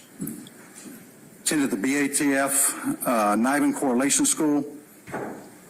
Attended the Forensic Ammunition Service Ammunition class taught by George Cass. Attended the Forensic Firearm and Tool Mark Identification course taught by Don Micco. Attended the Basic Metallic Cartridges and Shotgun Reloading class taught by Tyler Black. Graduate of the Glock Automatic Pistol course. Oh, this nigga shoot some shit down. Attended the BATF NIBIN Authorized Trainer School. Completed the IBIS Tracks HD 3D Match Point Brass Tracks and Bullet Tracks e-learning module. Graduate of the Glock Armors course and C-Glass review of ISO IEC 17025 requirements. Tell the court, if you will, what is it that the Atlanta Police Department Crime Lab consists of? Currently, we have the NIBIN unit, and we have the fingerprint identification unit. What is it that the NIBIN units specifically do, and how are they utilized? Again, we take cartridge cases from crime scenes, and we test firearms that are confiscated. We enter those into the NIBIN database to see if any potential leads come up. Can anyone off the street come in and access those NIBIN units? No, it is a lockdown access by the Bureau of Alcohol, Tobacco, and Firearms. They have to grant you access and password to get onto the system. Appreciate that love, big dog. And they are currently utilizing fingerprint identification to be able to log on also. Do you have to have any specialized training in order to utilize the NIBIN units? Yes, you have to have attended the NIBIN acquisition school to be able All right, so they actually have an expert, finally, to access the system. This nigga We got talked know his shit. about acquisition He and qualified. correlation. Yes. Please explain to the court what those two terms mean in the context of NIBIN? Acquisition is when we actually take the photographs of the cartridge cases. Correlation is when you review the results of the results that come back once it's been submitted to the database. How many employees work currently in the I don't think so. Atlanta Police I think Young Department Thug going to jail, but that for have how long? access to the NIBIN units? Currently, there are only 5 people that have access to the login system. What are their positions? 4 are, including myself, NIBIN technicians. The other position is our lab manager. And what is it that your lab manager does? She is actually a firearms examiner, so that she's able to review any results that we get. I honestly think I honestly think that they want Thug to work with them. And I think Thug not cooperating. Cause see, you know, it's all about getting people to turn. I think they want to turn Young Thug, use him for some other baits out there in the world, bigger fishes. And I think maybe Young Thug is not cooperating or something. Because it's no way that they letting go hardened criminals for one man. They had 2. They had a gunner and a thug. They got his whole organization. These niggas actually went and committed crime and they took plea deals to, like, come on, dog. It don't make sense. I think they want Thug to turn. That's just my opinion. I think there's somebody bigger than Thug. Now, I'm not going to say his name. Thug has worked with this person. Y'all know him, but I ain't going to say his name, but I definitely think they want somebody bigger than Thug. Thug is a big person. 15 years probation? I mean, like, you got to think about it. How you even getting probation on some of this stuff, bro? I mean, I don't want to go back into it because we done talked about it some of it, but I just don't think Young Thug is the only target. I think they want him to turn. And distinguish, if you will, for the court, a firearms examiner and a NIBIN technician. A NIBIN technician, we only enter the stuff on the system. A firearms examiner can confirm whether or not cases that we get as a potential match are actually I think he's going to jail, together. But I still think they want him to cooperate. You, as you and he not doing only enter stuff on the system. Why they is put you it on probation for that any and everything? being a NIBIN technician or accessing NIBIN units requires such training as you described for the court? Because you have to be able to look at the cartridge cases and know how to put them in and the exact reason you're putting them in order for the correlations to come back correctly. And what is it that distinguishes you as the lead NIBIN tech from the other NIBIN techs that work within the Atlanta Police Department Crime Lab? I have more years of experience. The next person under me, the most she's done is she's on her 6th year. Now, as a NIBIN technician, and specifically the lead NIBIN technician, do your duties entail test firing weapons as they come into the crime lab? Yes, it does. Why? It's not about street stuff. See, it's bigger than street stuff. See, you got to understand, they allow you, y'all do know that these people have been watched since 2015. You just not going to jail by it? You just not going to jail for it? These people allow you to play out here and commit crimes. They allow you. Right now, all the crimes that y'all committing, I committed, somebody documented those crimes. Why would they watch you for 30 and 20 years and let you continue to commit crimes? They allow you to. They allow you to commit crimes. It's not that you got away with it. They just say, okay, well, he can kill you.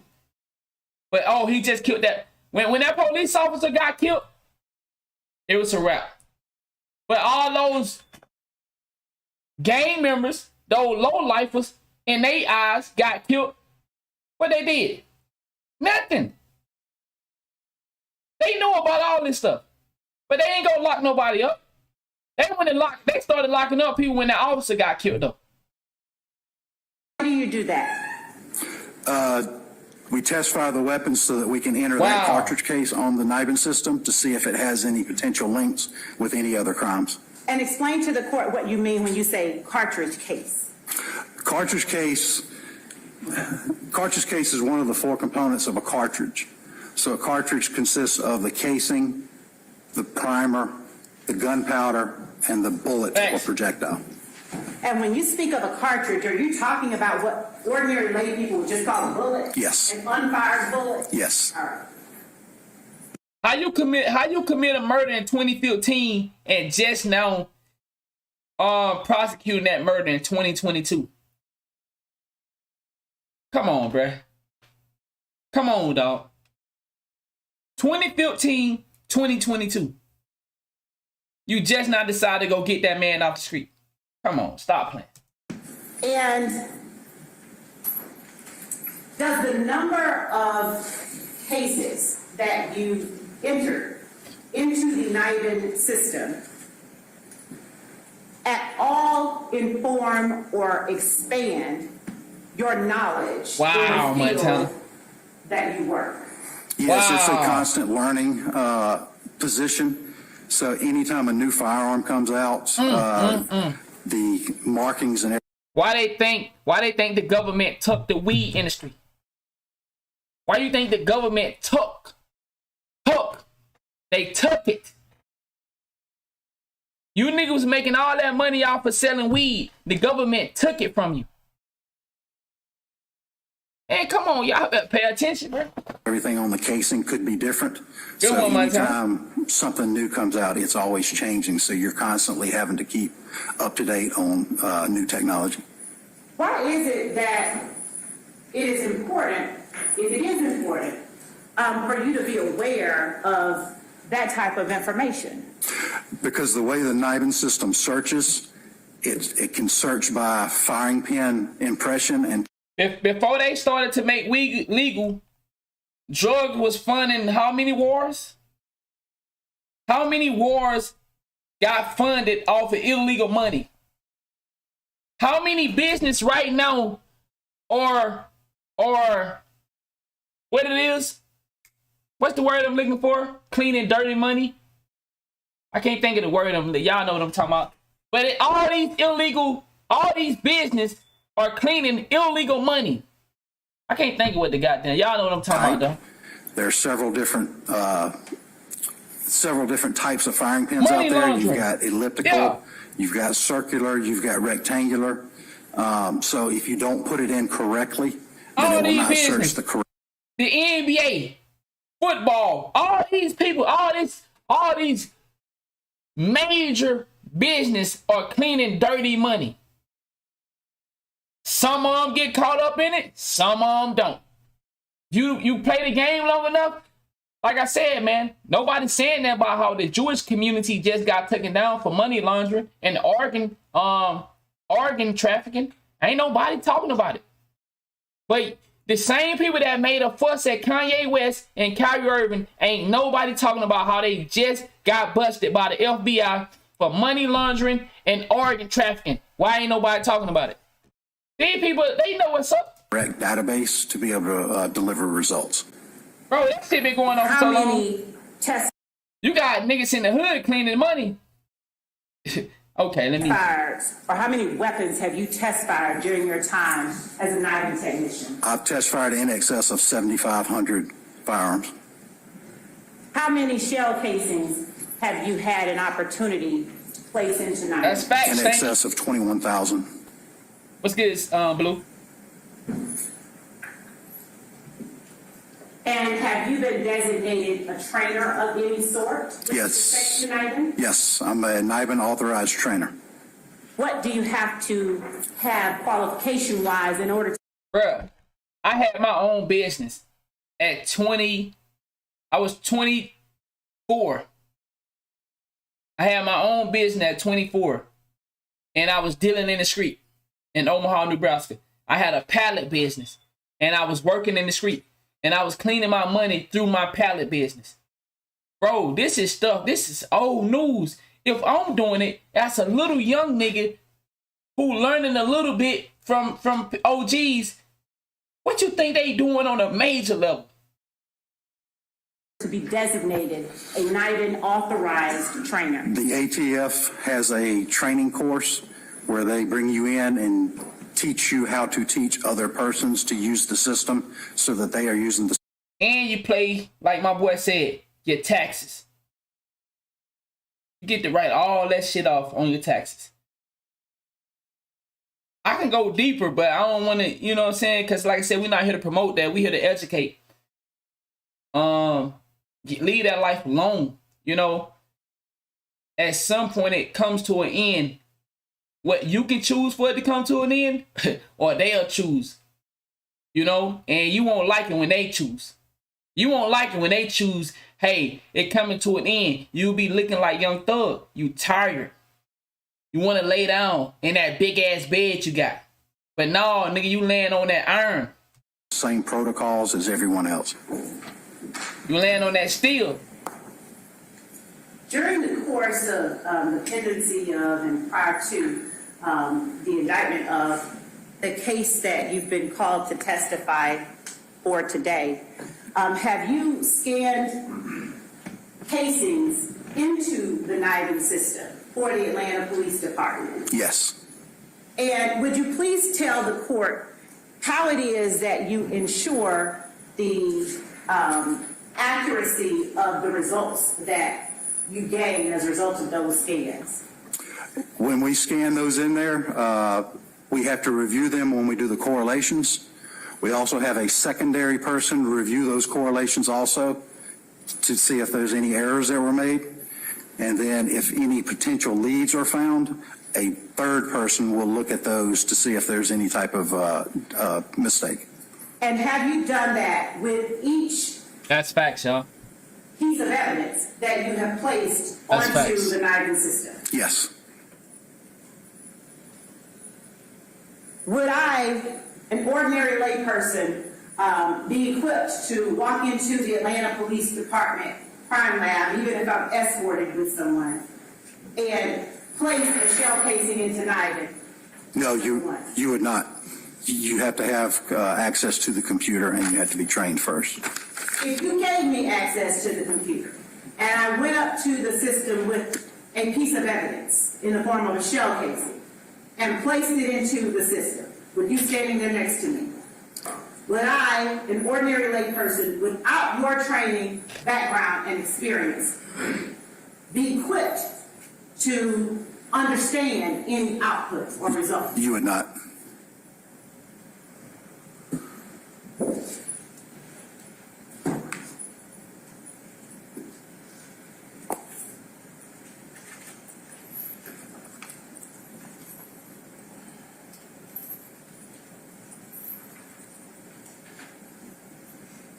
Explain to the court what it is exactly that happens when you take a piece of evidence and input it into the NIDIN system.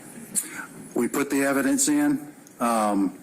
It takes upwards of 7 to 7.5 minutes for it to take all the pictures of the cartridge case. Again, it's high definition 3D imaging. Once it does that, it assigns that cartridge case a numerical value, done so by a complex algorithm. Once you submit it, it then takes and searches that value against any other cartridge cases in the system to see if there's any similarities close enough to call it a potential lead. Yo, he legit. He very composed.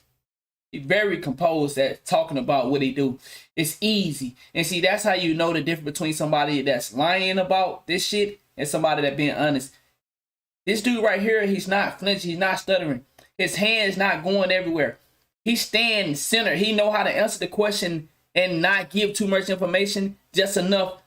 Because, you know, a lot of time when a nigga be lying, you know how, if I, you know, say we dating somebody, we get caught up and we start giving out all kind of information. Nigga, I got called out by that a long time ago from one of my TG said, all I asked you was one question. You told me everything. And you could tell this dude very composed right here. And this high definition 3D imaging, is it in the form of or conducted or captured by any kind of particular microscopic camera, or is it just a regular? It's a microscopic camera at 40 power magnification. How many? 40 power magnification. And when you say submit, it then submits Yes. image. What do you mean? It downloads to the data concentrator where all of the other cartridge cases are stored for it to search. And what is it that your training allows you or causes you to do that I wouldn't be able to do if I went up and just put a shell casing into the system? You wouldn't be able to open the system up without having an access code password to be able to get into the system, and then you would need to learn or know how to create the case. How to do what? Create the case, which is putting all the parameters in, the case numbers, the caliber, the firing pin impression shape. You would have to know how to do all that to be able to open the system up to insert the cartridge case. And is it the experience and training that you have recited to the court that affords you the knowledge that you have regarding those parameters, the firing pin impression shape, the caliber of the ammunition, which allows you to then enter or input that evidence into that system? Yes. Is that information that is known to the general public? Not generally. And I should say absent specialized training that you described for the court here. Correct. Just one second.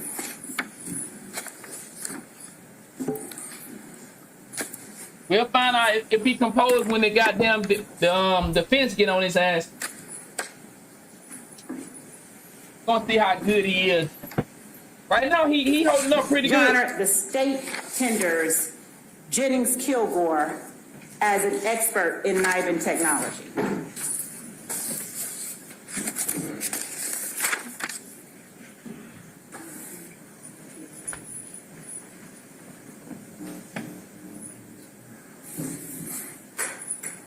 Wow. All right, does anybody want to voir dire Mr. Kilgore?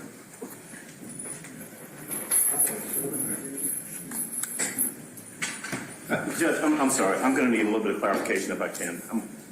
He's being tendered as an expert in NIBIN technology. I'm not quite sure I know what that means. Is he just the expert in explaining what the system does? I don't know.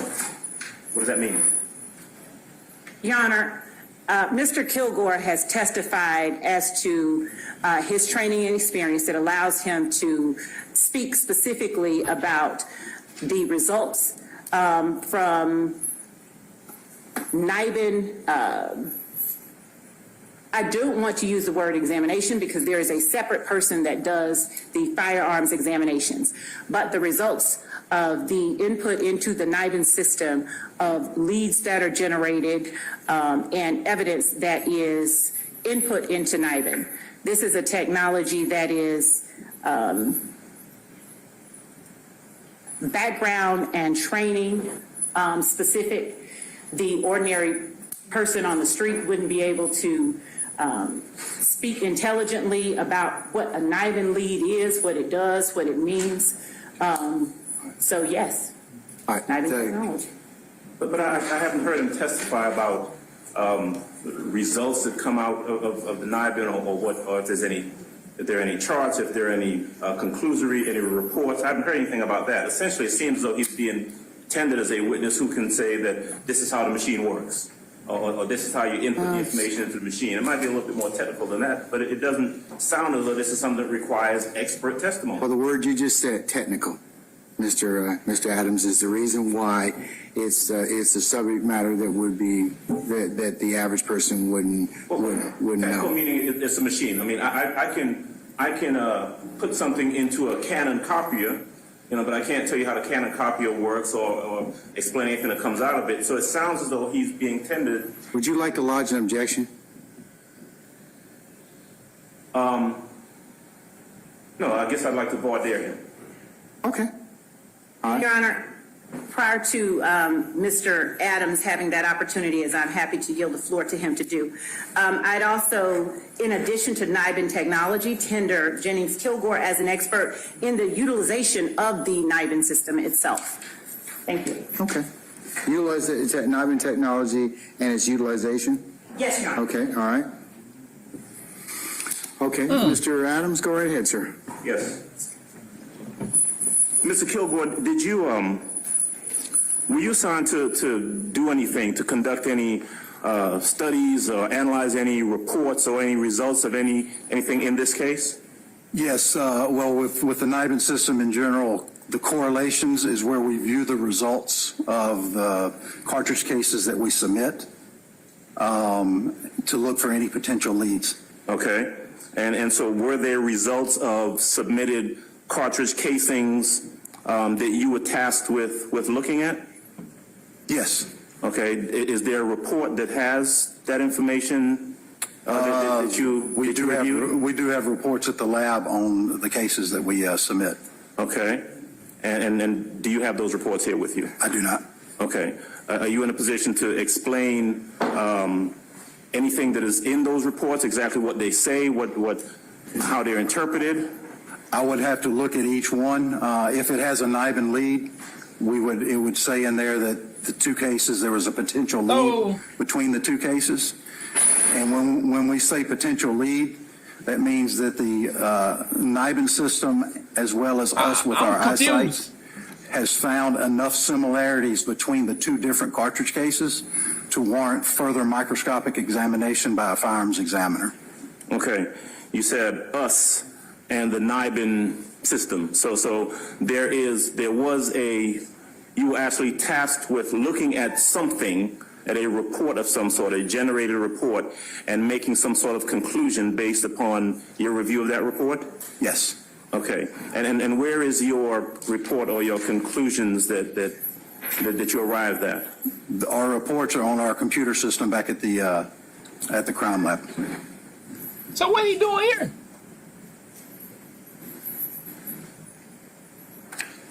What the DA doing? So they had a nigga to come in and testify as an expert, knowing that he gonna get cross-examined. To what is he testifying to be an expert on? And he don't. Man, what the fuck? I'm gonna have one moment just to take a look at what's been handed to me by the state. So you just show up? One moment, please. I'm confused at that. He know about the machine. He did some cartridges, used the machines. I'm thinking they talking about that 3D machine that I heard about it, that they can scan and potentially tell, but I don't know, that may be a different machine that I'm thinking about. But apparently, he worked on the scene with the cartridge, I guess the gun shell cases or whatever, and he ain't bring none of the report to court. What the fuck? So what he come to court for then? This has not been tendered yet, am I correct? I will tender that as State's Exhibit It'd be 19. Okay. Unless they just trying to get all the things that they need to get ready to go to trial, could that be it? I don't know. Like I said, I'm confused. Somebody let me know. Or they just trying to get everything, for when they actually go to trial. Let them know.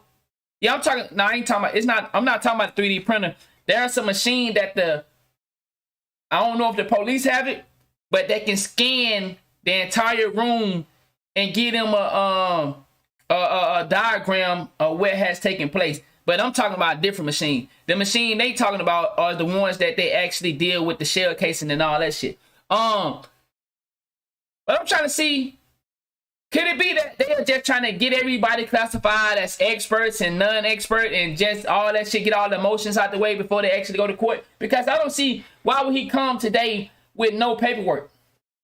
May I approach the witness briefly? You can, sir. All right. I'm going to approach you and show you what's been marked as, well, it's not intended. It does the purpose of identification. It has a marking on it as State's Exhibit number 19. Do you recognize what it is I'm showing to you? Yes, sir. All right. Tell me, if you would, without going into the substance of it, what it is generally. This is a NIBIN report where we have entered cartridge cases onto the system. Okay. Now, let me hold on to that a second if you don't mind. Okay. So this is a report that's generated based upon information entered into the NIBIN system. Is that correct? Yes. Are there additional either reports, graphs, readings that go along with this report? No, that would be a final report. Okay, this is a final report, and this was prepared by yourself. Is that correct? Okay. Is there anything else that's generated by the NIBIN system other than this report? If there, not for just a general report, but if there's a lead, then there's an additional report that we do if there's a NIBIN lead. Okay. Was there a lead?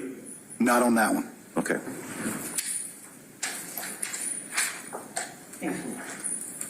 I have no additional questions for the witness. All right, anybody else?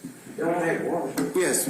What Before the you fuck? were so rudely hijacked by Mr. Adams, but Bro, am I being fucked with right now? you were closer, so yeah. Am I paying attention correctly? Well, in essence, it's taking the fingerprints off the cartridge, correct? Yes, sir. It works with the same concept as the APHIS system for fingerprints. Correct. But you're not the one that actually tests whether the cartridge came out of a particular gun or not. No, sir. I cannot make a determination if a cartridge case definitely came out of the gun.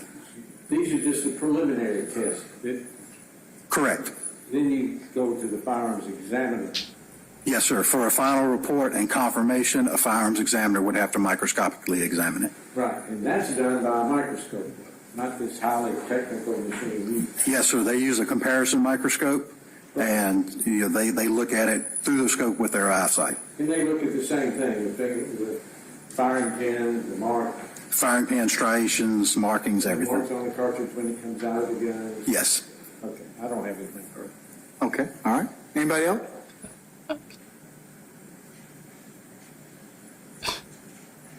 Okay, any argument? If there's no argument, I will go ahead and designate Mr. Kilgore as an expert in NIBIN technology and its utilization. Okay, all right. Mr. Kilgore, what I'll do at this point in time is, sir, I'm going to temporarily excuse you as a witness.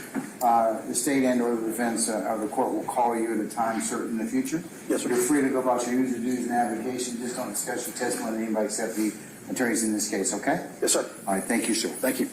And Your Honor, as I represented to the court and to Mr. Adams that I will be tendering State's Exhibit 19, I'd like to tender it. All right. Any objection to States 19? Okay, so they, okay, I'm tripping. All right. States 19 We are is in admitted. the trial hasn't started yet, so All right. I guess nigga don't need to bring all they fucking shit to be. Do you have Mr. Tanner available? We do, Judge. Okay. Let's go ahead and call Mr. Tanner, please. Your Honor, Mr. Tanner does have a PowerPoint presentation as part of his presentation. Would he be able to set that up as a witness stand, or is there a way that he would be able to set that up? That's what I'm confused at. That's He's your like, witness. I just wanted to make sure the court would be amenable to that.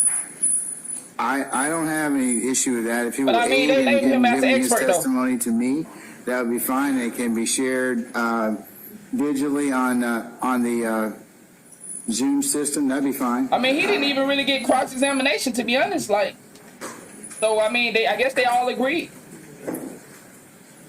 I mean, they heard enough of his background. I'm pretty sure they got the same paper that the I'll go ahead. We'll DA go ahead and swear him. has. He come in. I'll just recess in place till he's ready. Mr. Tanner, good afternoon, sir. Good afternoon, sir.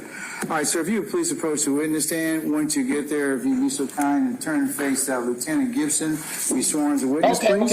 Okay. You swear or affirm that the testimony you give in this court to be the truth, the whole truth, and nothing but the truth, so help you God? I did. You may lower your hand. You may be seated. Watch your step. For the record, please state your name, spell your first and last, and state your occupation. Please speak to the microphone. Madam Prosecutor, where is that PowerPoint presentation located in the discovery material?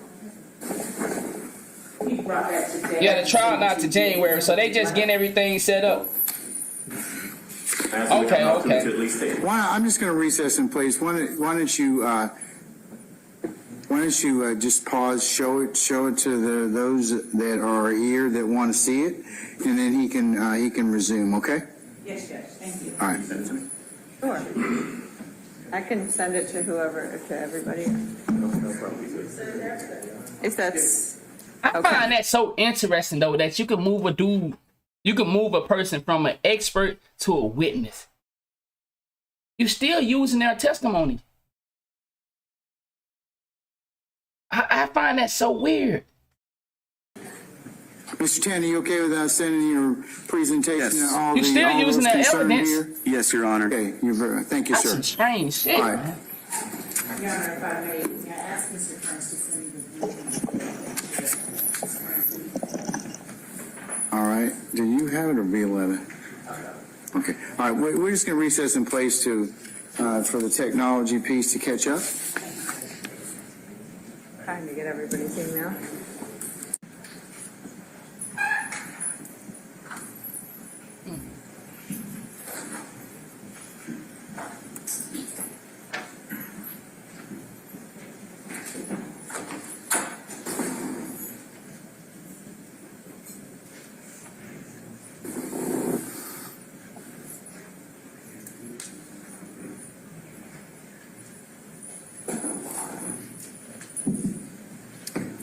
So from what I heard, they said Young Thug wasn't offered a plea. Your emails. From what I seen, he was not offered a plea. Now, you saying they have came at him with a plea? Is there anywhere we can go to see that? That dude have something? Damn. Is it I just low? I may be just low, dog.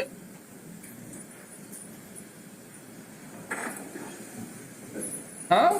It says it's sent. His eye. If anyone, if I can just show it to. I mean, in Your Honor, assisting him, but if the court would like, just go ahead. I believe we can.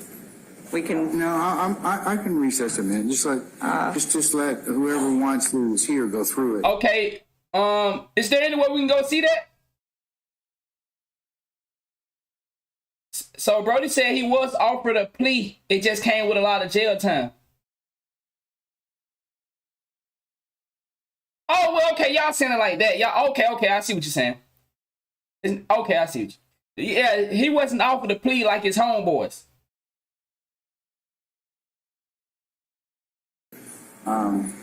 Does it? Is there any way we can see that full of smoke? It's saying sent. So any way we can go see that? It'll take a moment. It'll take a moment. It's a PowerPoint, probably a bigger file, so.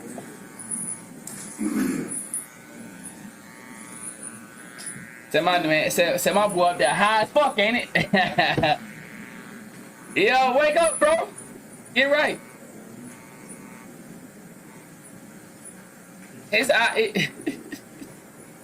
Okay, man. Appreciate that. Appreciate that, big dog. Your Honor, just 2 minutes on behalf of Mr. Dorsey, just a small request. I understand there's new stuff coming up, but if we could get it ahead of time, especially because 24/7, 705 allows us to have access to this data that they're basing their testimony on, ideally before the hearing, so we can be prepared. So if there's going to be any other experts, just send it to us ahead of time, and that one we can be ready for it. Yes, sir. Well, the DA play a dirty game, don't it? They popping in experts with no discovery. So nobody know that these experts are coming up but the DA. Well, they playing dirty game. You received it yet? All right. All right, let's see. Can we fast forward? Okay, Mr. Weinstein got it. So You may. I guess he has the fastest email.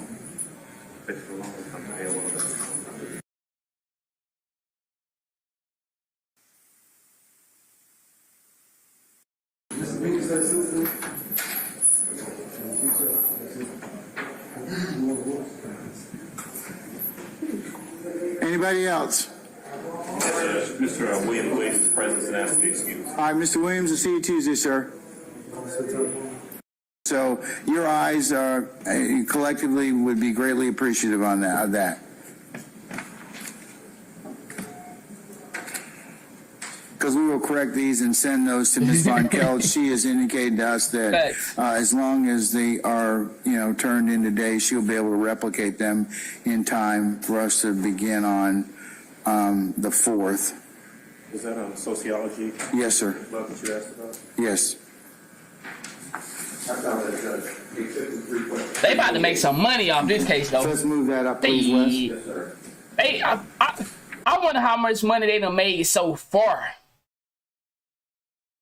They making some fucking money. Boy. If you ask for each occasion, please state when, where, civil and or criminal nature of case. Yes, sir. Did you deliberate? Were you the foreperson? Was there a verdict? So what I have, Judge, is on number 73 through 75. 74 is, have you ever served on a grand jury? Yes. 75 is, have you ever served on a court martial? Right. All right, so they pretty much done. They just giving everybody now. They just classifying who gonna be experts and who not gonna be expert. So from what I heard, trial's supposed to be starting back up at 4 o'clock. Like I said, I don't know how true that is because I know what I heard they was not trying to show it. But if they do start it back up, we'll see it. With that being said, man, let's see. Yeah, they see most everybody's showing day 4 right now. Third attorney. And that's the thing. Like sometimes you'll hear these attorneys ask questions in certain ways so we could pull that information out, right? It was also, I think, the 4th one, the bald-headed guy. He had another, the bald-headed white guy. He had a good question too, where he was looking at what methodology are you using to, to say that these people are in gangs, right? And is there a universal classification system that you're using? And he's just like, nope, I look to see if they have tattoos. Right. I listen to phone calls. Yes. Just like small things that it's just like, and I think it's probably like number 6 or 7 was just like, well, have you been wrong before? What happens if you are wrong? And at one point, like they were even asking him, how is that concrete enough for you to know? You know what I mean? And the prosecution tried to clean that up a little bit, not very well. She's just like, nothing's happened so far. How many people are in this jail? 1,000. How many people do your job? 2. Right? Exactly. That's a red flag. But all right, chat. So we're gonna take a little short break. We will be going over the big scar tonight. But if Young Thug can come back live right now, like I said, they in court right now, but we're not able to see that. If they drop it, if they go live today, we will go over it. But if they drop it tonight, then we'll go over it tomorrow. But like I said, chat, man, I just want y'all to take the knowledge out of this case. Money don't always buy you freedom.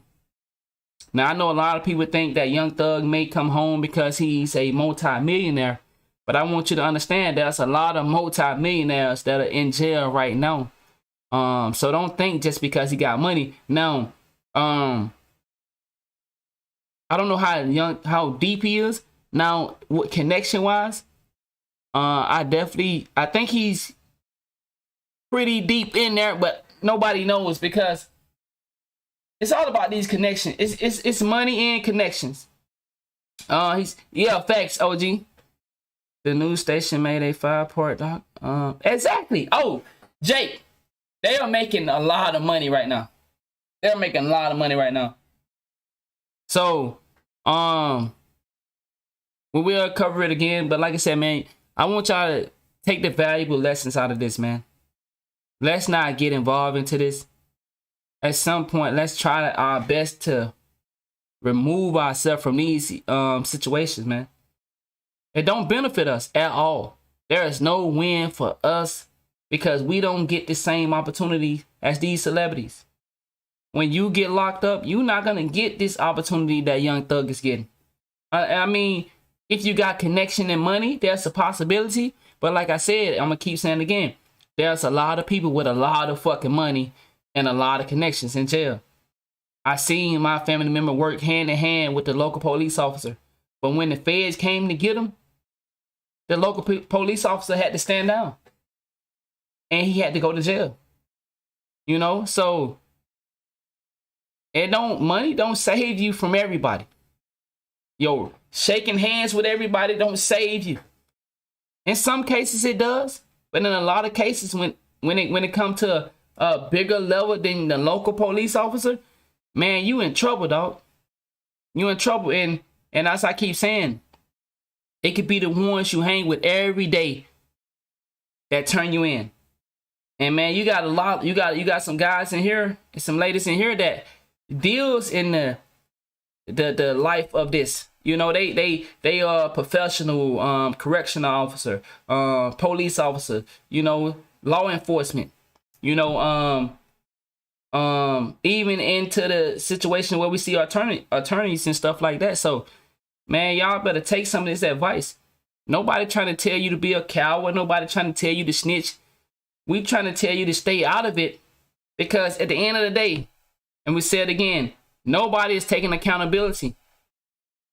Young Thug not saving any of those guys. But we look at it as Young Thug need to be protected. Why they snitching on Young Thug? Well, if Young Thug did what he did, why Young Thug ain't saying, hey, I did that? Now, I'm not saying he go out there and claim somebody else stuff, but nobody want to take accountability. Everybody want to get locked up and then act like we don't know what's wet. Somebody finna tell. 9 times out of 10. Everybody in here that went to jail, most of y'all got told on. Like, let's just be honest. So, man, step away from that lifestyle. Having a 9 to 5 is better than living a life of crime. We got to stop letting people judge us who not living the life that we live. If you know that the law don't care about you, why you still playing with it? And that's it. You know what amazed me more than anything? Most of y'all say fuck 12. But then you get caught up in this situation and you want 12 to have empathy for you. He said, I was the one that took the charge at 16. My boy say facts by the clock in now. You see what I'm saying? You got people in here that can tell you this stuff, man. You got people in here that can give you real example. My boy said, I'm still me. See, that's what I'm saying. That used to be my life. That's why I say you can graduate from being a gang member. So when that dude said that, I already knew he didn't know what he was talking about. Because I was a gang member. I'm not a gang member today. So when that dude said that shit, I'm like, he need to be gone. We don't need to hear nothing from him. He don't even know that you can change your life. How the fuck you gonna have somebody understand that don't know you can change your life? Get that dude up out of here now. Why would I want somebody to understand that don't know I can change? No, once you in, you... Man, that ain't true. If that's the case, we wouldn't have people that supposedly cooperating with the police. If you supposed to, once you in, you loyal. No, people change. So you can be loyal one day, and the next day you can be, hey, it's him. It's not mine. So that's what I'm trying to say, man. Let's use this case for a lesson. Life lesson. But once again, we'll be going over the big scar later tonight. And man, I think that's a 22. Wait till I show y'all some of the videos if you ain't seen it yet. Come on, dog. This is what we still thinking. Are we still so clueless to where we actually think going live, then doing our drugs in front of y'all and looking like zombies? Man, come on. We really think that's cool?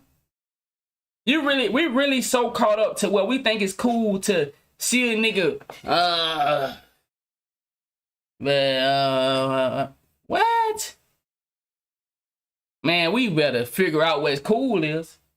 That ain't cool at all, man, to see a nigga goddamn it about to doze off because he's so fucked up. And he sitting here live and everybody like, man, that nigga right there lit. You lit, all right? You can't even protect yourself, man, if somebody was to try to come harm you. You can't. Bro, as a man, I drink wine. I eat edibles. But if I eat my edible, you know what I do? I take an Uber. And I'm not telling y'all to do drugs, but I'm telling you, Don't be out here in the world for people to see you drinking your drink. Because none of us are perfect. But if you drink, right? Why aren't you drinking in an area to where you get drunk and you can't protect yourself? Man, you know how crazy that is? Once again, I travel all over the United States. I drink. Imagine if I was traveling all over the United States drunk. And every time I go to these different lounges or clubs or events, I can't focus and handle myself. Man, I would have been gone. I would have been gone.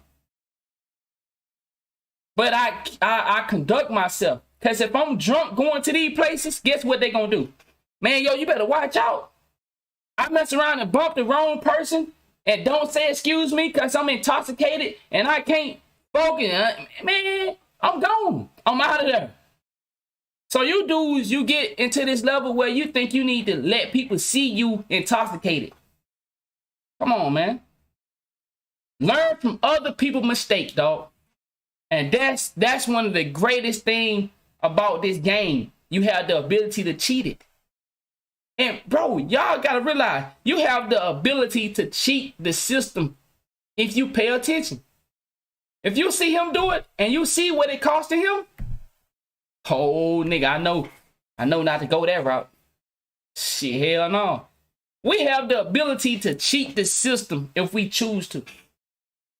We don't have to go the route that Young Thug going. Young Thug is a multi-millionaire. Able to take care of his family. Able to put his loved ones in better position to succeed. Some of us wish we didn't have to go through so much to get a few dollars so we can buy medicine. We can buy supplies. We can put it on a good Christmas for these kids that still may be ungrateful. So we can get a vehicle, a place to live, not live on. Like, man, some of us wish. And I'm not saying we just gonna judge it off his money. I'm saying we judging it off for the success. Most of us say we want to be successful, and we look at the outside world to give us a reflection on what success is. And this is why I say you get to determine what is success. Because if you judge success based off of what you see a celebrity is, then what would you do to get that status? You might steal, you might rob, you might kill. Because success for you is, man, I got to get me the private jets. See, for me, success is having 5 people in my stream when I go live. I get to play video games, talk a little trash. I get to influence some people to be better. You see how my success don't go off of what y'all success is. You understand what I'm saying? My success is getting up, going to the gym, trying my best not to, cause issues within my relationships that don't gotta be there. Make sure I ain't out here getting caught up when these girls setting these traps for me, looking real beautiful, and my lady looking beautiful. Then sometimes I go out, might have a couple of drinks, then the girl might be like, oh my God, you here by yourself? You too handsome, you too sexy to be here by yourself. Yeah, I'm here by myself, but yeah, I'm just here. I'm chilling. I ain't looking for nothing. That's my success. Maintain it. Knowing when it's time to go home. I go out, sometimes I be like, man, I'm finna go hit up. I'm the type of dude where I hit up multiple spots. Go to this spot, go to that spot, go to this spot. No, now I'm learning to, man, hey, just go home. You went to one spot, don't rub it in. You went to one spot, now go home. Like I said, tonight, I think I'm gonna go to the comedy show tonight, but I'm still gonna be here to go live and do the work. I think I'm gonna go to the comedy show tonight. I was gonna go to Corey Holcomb's show tonight, and Dana. I wanted to go over there. It's 5 hours away, but I'm gonna end up going to a show here where I live. I want to go over there though, but that's what success to me, dog. You know what I'm saying? Like, I figured it out, bro. I can go out here and lose it all, playing gangster. Then I gotta sit in jail and watch another man take care of my kids, or possibly my lady be out here by herself with 4 girls.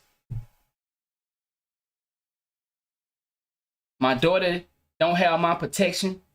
I gotta hope another man like her uncle or her cousin step up and do it when that's like, man, that's just too much, man. It's just too much to even think about. It's just too much to even put my mind and say. Now, if I'm caught up in a situation where I'm trying to protect my family, and if I end up in jail, then I end up in jail because the law sucked. Which we know the law sucked in so many ways, but the law is definitely useful and you need it. But the system is definitely corrupt. But I don't want to end up in jail for something that didn't require me to protect my loved ones. Like, I'm just going to jail because I'm trying to impress y'all. I want to impress y'all. So I want to impress y'all by going live, possibly overdosing. Come on.